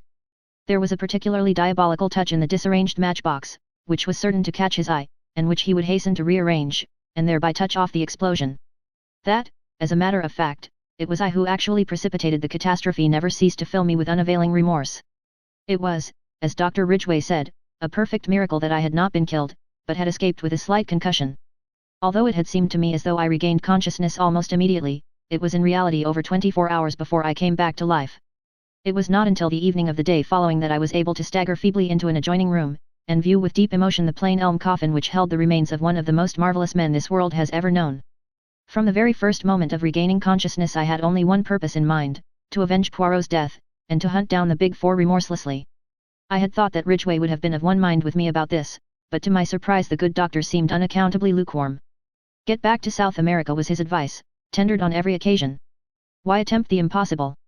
Put as delicately as possible, his opinion amounted to this: if Poirot, the unique Poirot, had failed, was it likely that I should succeed? But I was obstinate. Putting aside any question as to whether I had the necessary qualifications for the task, and I may say in passing that I did not entirely agree with his views on this point, I had worked so long with Poirot that I knew his methods by heart, and felt fully capable of taking up the work where he had laid it down. It was, with me, a question of feeling. My friend had been foully murdered. Was I to go tamely back to South America without an effort to bring his murderers to justice? I said all this and more to Ridgway, who listened attentively enough. All the same, he said when I had finished, my advice does not vary. I am earnestly convinced that Poirot himself, if he were here, would urge you to return. In his name, I beg of you, Hastings, abandon these wild ideas and go back to your ranch. To that only one answer was possible, and, shaking his head sadly, he said no more. It was a month before I was fully restored to health. Towards the end of April, I sought, and obtained, an interview with the Home Secretary. Mr. Crowther's manner was reminiscent of that of Dr. Ridgway. It was soothing and negative. Whilst appreciating the offer of my services, he gently and considerately declined them. The papers referred to by Poirot had passed into his keeping, and he assured me that all possible steps were being taken to deal with the approaching menace. With that cold comfort I was forced to be satisfied. Mr. Crowther ended the interview by urging me to return to South America. I found the whole thing profoundly unsatisfactory. I should, I suppose, in its proper place, have described Poirot's funeral. It was a solemn and moving ceremony, and the extraordinary number of floral tributes past belief. They came from high and low alike, and bore striking testimony to the place my friend had made for himself in the country of his adoption. For myself, I was frankly overcome by emotion as I stood by the graveside and thought of all our varied experiences and the happy days we had passed together. By the beginning of May I had mapped out a plan of campaign. I felt that I could not do better than keep Poirot's scheme of advertising for any information respecting Claude Darrell. I had an advertisement to this effect inserted in a number of morning newspapers, and I was sitting in a small restaurant in Soho, and judging of the effect of the advertisement, when a small paragraph in another part of the paper gave me a nasty shock. Very briefly, it reported the mysterious disappearance of Mr. John Ingalls from the SS Shanghai shortly after the latter had left Marseilles. Although the weather was perfectly smooth, it was feared that the unfortunate gentleman must have fallen overboard. The paragraph ended with a brief reference to Mr. Ingles's long and distinguished service in China. The news was unpleasant. I read into Ingles's death a sinister motive. Not for one moment did I believe the theory of an accident. Ingalls had been murdered, and his death was only too clearly the handiwork of that accursed Big Four. As I sat there, stunned by the blow, and turning the whole matter over in my mind, I was startled by the remarkable behavior of the man sitting opposite me. So far I had not paid much attention to him. He was a thin, dark man of middle age, sallow of complexion, with a small pointed beard. He had sat down opposite me so quietly that I had hardly noticed his arrival. But his actions now were decidedly peculiar, to say the least of them. Leaning forward, he deliberately helped me to salt, putting it in 4 little heaps round the edge of my plate. You will excuse me, he said, in a melancholy voice. To help a stranger to salt is to help them to sorrow, they say. That may be an unavoidable necessity. I hope not, though. I hope that you will be reasonable. Then, with a certain significance, he repeated his operations with the salt on his own plate. The symbol 4 was too plain to be missed. I looked at him searchingly. In no way that I could see did he resemble young Templeton, or James the footman, or any other of the various personalities we had come across. Nevertheless, I was convinced that I had to do with no less than the redoubtable number 4 himself. In his voice there was certainly a faint resemblance to the buttoned-up stranger who had called upon us in Paris. I looked round, undecided as to my course of action. Reading my thoughts, he smiled and gently shook his head. I should not advise it, he remarked. Remember what came of your hasty action in Paris. Let me assure you that my way of retreat is well assured. Your ideas are inclined to be a little crude, Captain Hastings, if I may say so. You devil, I said, choking with rage, you incarnate devil. Heated, just a trifle heated. Your late lamented friend would have told you that a man who keeps calm has always a great advantage. You dare to speak of him, I cried. The man you murdered so foully. And you come here. He interrupted me. I came here for an excellent and peaceful purpose. To advise you to return at once to South America. If you do so, that is the end of the matter as far as the Big Four are concerned. You and yours will not be molested in any way. I give you my word as to that. I laughed scornfully. And if I refuse to obey your autocratic command? It is hardly a command. Shall we say that it is, a warning? There was a cold menace in his tone. The first warning, he said softly. You will be well advised not to disregard it. Then, before I had any hint of his intention, he rose and slipped quickly away towards the door. I sprang to my feet and was after him in a second, but by bad luck I cannoned straight into an enormously fat man who blocked the way between me and the next table. By the time I had disentangled myself, my quarry was just passing through the doorway, and the next delay was from a waiter carrying a huge pile of plates who crashed into me without the least warning. By the time I got to the door there was no sign of the thin man with the dark beard. The waiter was fulsome in apologies, the fat man was sitting placidly at a table ordering his lunch. There was nothing to show that both occurrences had not been a pure accident. Nevertheless, I had my own opinion as to that. I knew well enough that the agents of the Big Four were everywhere. Needless to say, I paid no heed to the warning given me. I would do or die in the good cause. I received in all only 2 answers to the advertisements. Neither of them gave me any information of value. They were both from actors who had played with Claude Darrell at one time or another. Neither of them knew him at all intimately, and no new light was thrown upon the problem of his identity and present whereabouts. No further sign came from the Big Four until about 10 days later. I was crossing Hyde Park, lost in thought, when a voice, rich with a persuasive foreign inflection, hailed me. Captain Hastings, is it not? A big limousine had just drawn up by the pavement. A woman was leaning out. Exquisitely dressed in black, with wonderful pearls, I recognized the lady first known to us as Countess Vera Rosikoff, and afterwards under a different alias as an agent of the Big Four. Poirot, for some reason or other, had always had a sneaking fondness for the Countess. Something in her very flamboyance attracted the little man. She was, he was wont to declare in moments of enthusiasm, a woman in 1,000. That she was arrayed against us, on the side of our bitterest enemies, never seemed to weigh in his judgment. Ah, do not pass on, said the Countess. I have something most important to say to you. And do not try to have me arrested either, for that would be stupid. You were always a little stupid, yes, yes, it is so. You are stupid now, when you persist in disregarding the warning we sent you. It is the second warning I bring you. Leave England at once. You can do no good here, I tell you that frankly. You will never accomplish anything. In that case, I said stiffly, it seems rather extraordinary that you are all so anxious to get me out of the country.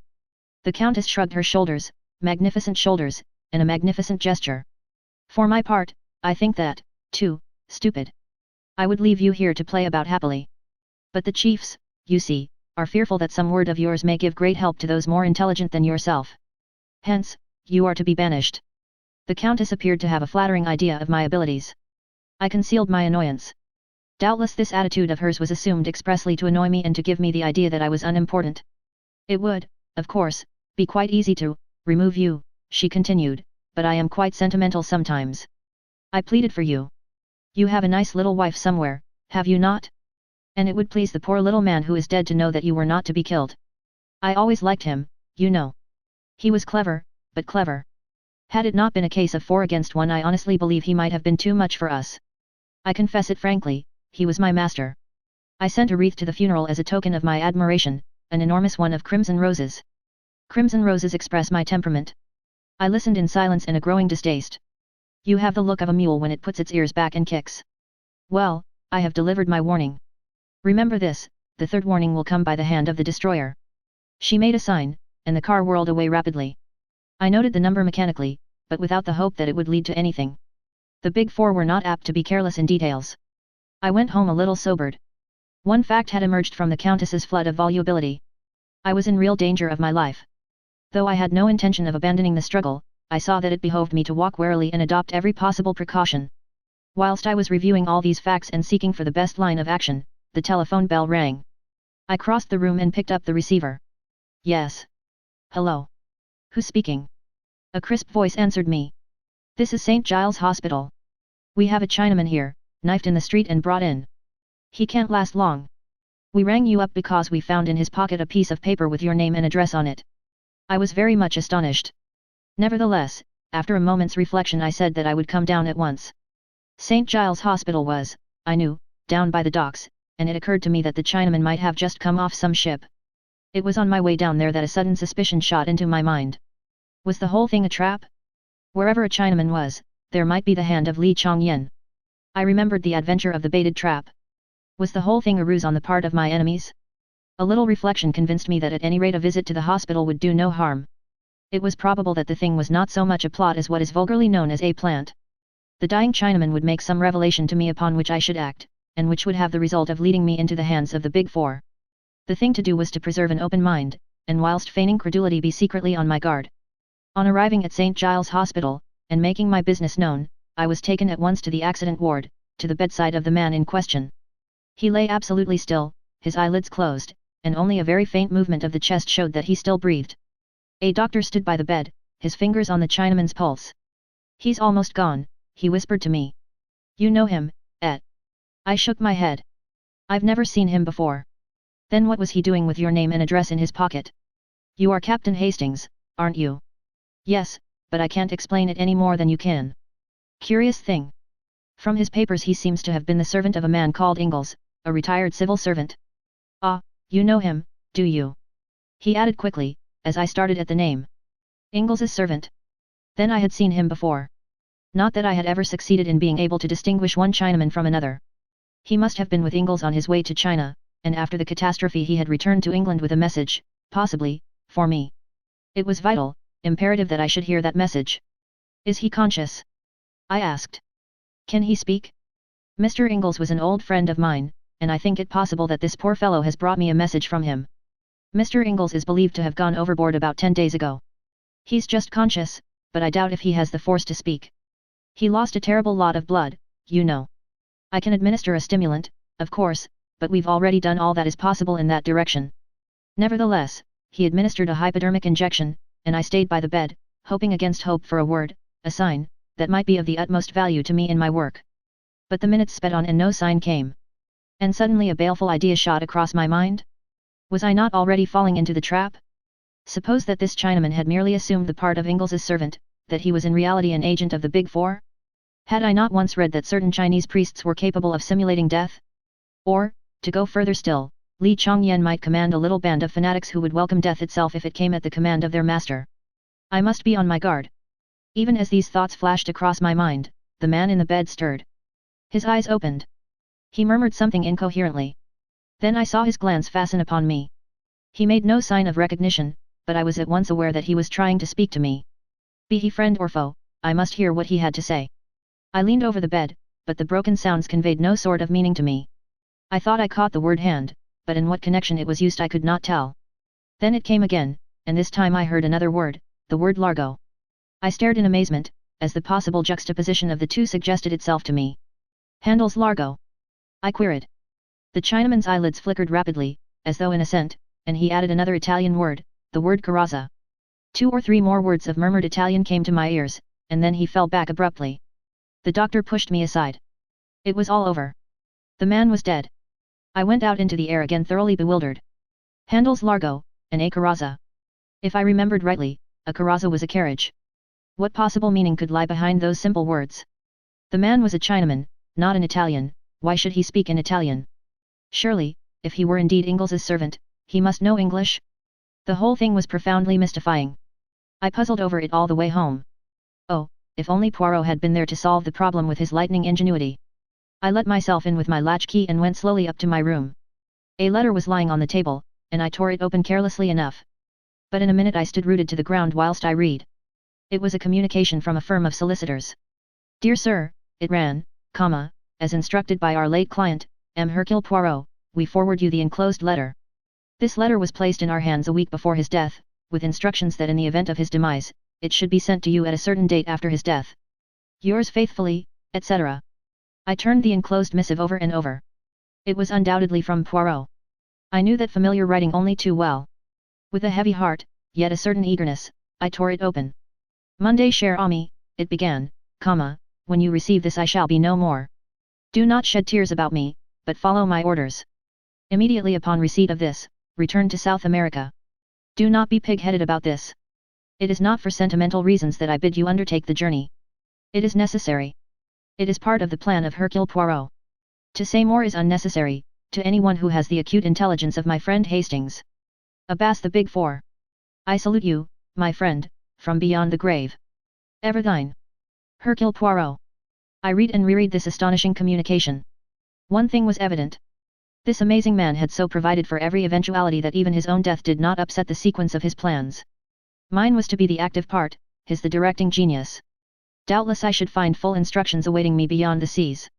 In the meantime my enemies, convinced that I was obeying their warning, would cease to trouble their heads about me. I could return, unsuspected, and work havoc in their midst. There was now nothing to hinder my immediate departure. I sent off cables, booked my passage, and 1 week later found me embarking in the Ansonia en route for Buenos Aires. Just as the boat left the quay, a steward brought me a note.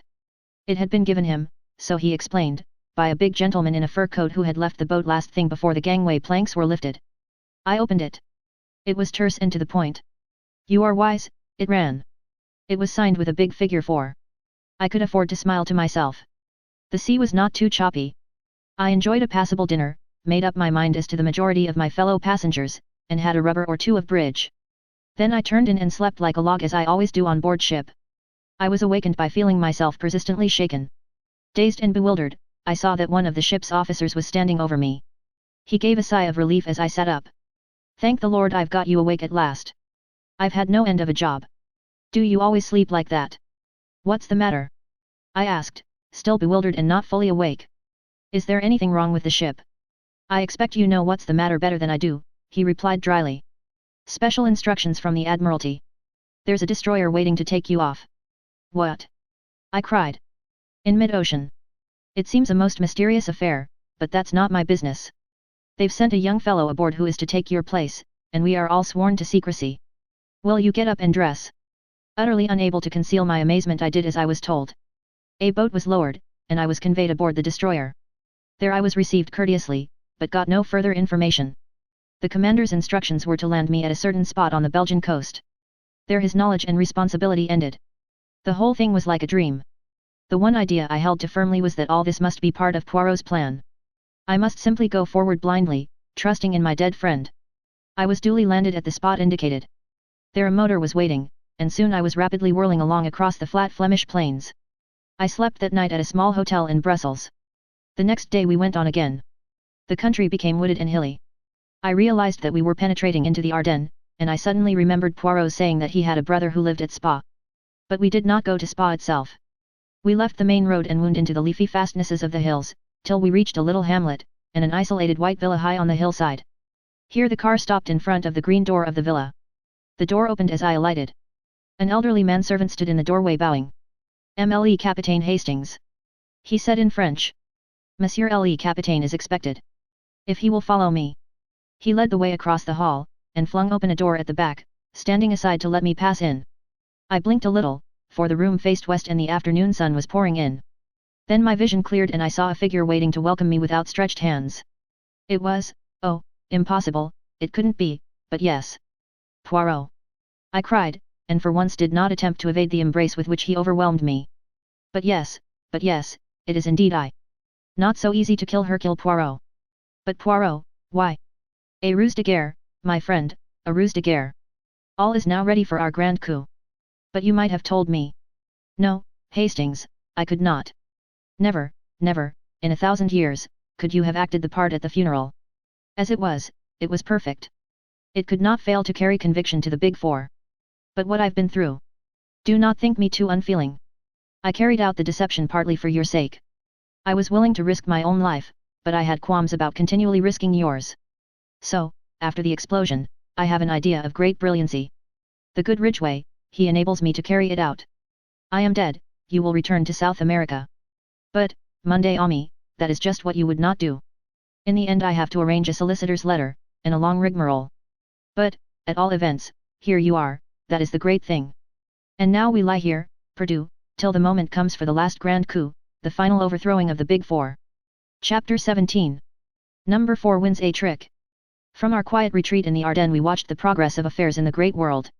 We were plentifully supplied with newspapers, and every day Poirot received a bulky envelope, evidently containing some kind of report. He never showed these reports to me, but I could usually tell from his manner whether its contents had been satisfactory or otherwise. He never wavered in his belief that our present plan was the only one likely to be crowned by success. As a minor point, Hastings, he remarked one day, I was in continual fear of your death lying at my door. And that rendered me nervous, like a cat upon the jumps, as you say. But now I am well satisfied. Even if they discover that the Captain Hastings who landed in South America is an impostor, and I do not think they will discover it, they are not likely to send an agent out there who knows you personally, they will only believe that you are trying to circumvent them in some clever manner of your own, and will pay no serious attention to discovering your whereabouts. Of the one vital fact, my supposed death, they are thoroughly convinced. They will go ahead and mature their plans. And then? I asked eagerly. And then, Monday Ami, grand resurrection of Hercule Poirot. At the 11th hour I reappear, throw all into confusion, and achieve the supreme victory in my own unique manner. I realized that Poirot's vanity was of the case-hardened variety which could withstand all attacks. I reminded him that once or twice the honors of the game had lain with our adversaries. But I might have known that it was impossible to diminish Hercule Poirot's enthusiasm for his own methods. See you, Hastings, it is like the little trick that you play with the cards. You have seen it without doubt? You take the 4 knaves, you divide them, one on top of the pack, one underneath, and so on, you cut and you shuffle, and there they are all together again. That is my object. So far I have been contending, now against one of the Big Four, now against another. But let me get them all together, like the 4 knaves in the pack of cards, and then, with one coup, I destroy them all. And how do you propose to get them all together? I asked. By awaiting the supreme moment. By lying perdue until they are ready to strike. That may mean a long wait, I grumbled. Always impatient, the good Hastings. But no, it will not be so long. The one man they were afraid of, myself, is out of the way. I give them 2 or 3 months at most. His speaking of someone being got out of the way reminded me of Ingalls and his tragic death, and I remembered that I had never told Poirot about the dying Chinaman in St. Giles Hospital. He listened with keen attention to my story. Ingalls' servant, eh? And the few words he uttered were in Italian? Curious. That's why I suspected it might have been a plant on the part of the Big Four. Your reasoning is at fault, Hastings. Employ the little grey cells. If your enemies wished to deceive you they would assuredly have seen to it that the Chinaman spoke in intelligible pidgin English. No, the message was genuine. Tell me again all that you heard. First of all he made a reference to Handel's Largo, and then he said something that sounded like carrozzo, that's a carriage, isn't it? Nothing else. Well, just at the end he murmured something like Cara somebody or other, some woman's name. Zia, I think. But I don't suppose that had any bearing on the rest of it. You would not suppose so, Hastings. Cara Zia is very important indeed. I don't see. My dear friend, you never see, and anyway the English know no geography. Geography? I cried. What has geography got to do with it? I dare say M. Thomas Cook would be more to the point. As usual, Poirot refused to say anything more, a most irritating trick of his. But I noticed that his manner became extremely cheerful, as though he had scored some point or other. The days went on, pleasant if a trifle monotonous. There were plenty of books in the villa, and delightful rambles all around, but I chafed sometimes at the forced inactivity of our life, and marvelled at Poirot's state of placid content. Nothing occurred to ruffle our quiet existence, and it was not until the end of June, well within the limit that Poirot had given them, that we had our news of the Big Four. A car drove up to the villa early one morning, such an unusual event in our peaceful life that I hurried down to satisfy my curiosity. I found Poirot talking to a pleasant-faced young fellow of about my own age. He introduced me. This is Captain Harvey, Hastings, one of the most famous members of your intelligence service. Not famous at all, I'm afraid, said the young man, laughing pleasantly. Not famous except to those in the know, I should have said. Most of Captain Harvey's friends and acquaintances consider him an amiable but brainless young man, devoted only to the trot of the fox or whatever the dance is called. We both laughed. Well, well, to business, said Poirot. You are of opinion the time has come, then. We are sure of it, sir. China was isolated politically yesterday. What is going on out there, nobody knows. No news of any kind, wireless or otherwise, has come through, just a complete break, and silence. Li Chongyan has shown his hand. And the others. Abe Ryland arrived in England a week ago, and left for the continent yesterday. And Madame Olivier? Madame Olivier left Paris last night. For Italy. For Italy, sir. As far as we can judge, they are both making for the resort you indicated, though how you knew that? Ah, that is not the cap with the feather for me. That was the work of Hastings here. He conceals his intelligence, you comprehend, but it is profound for all that. Harvey looked at me with due appreciation, and I felt rather uncomfortable. All is in train, then, said Poirot. He was pale now, and completely serious. The time has come. The arrangements are all made. Everything you ordered has been carried out. The governments of Italy, France, and England are behind you, and are all working harmoniously together. It is, in fact, a new entente, observed Poirot dryly. I am glad that Desjardins is convinced at last. Eh bien, then, we will start, or rather, I will start. You, Hastings, will remain here, yes, I pray of you. In verity, my friend, I am serious. I believed him, but it was not likely that I should consent to being left behind in that fashion. Our argument was short but decisive. It was not until we were in the train, speeding towards Paris, that he admitted that he was secretly glad of my decision. For you have a part to play, Hastings. An important part. Without you, I might well fail. Nevertheless, I felt that it was my duty to urge you to remain behind. There is danger, then. Monday Ami, where there is the Big Four there is always danger. On arrival in Paris, we drove across to the Gare de l'Est, and Poirot at last announced our destination. We were bound for Bolzano in Italian Tyrol. During Harvey's absence from our carriage, I took the opportunity of asking Poirot why he had said that the discovery of the rendezvous was my work. Because it was, my friend. How Ingalls managed to get hold of the information I do not know, but he did, and he sent it to us by his servant. We are bound, Monday Ami, for Curacao, the new Italian name for which is Lago di Carezza. You see now where your Carezia comes in, and also your Carrazza and Largo. The handle was supplied by your own imagination. Possibly some reference to the information coming from the hand of M. Ingalls started the train of association. Curacao? I queried. I never heard of it. I always tell you that the English know no geography. But as a matter of fact, it is a well-known and very beautiful summer resort, 4,000 feet up, in the heart of the Dolomites. And it is in this out-of-the-way spot that the Big Four have their rendezvous. Say rather their headquarters. The signal has been given, and it is their intention to disappear from the world and issue orders from their mountain fastness. I have made the inquiries, a lot of quarrying of stone and mineral deposits is done there, and the company, apparently a small Italian firm, is in reality controlled by Abe Ryland. I am prepared to swear that a vast subterranean dwelling has been hollowed out in the very heart of the mountain, secret and inaccessible. From there the leaders of the organization will issue by wireless their orders to their followers, who are numbered by thousands in every country. And from that crag in the Dolomites the dictators of the world will emerge. That is to say, they would emerge were it not for Hercule Poirot. Do you seriously believe all this, Poirot? What about the armies and general machinery of civilization? What about it in Russia, Hastings? This will be Russia on an infinitely larger scale, and with this additional menace, that Madame Oliver's experiments have proceeded further than she has ever given out. I believe that she has, to a certain extent, succeeded in liberating atomic energy and harnessing it to her purpose. Her experiments with the nitrogen of the air have been very remarkable, and she has also experimented in the concentration of wireless energy, so that a beam of great intensity can be focused upon some given spot. Exactly how far she has progressed, nobody knows, but it is certain that it is much farther than has ever been given out. She is a genius, that woman. The Curies were as nothing to her. Add to her genius the powers of Ryland's almost unlimited wealth, and, with the brain of Li Chongyan, the finest criminal brain ever known, to direct and plan, eh bien, it will not be, as you say, all jam for civilization. His words made me very thoughtful. Although Poirot was given at times to exaggeration of language, he was not really an alarmist. For the first time I realized what a desperate struggle it was upon which we were engaged. Harvey soon rejoined us and the journey went on. We arrived at Bolzano about midday. From there the journey on was by motor. Several big blue motorcars were waiting in the central square of the town, and we three got into one of them. Poirot, notwithstanding the heat of the day, was muffled to the eyes in greatcoat and scarf. His eyes and the tips of his ears were all that could be seen of him. I did not know whether this was due to precaution or merely his exaggerated fear of catching a chill. The motor journey took a couple of hours. It was a really wonderful drive. For the first part of the way we wound in and out of huge cliffs, with the trickling waterfall on one hand. Then we emerged into a fertile valley, which continued for some miles, and then, still winding steadily upwards, the bare rocky peaks began to show with dense clustering pine woods at their base.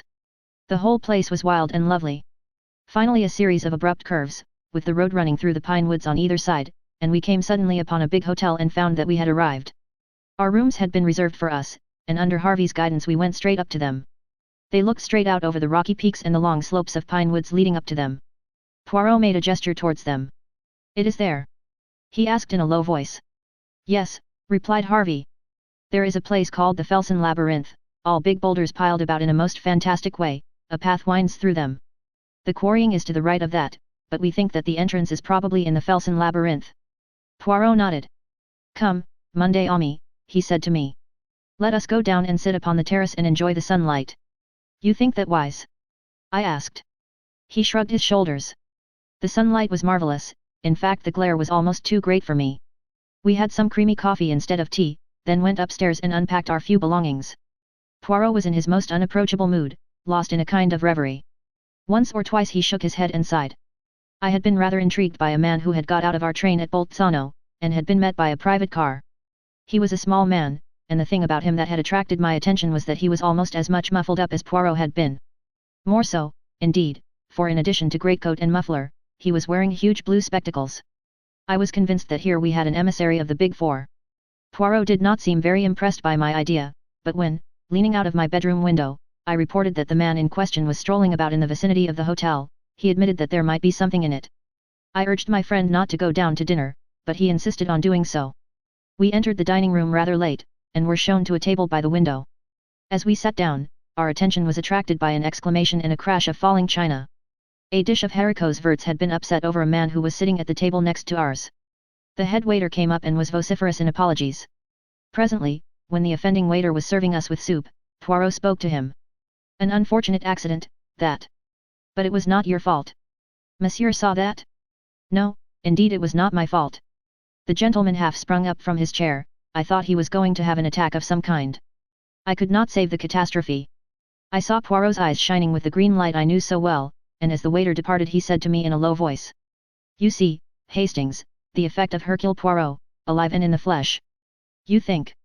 I had not time to continue. I felt Poirot's hand on my knee, as he whispered excitedly. "Look, Hastings, look. His trick with the bread. Number 4. Sure enough, the man at the next table to ours, his face unusually pale, was dabbing a small piece of bread mechanically about the table. I studied him carefully. His face, clean-shaven and puffily fat, was of a pasty, unhealthy sallowness, with heavy pouches under the eyes and deep lines running from his nose to the corners of his mouth. His age might have been anything from 35 to 45. In no particular did he resemble any one of the characters which number 4 had previously assumed. Indeed, had it not been for his little trick with the bread, of which he was evidently quite unaware, I would have sworn readily enough that the man sitting there was someone whom I had never seen before. "He has recognized you," I murmured. "You should not have come down. My excellent Hastings, I have feigned death for 3 months for this one purpose. To startle number 4. To startle him at a moment when he must act quickly or not at all. And we have this great advantage, he does not know that we recognize him. He thinks that he is safe in his new disguise. How I bless Flossie Monroe for telling us of that little habit of his." "What will happen now?" I asked. "What can happen? He recognizes the only man he fears, miraculously resurrected from the dead, at the very minute when the plans of the Big Four are in the balance. Madame Olivier and Abe Ryland lunched here today, and it is thought that they went to Cortina. Only we know that they have retired to their hiding place. How much do we know? That is what number 4 is asking himself at this minute. He dare take no risks. I must be suppressed at all costs. Yet, let him try to suppress Hercule Poirot. I shall be ready for him." As he finished speaking, the man at the next table got up and went out. "He has gone to make his little arrangements," said Poirot placidly. "Shall we have our coffee on the terrace, my friend? It would be pleasanter, I think. I will just go up and get a coat." I went out onto the terrace, a little disturbed in mind. Poirot's assurance did not quite content me. However, so long as we were on our guard, nothing could happen to us. I resolved to keep thoroughly on the alert. It was quite 5 minutes before Poirot joined me. With his usual precautions against cold, he was muffled up to the ears. He sat down beside me and sipped his coffee appreciatively. "Only in England is the coffee so atrocious," he remarked. "On the continent they understand how important it is for the digestion that it should be properly made." As he finished speaking, the man from the next table suddenly appeared on the terrace. Without any hesitation, he came over and drew up a third chair to our table. "You do not mind my joining you, I hope," he said in English. "Not at all, monsieur," said Poirot. I felt very uneasy. It is true that we were on the terrace of the hotel, with people all round us, but nevertheless I was not satisfied. I sensed the presence of danger. Meanwhile number 4 chatted away in a perfectly natural manner. It seemed impossible to believe that he was anything but a bona fide tourist. He described excursions and motor trips, and posed as quite an authority on the neighborhood. He took a pipe from his pocket and began to light it. Poirot drew out his case of tiny cigarettes. As he placed one between his lips, the stranger leant forward with a match. "Let me give you a light." As he spoke, without the least warning, all the lights went out. There was a chink of glass, and something pungent under my nose, suffocating me. Chapter 18. In the Felsen Labyrinth. I could not have been unconscious more than a minute. I came to myself being hustled along between 2 men. They had me under each arm, supporting my weight, and there was a gag in my mouth. It was pitch dark, but I gathered that we were not outside, but passing through the hotel. All round I could hear people shouting and demanding in every known language what had happened to the lights. My captors swung me down some stairs. We passed along a basement passage, then through a door and out into the open again through a glass door at the back of the hotel. In another moment we had gained the shelter of the pine trees. I had caught a glimpse of another figure in a similar plight to myself, and realized that Poirot, too, was a victim of this bold coup. By sheer audacity, number 4 had won the day. He had employed, I gathered, an instant aesthetic, probably ethyl chloride, breaking a small bulb of it under our noses. Then, in the confusion of the darkness, his accomplices, who had probably been guests sitting at the next table, had thrust gags in our mouths and hurried us away, taking us through the hotel to baffle pursuit. I cannot describe the hour that followed. We were hurried through the woods at a breakneck pace, going uphill the whole time. At last we emerged in the open, on the mountainside, and I saw just in front of us an extraordinary conglomeration of fantastic rocks and boulders. This must be the Felsen Labyrinth of which Harvey had spoken. Soon we were winding in and out of its recesses. The place was like a maze devised by some evil genie. Suddenly we stopped. An enormous rock barred our path. One of the men stooped and seemed to push on something when, without a sound, the huge mass of rock turned on itself and disclosed a small tunnel-like opening leading into the mountainside. Into this we were hurried. For some time the tunnel was narrow, but presently it widened, and before very long we came out into a wide rocky chamber lighted by electricity. There the gags were removed. At a sign from number 4, who stood facing us with mocking triumph in his face, we were searched and every article was removed from our pockets, including Poirot's little automatic pistol. A pang smote me as it was tossed down on the table. We were defeated, hopelessly defeated and outnumbered. It was the end. "Welcome to the headquarters of the Big Four, M. Hercule Poirot," said number 4 in a mocking tone. "To meet you again is an unexpected pleasure. But was it worthwhile returning from the grave only for this?" Poirot did not reply. I dared not look at him. "Come this way," continued number 4. "Your arrival will be somewhat of a surprise to my colleagues." He indicated a narrow doorway in the wall. We passed through and found ourselves in another chamber. At the very end of it was a table behind which 4 chairs were placed. The end chair was empty, but was draped with a mandarin's cape. On the second, smoking a cigar, sat Mr. Abe Ryland. Leaning back in the third chair, with her burning eyes and her nun's face, was Madame Olivier. Number 4 took his seat on the 4th chair. We were in the presence of the Big Four. Never before had I felt so fully the reality and the presence of Li Chongyan as I did now when confronting his empty seat. Far away in China, he yet controlled and directed this malign organization. Madame Olivier gave a faint cry on seeing us. Ryland, more self-controlled, only shifted his cigar, and raised his grizzled eyebrows. Hercule Poirot, said Ryland slowly. "This is a pleasant surprise. You put it over on us all right. We thought you were good and buried. No matter, the game is up now." There was a ring as of steel in his voice. Madame Olivier said nothing, but her eyes burned, and I disliked the slow way she smiled. "Madame and Messrs, I wish you good evening," said Poirot quietly. Something unexpected, something I had not been prepared to hear in his voice made me look at him. He seemed quite composed. Yet there was something about his whole appearance that was different. Then there was a stir of draperies behind us, and the Countess Vera Rosakov came in. "Ah!" said number 4. "Our valued and trusted lieutenant. An old friend of yours is here, my dear lady." The Countess whirled round with her usual vehemence of movement. "God in heaven!" she cried. "It is the little man. Ah! But he has the 9 lives of a cat. Oh, little man, little man! Why did you mix yourself up in this?" "Madam," said Poirot, with a bow. "Me, like the great Napoleon, I am on the side of the big battalions." As he spoke I saw a sudden suspicion flash into her eyes, and at the same moment I knew the truth which subconsciously I already sensed. The man beside me was not Hercule Poirot. He was very like him, extraordinarily like him. There was the same egg-shaped head, the same strutting figure, delicately plump.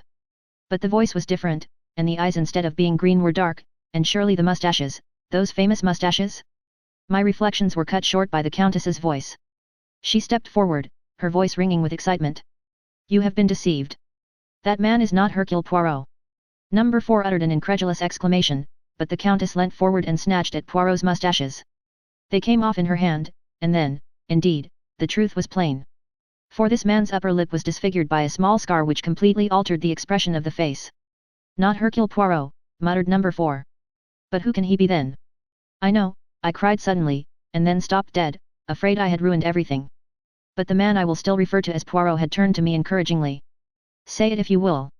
It makes no matter now. The trick has succeeded." "This is Hercule Poirot," I said slowly. "Hercule Poirot's twin brother."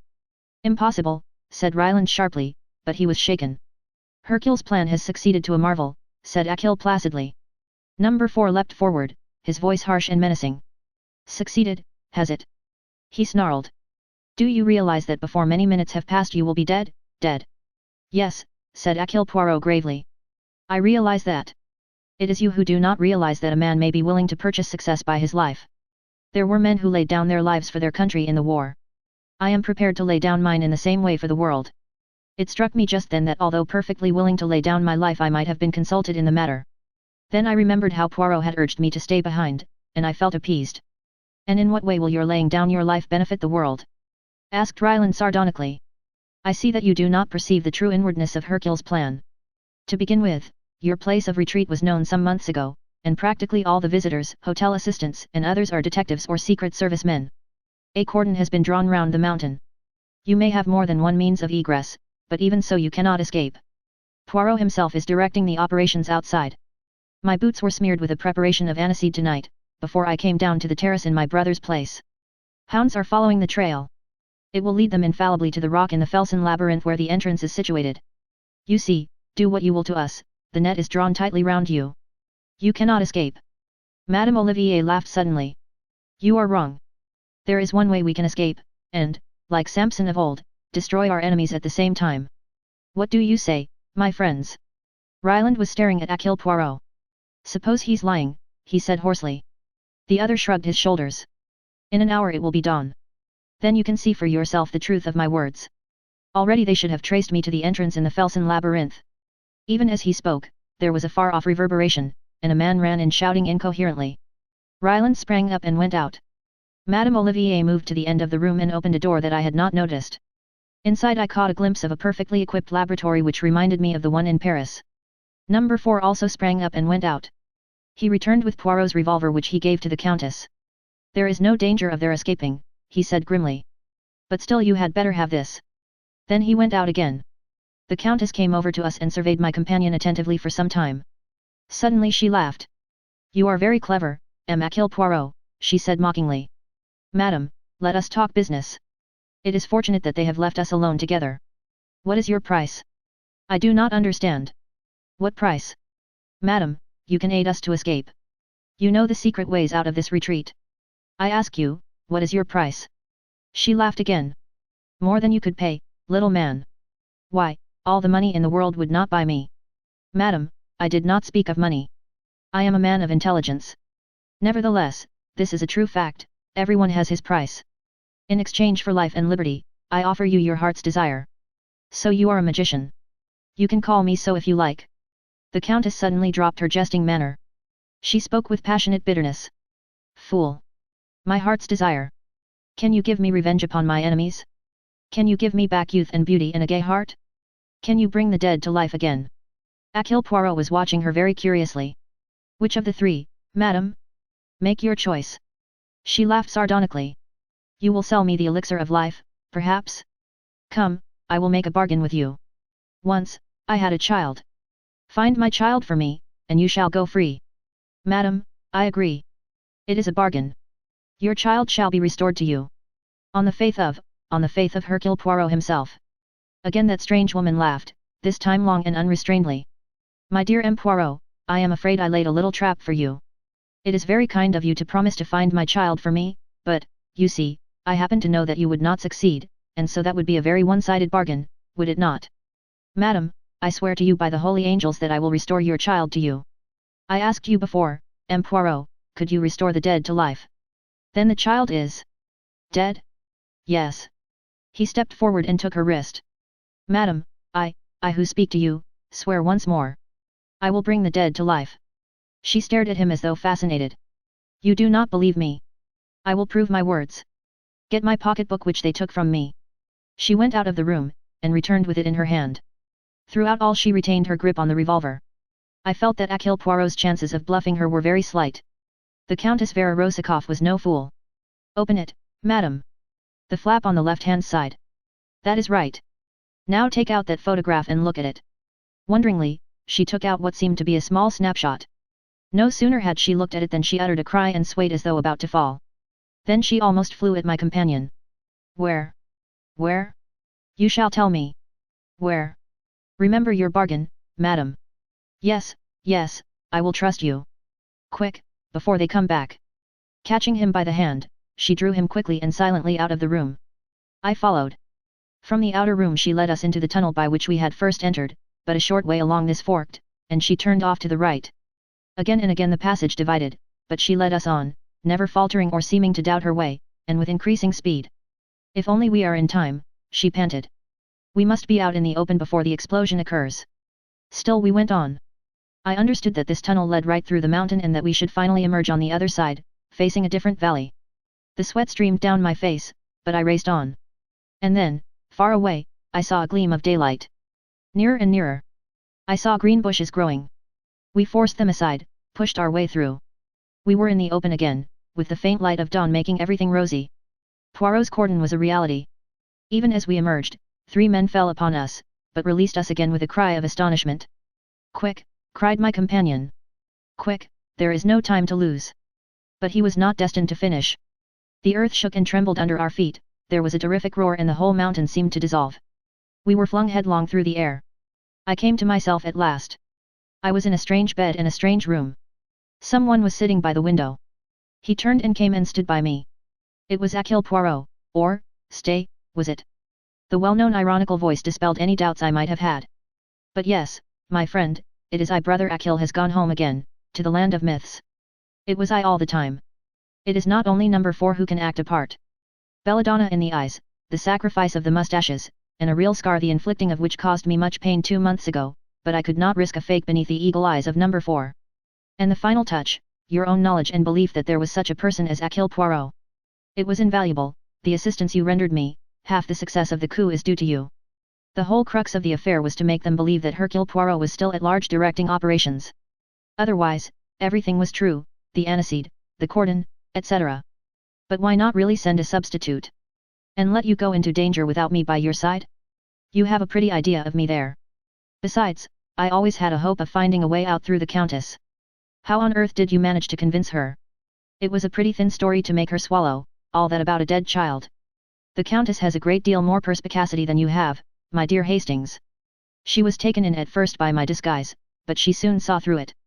When she said, "You are very clever, Hercule Poirot," I knew that she had guessed the truth. It was then or never to play my trump card. All that rigmarole about bringing the dead to life. Exactly, but then, you see, I had the child all along. What? But yes. You know my motto, be prepared. As soon as I found that the Countess Rosikoff was mixed up with the Big Four, I had every possible inquiry made as to her antecedents. I learnt that she had had a child who was reported to have been killed, and I also found that there were discrepancies in the story which led me to wonder whether it might not, after all, be alive. In the end, I succeeded in tracing the boy, and by paying out a big sum I obtained possession of the child's person. The poor little fellow was nearly dead of starvation. I placed him in a safe place, with kindly people, and took a snapshot of him in his new surroundings. And so, when the time came, I had my little coup de theatre all ready. You are wonderful, Poirot, absolutely wonderful.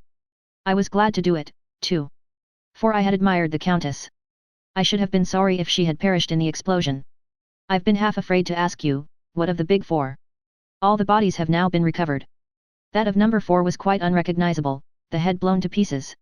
I rather wish it had not been so. I should have liked to be sure, but no more of that. Look at this. He handed me a newspaper in which a paragraph was marked.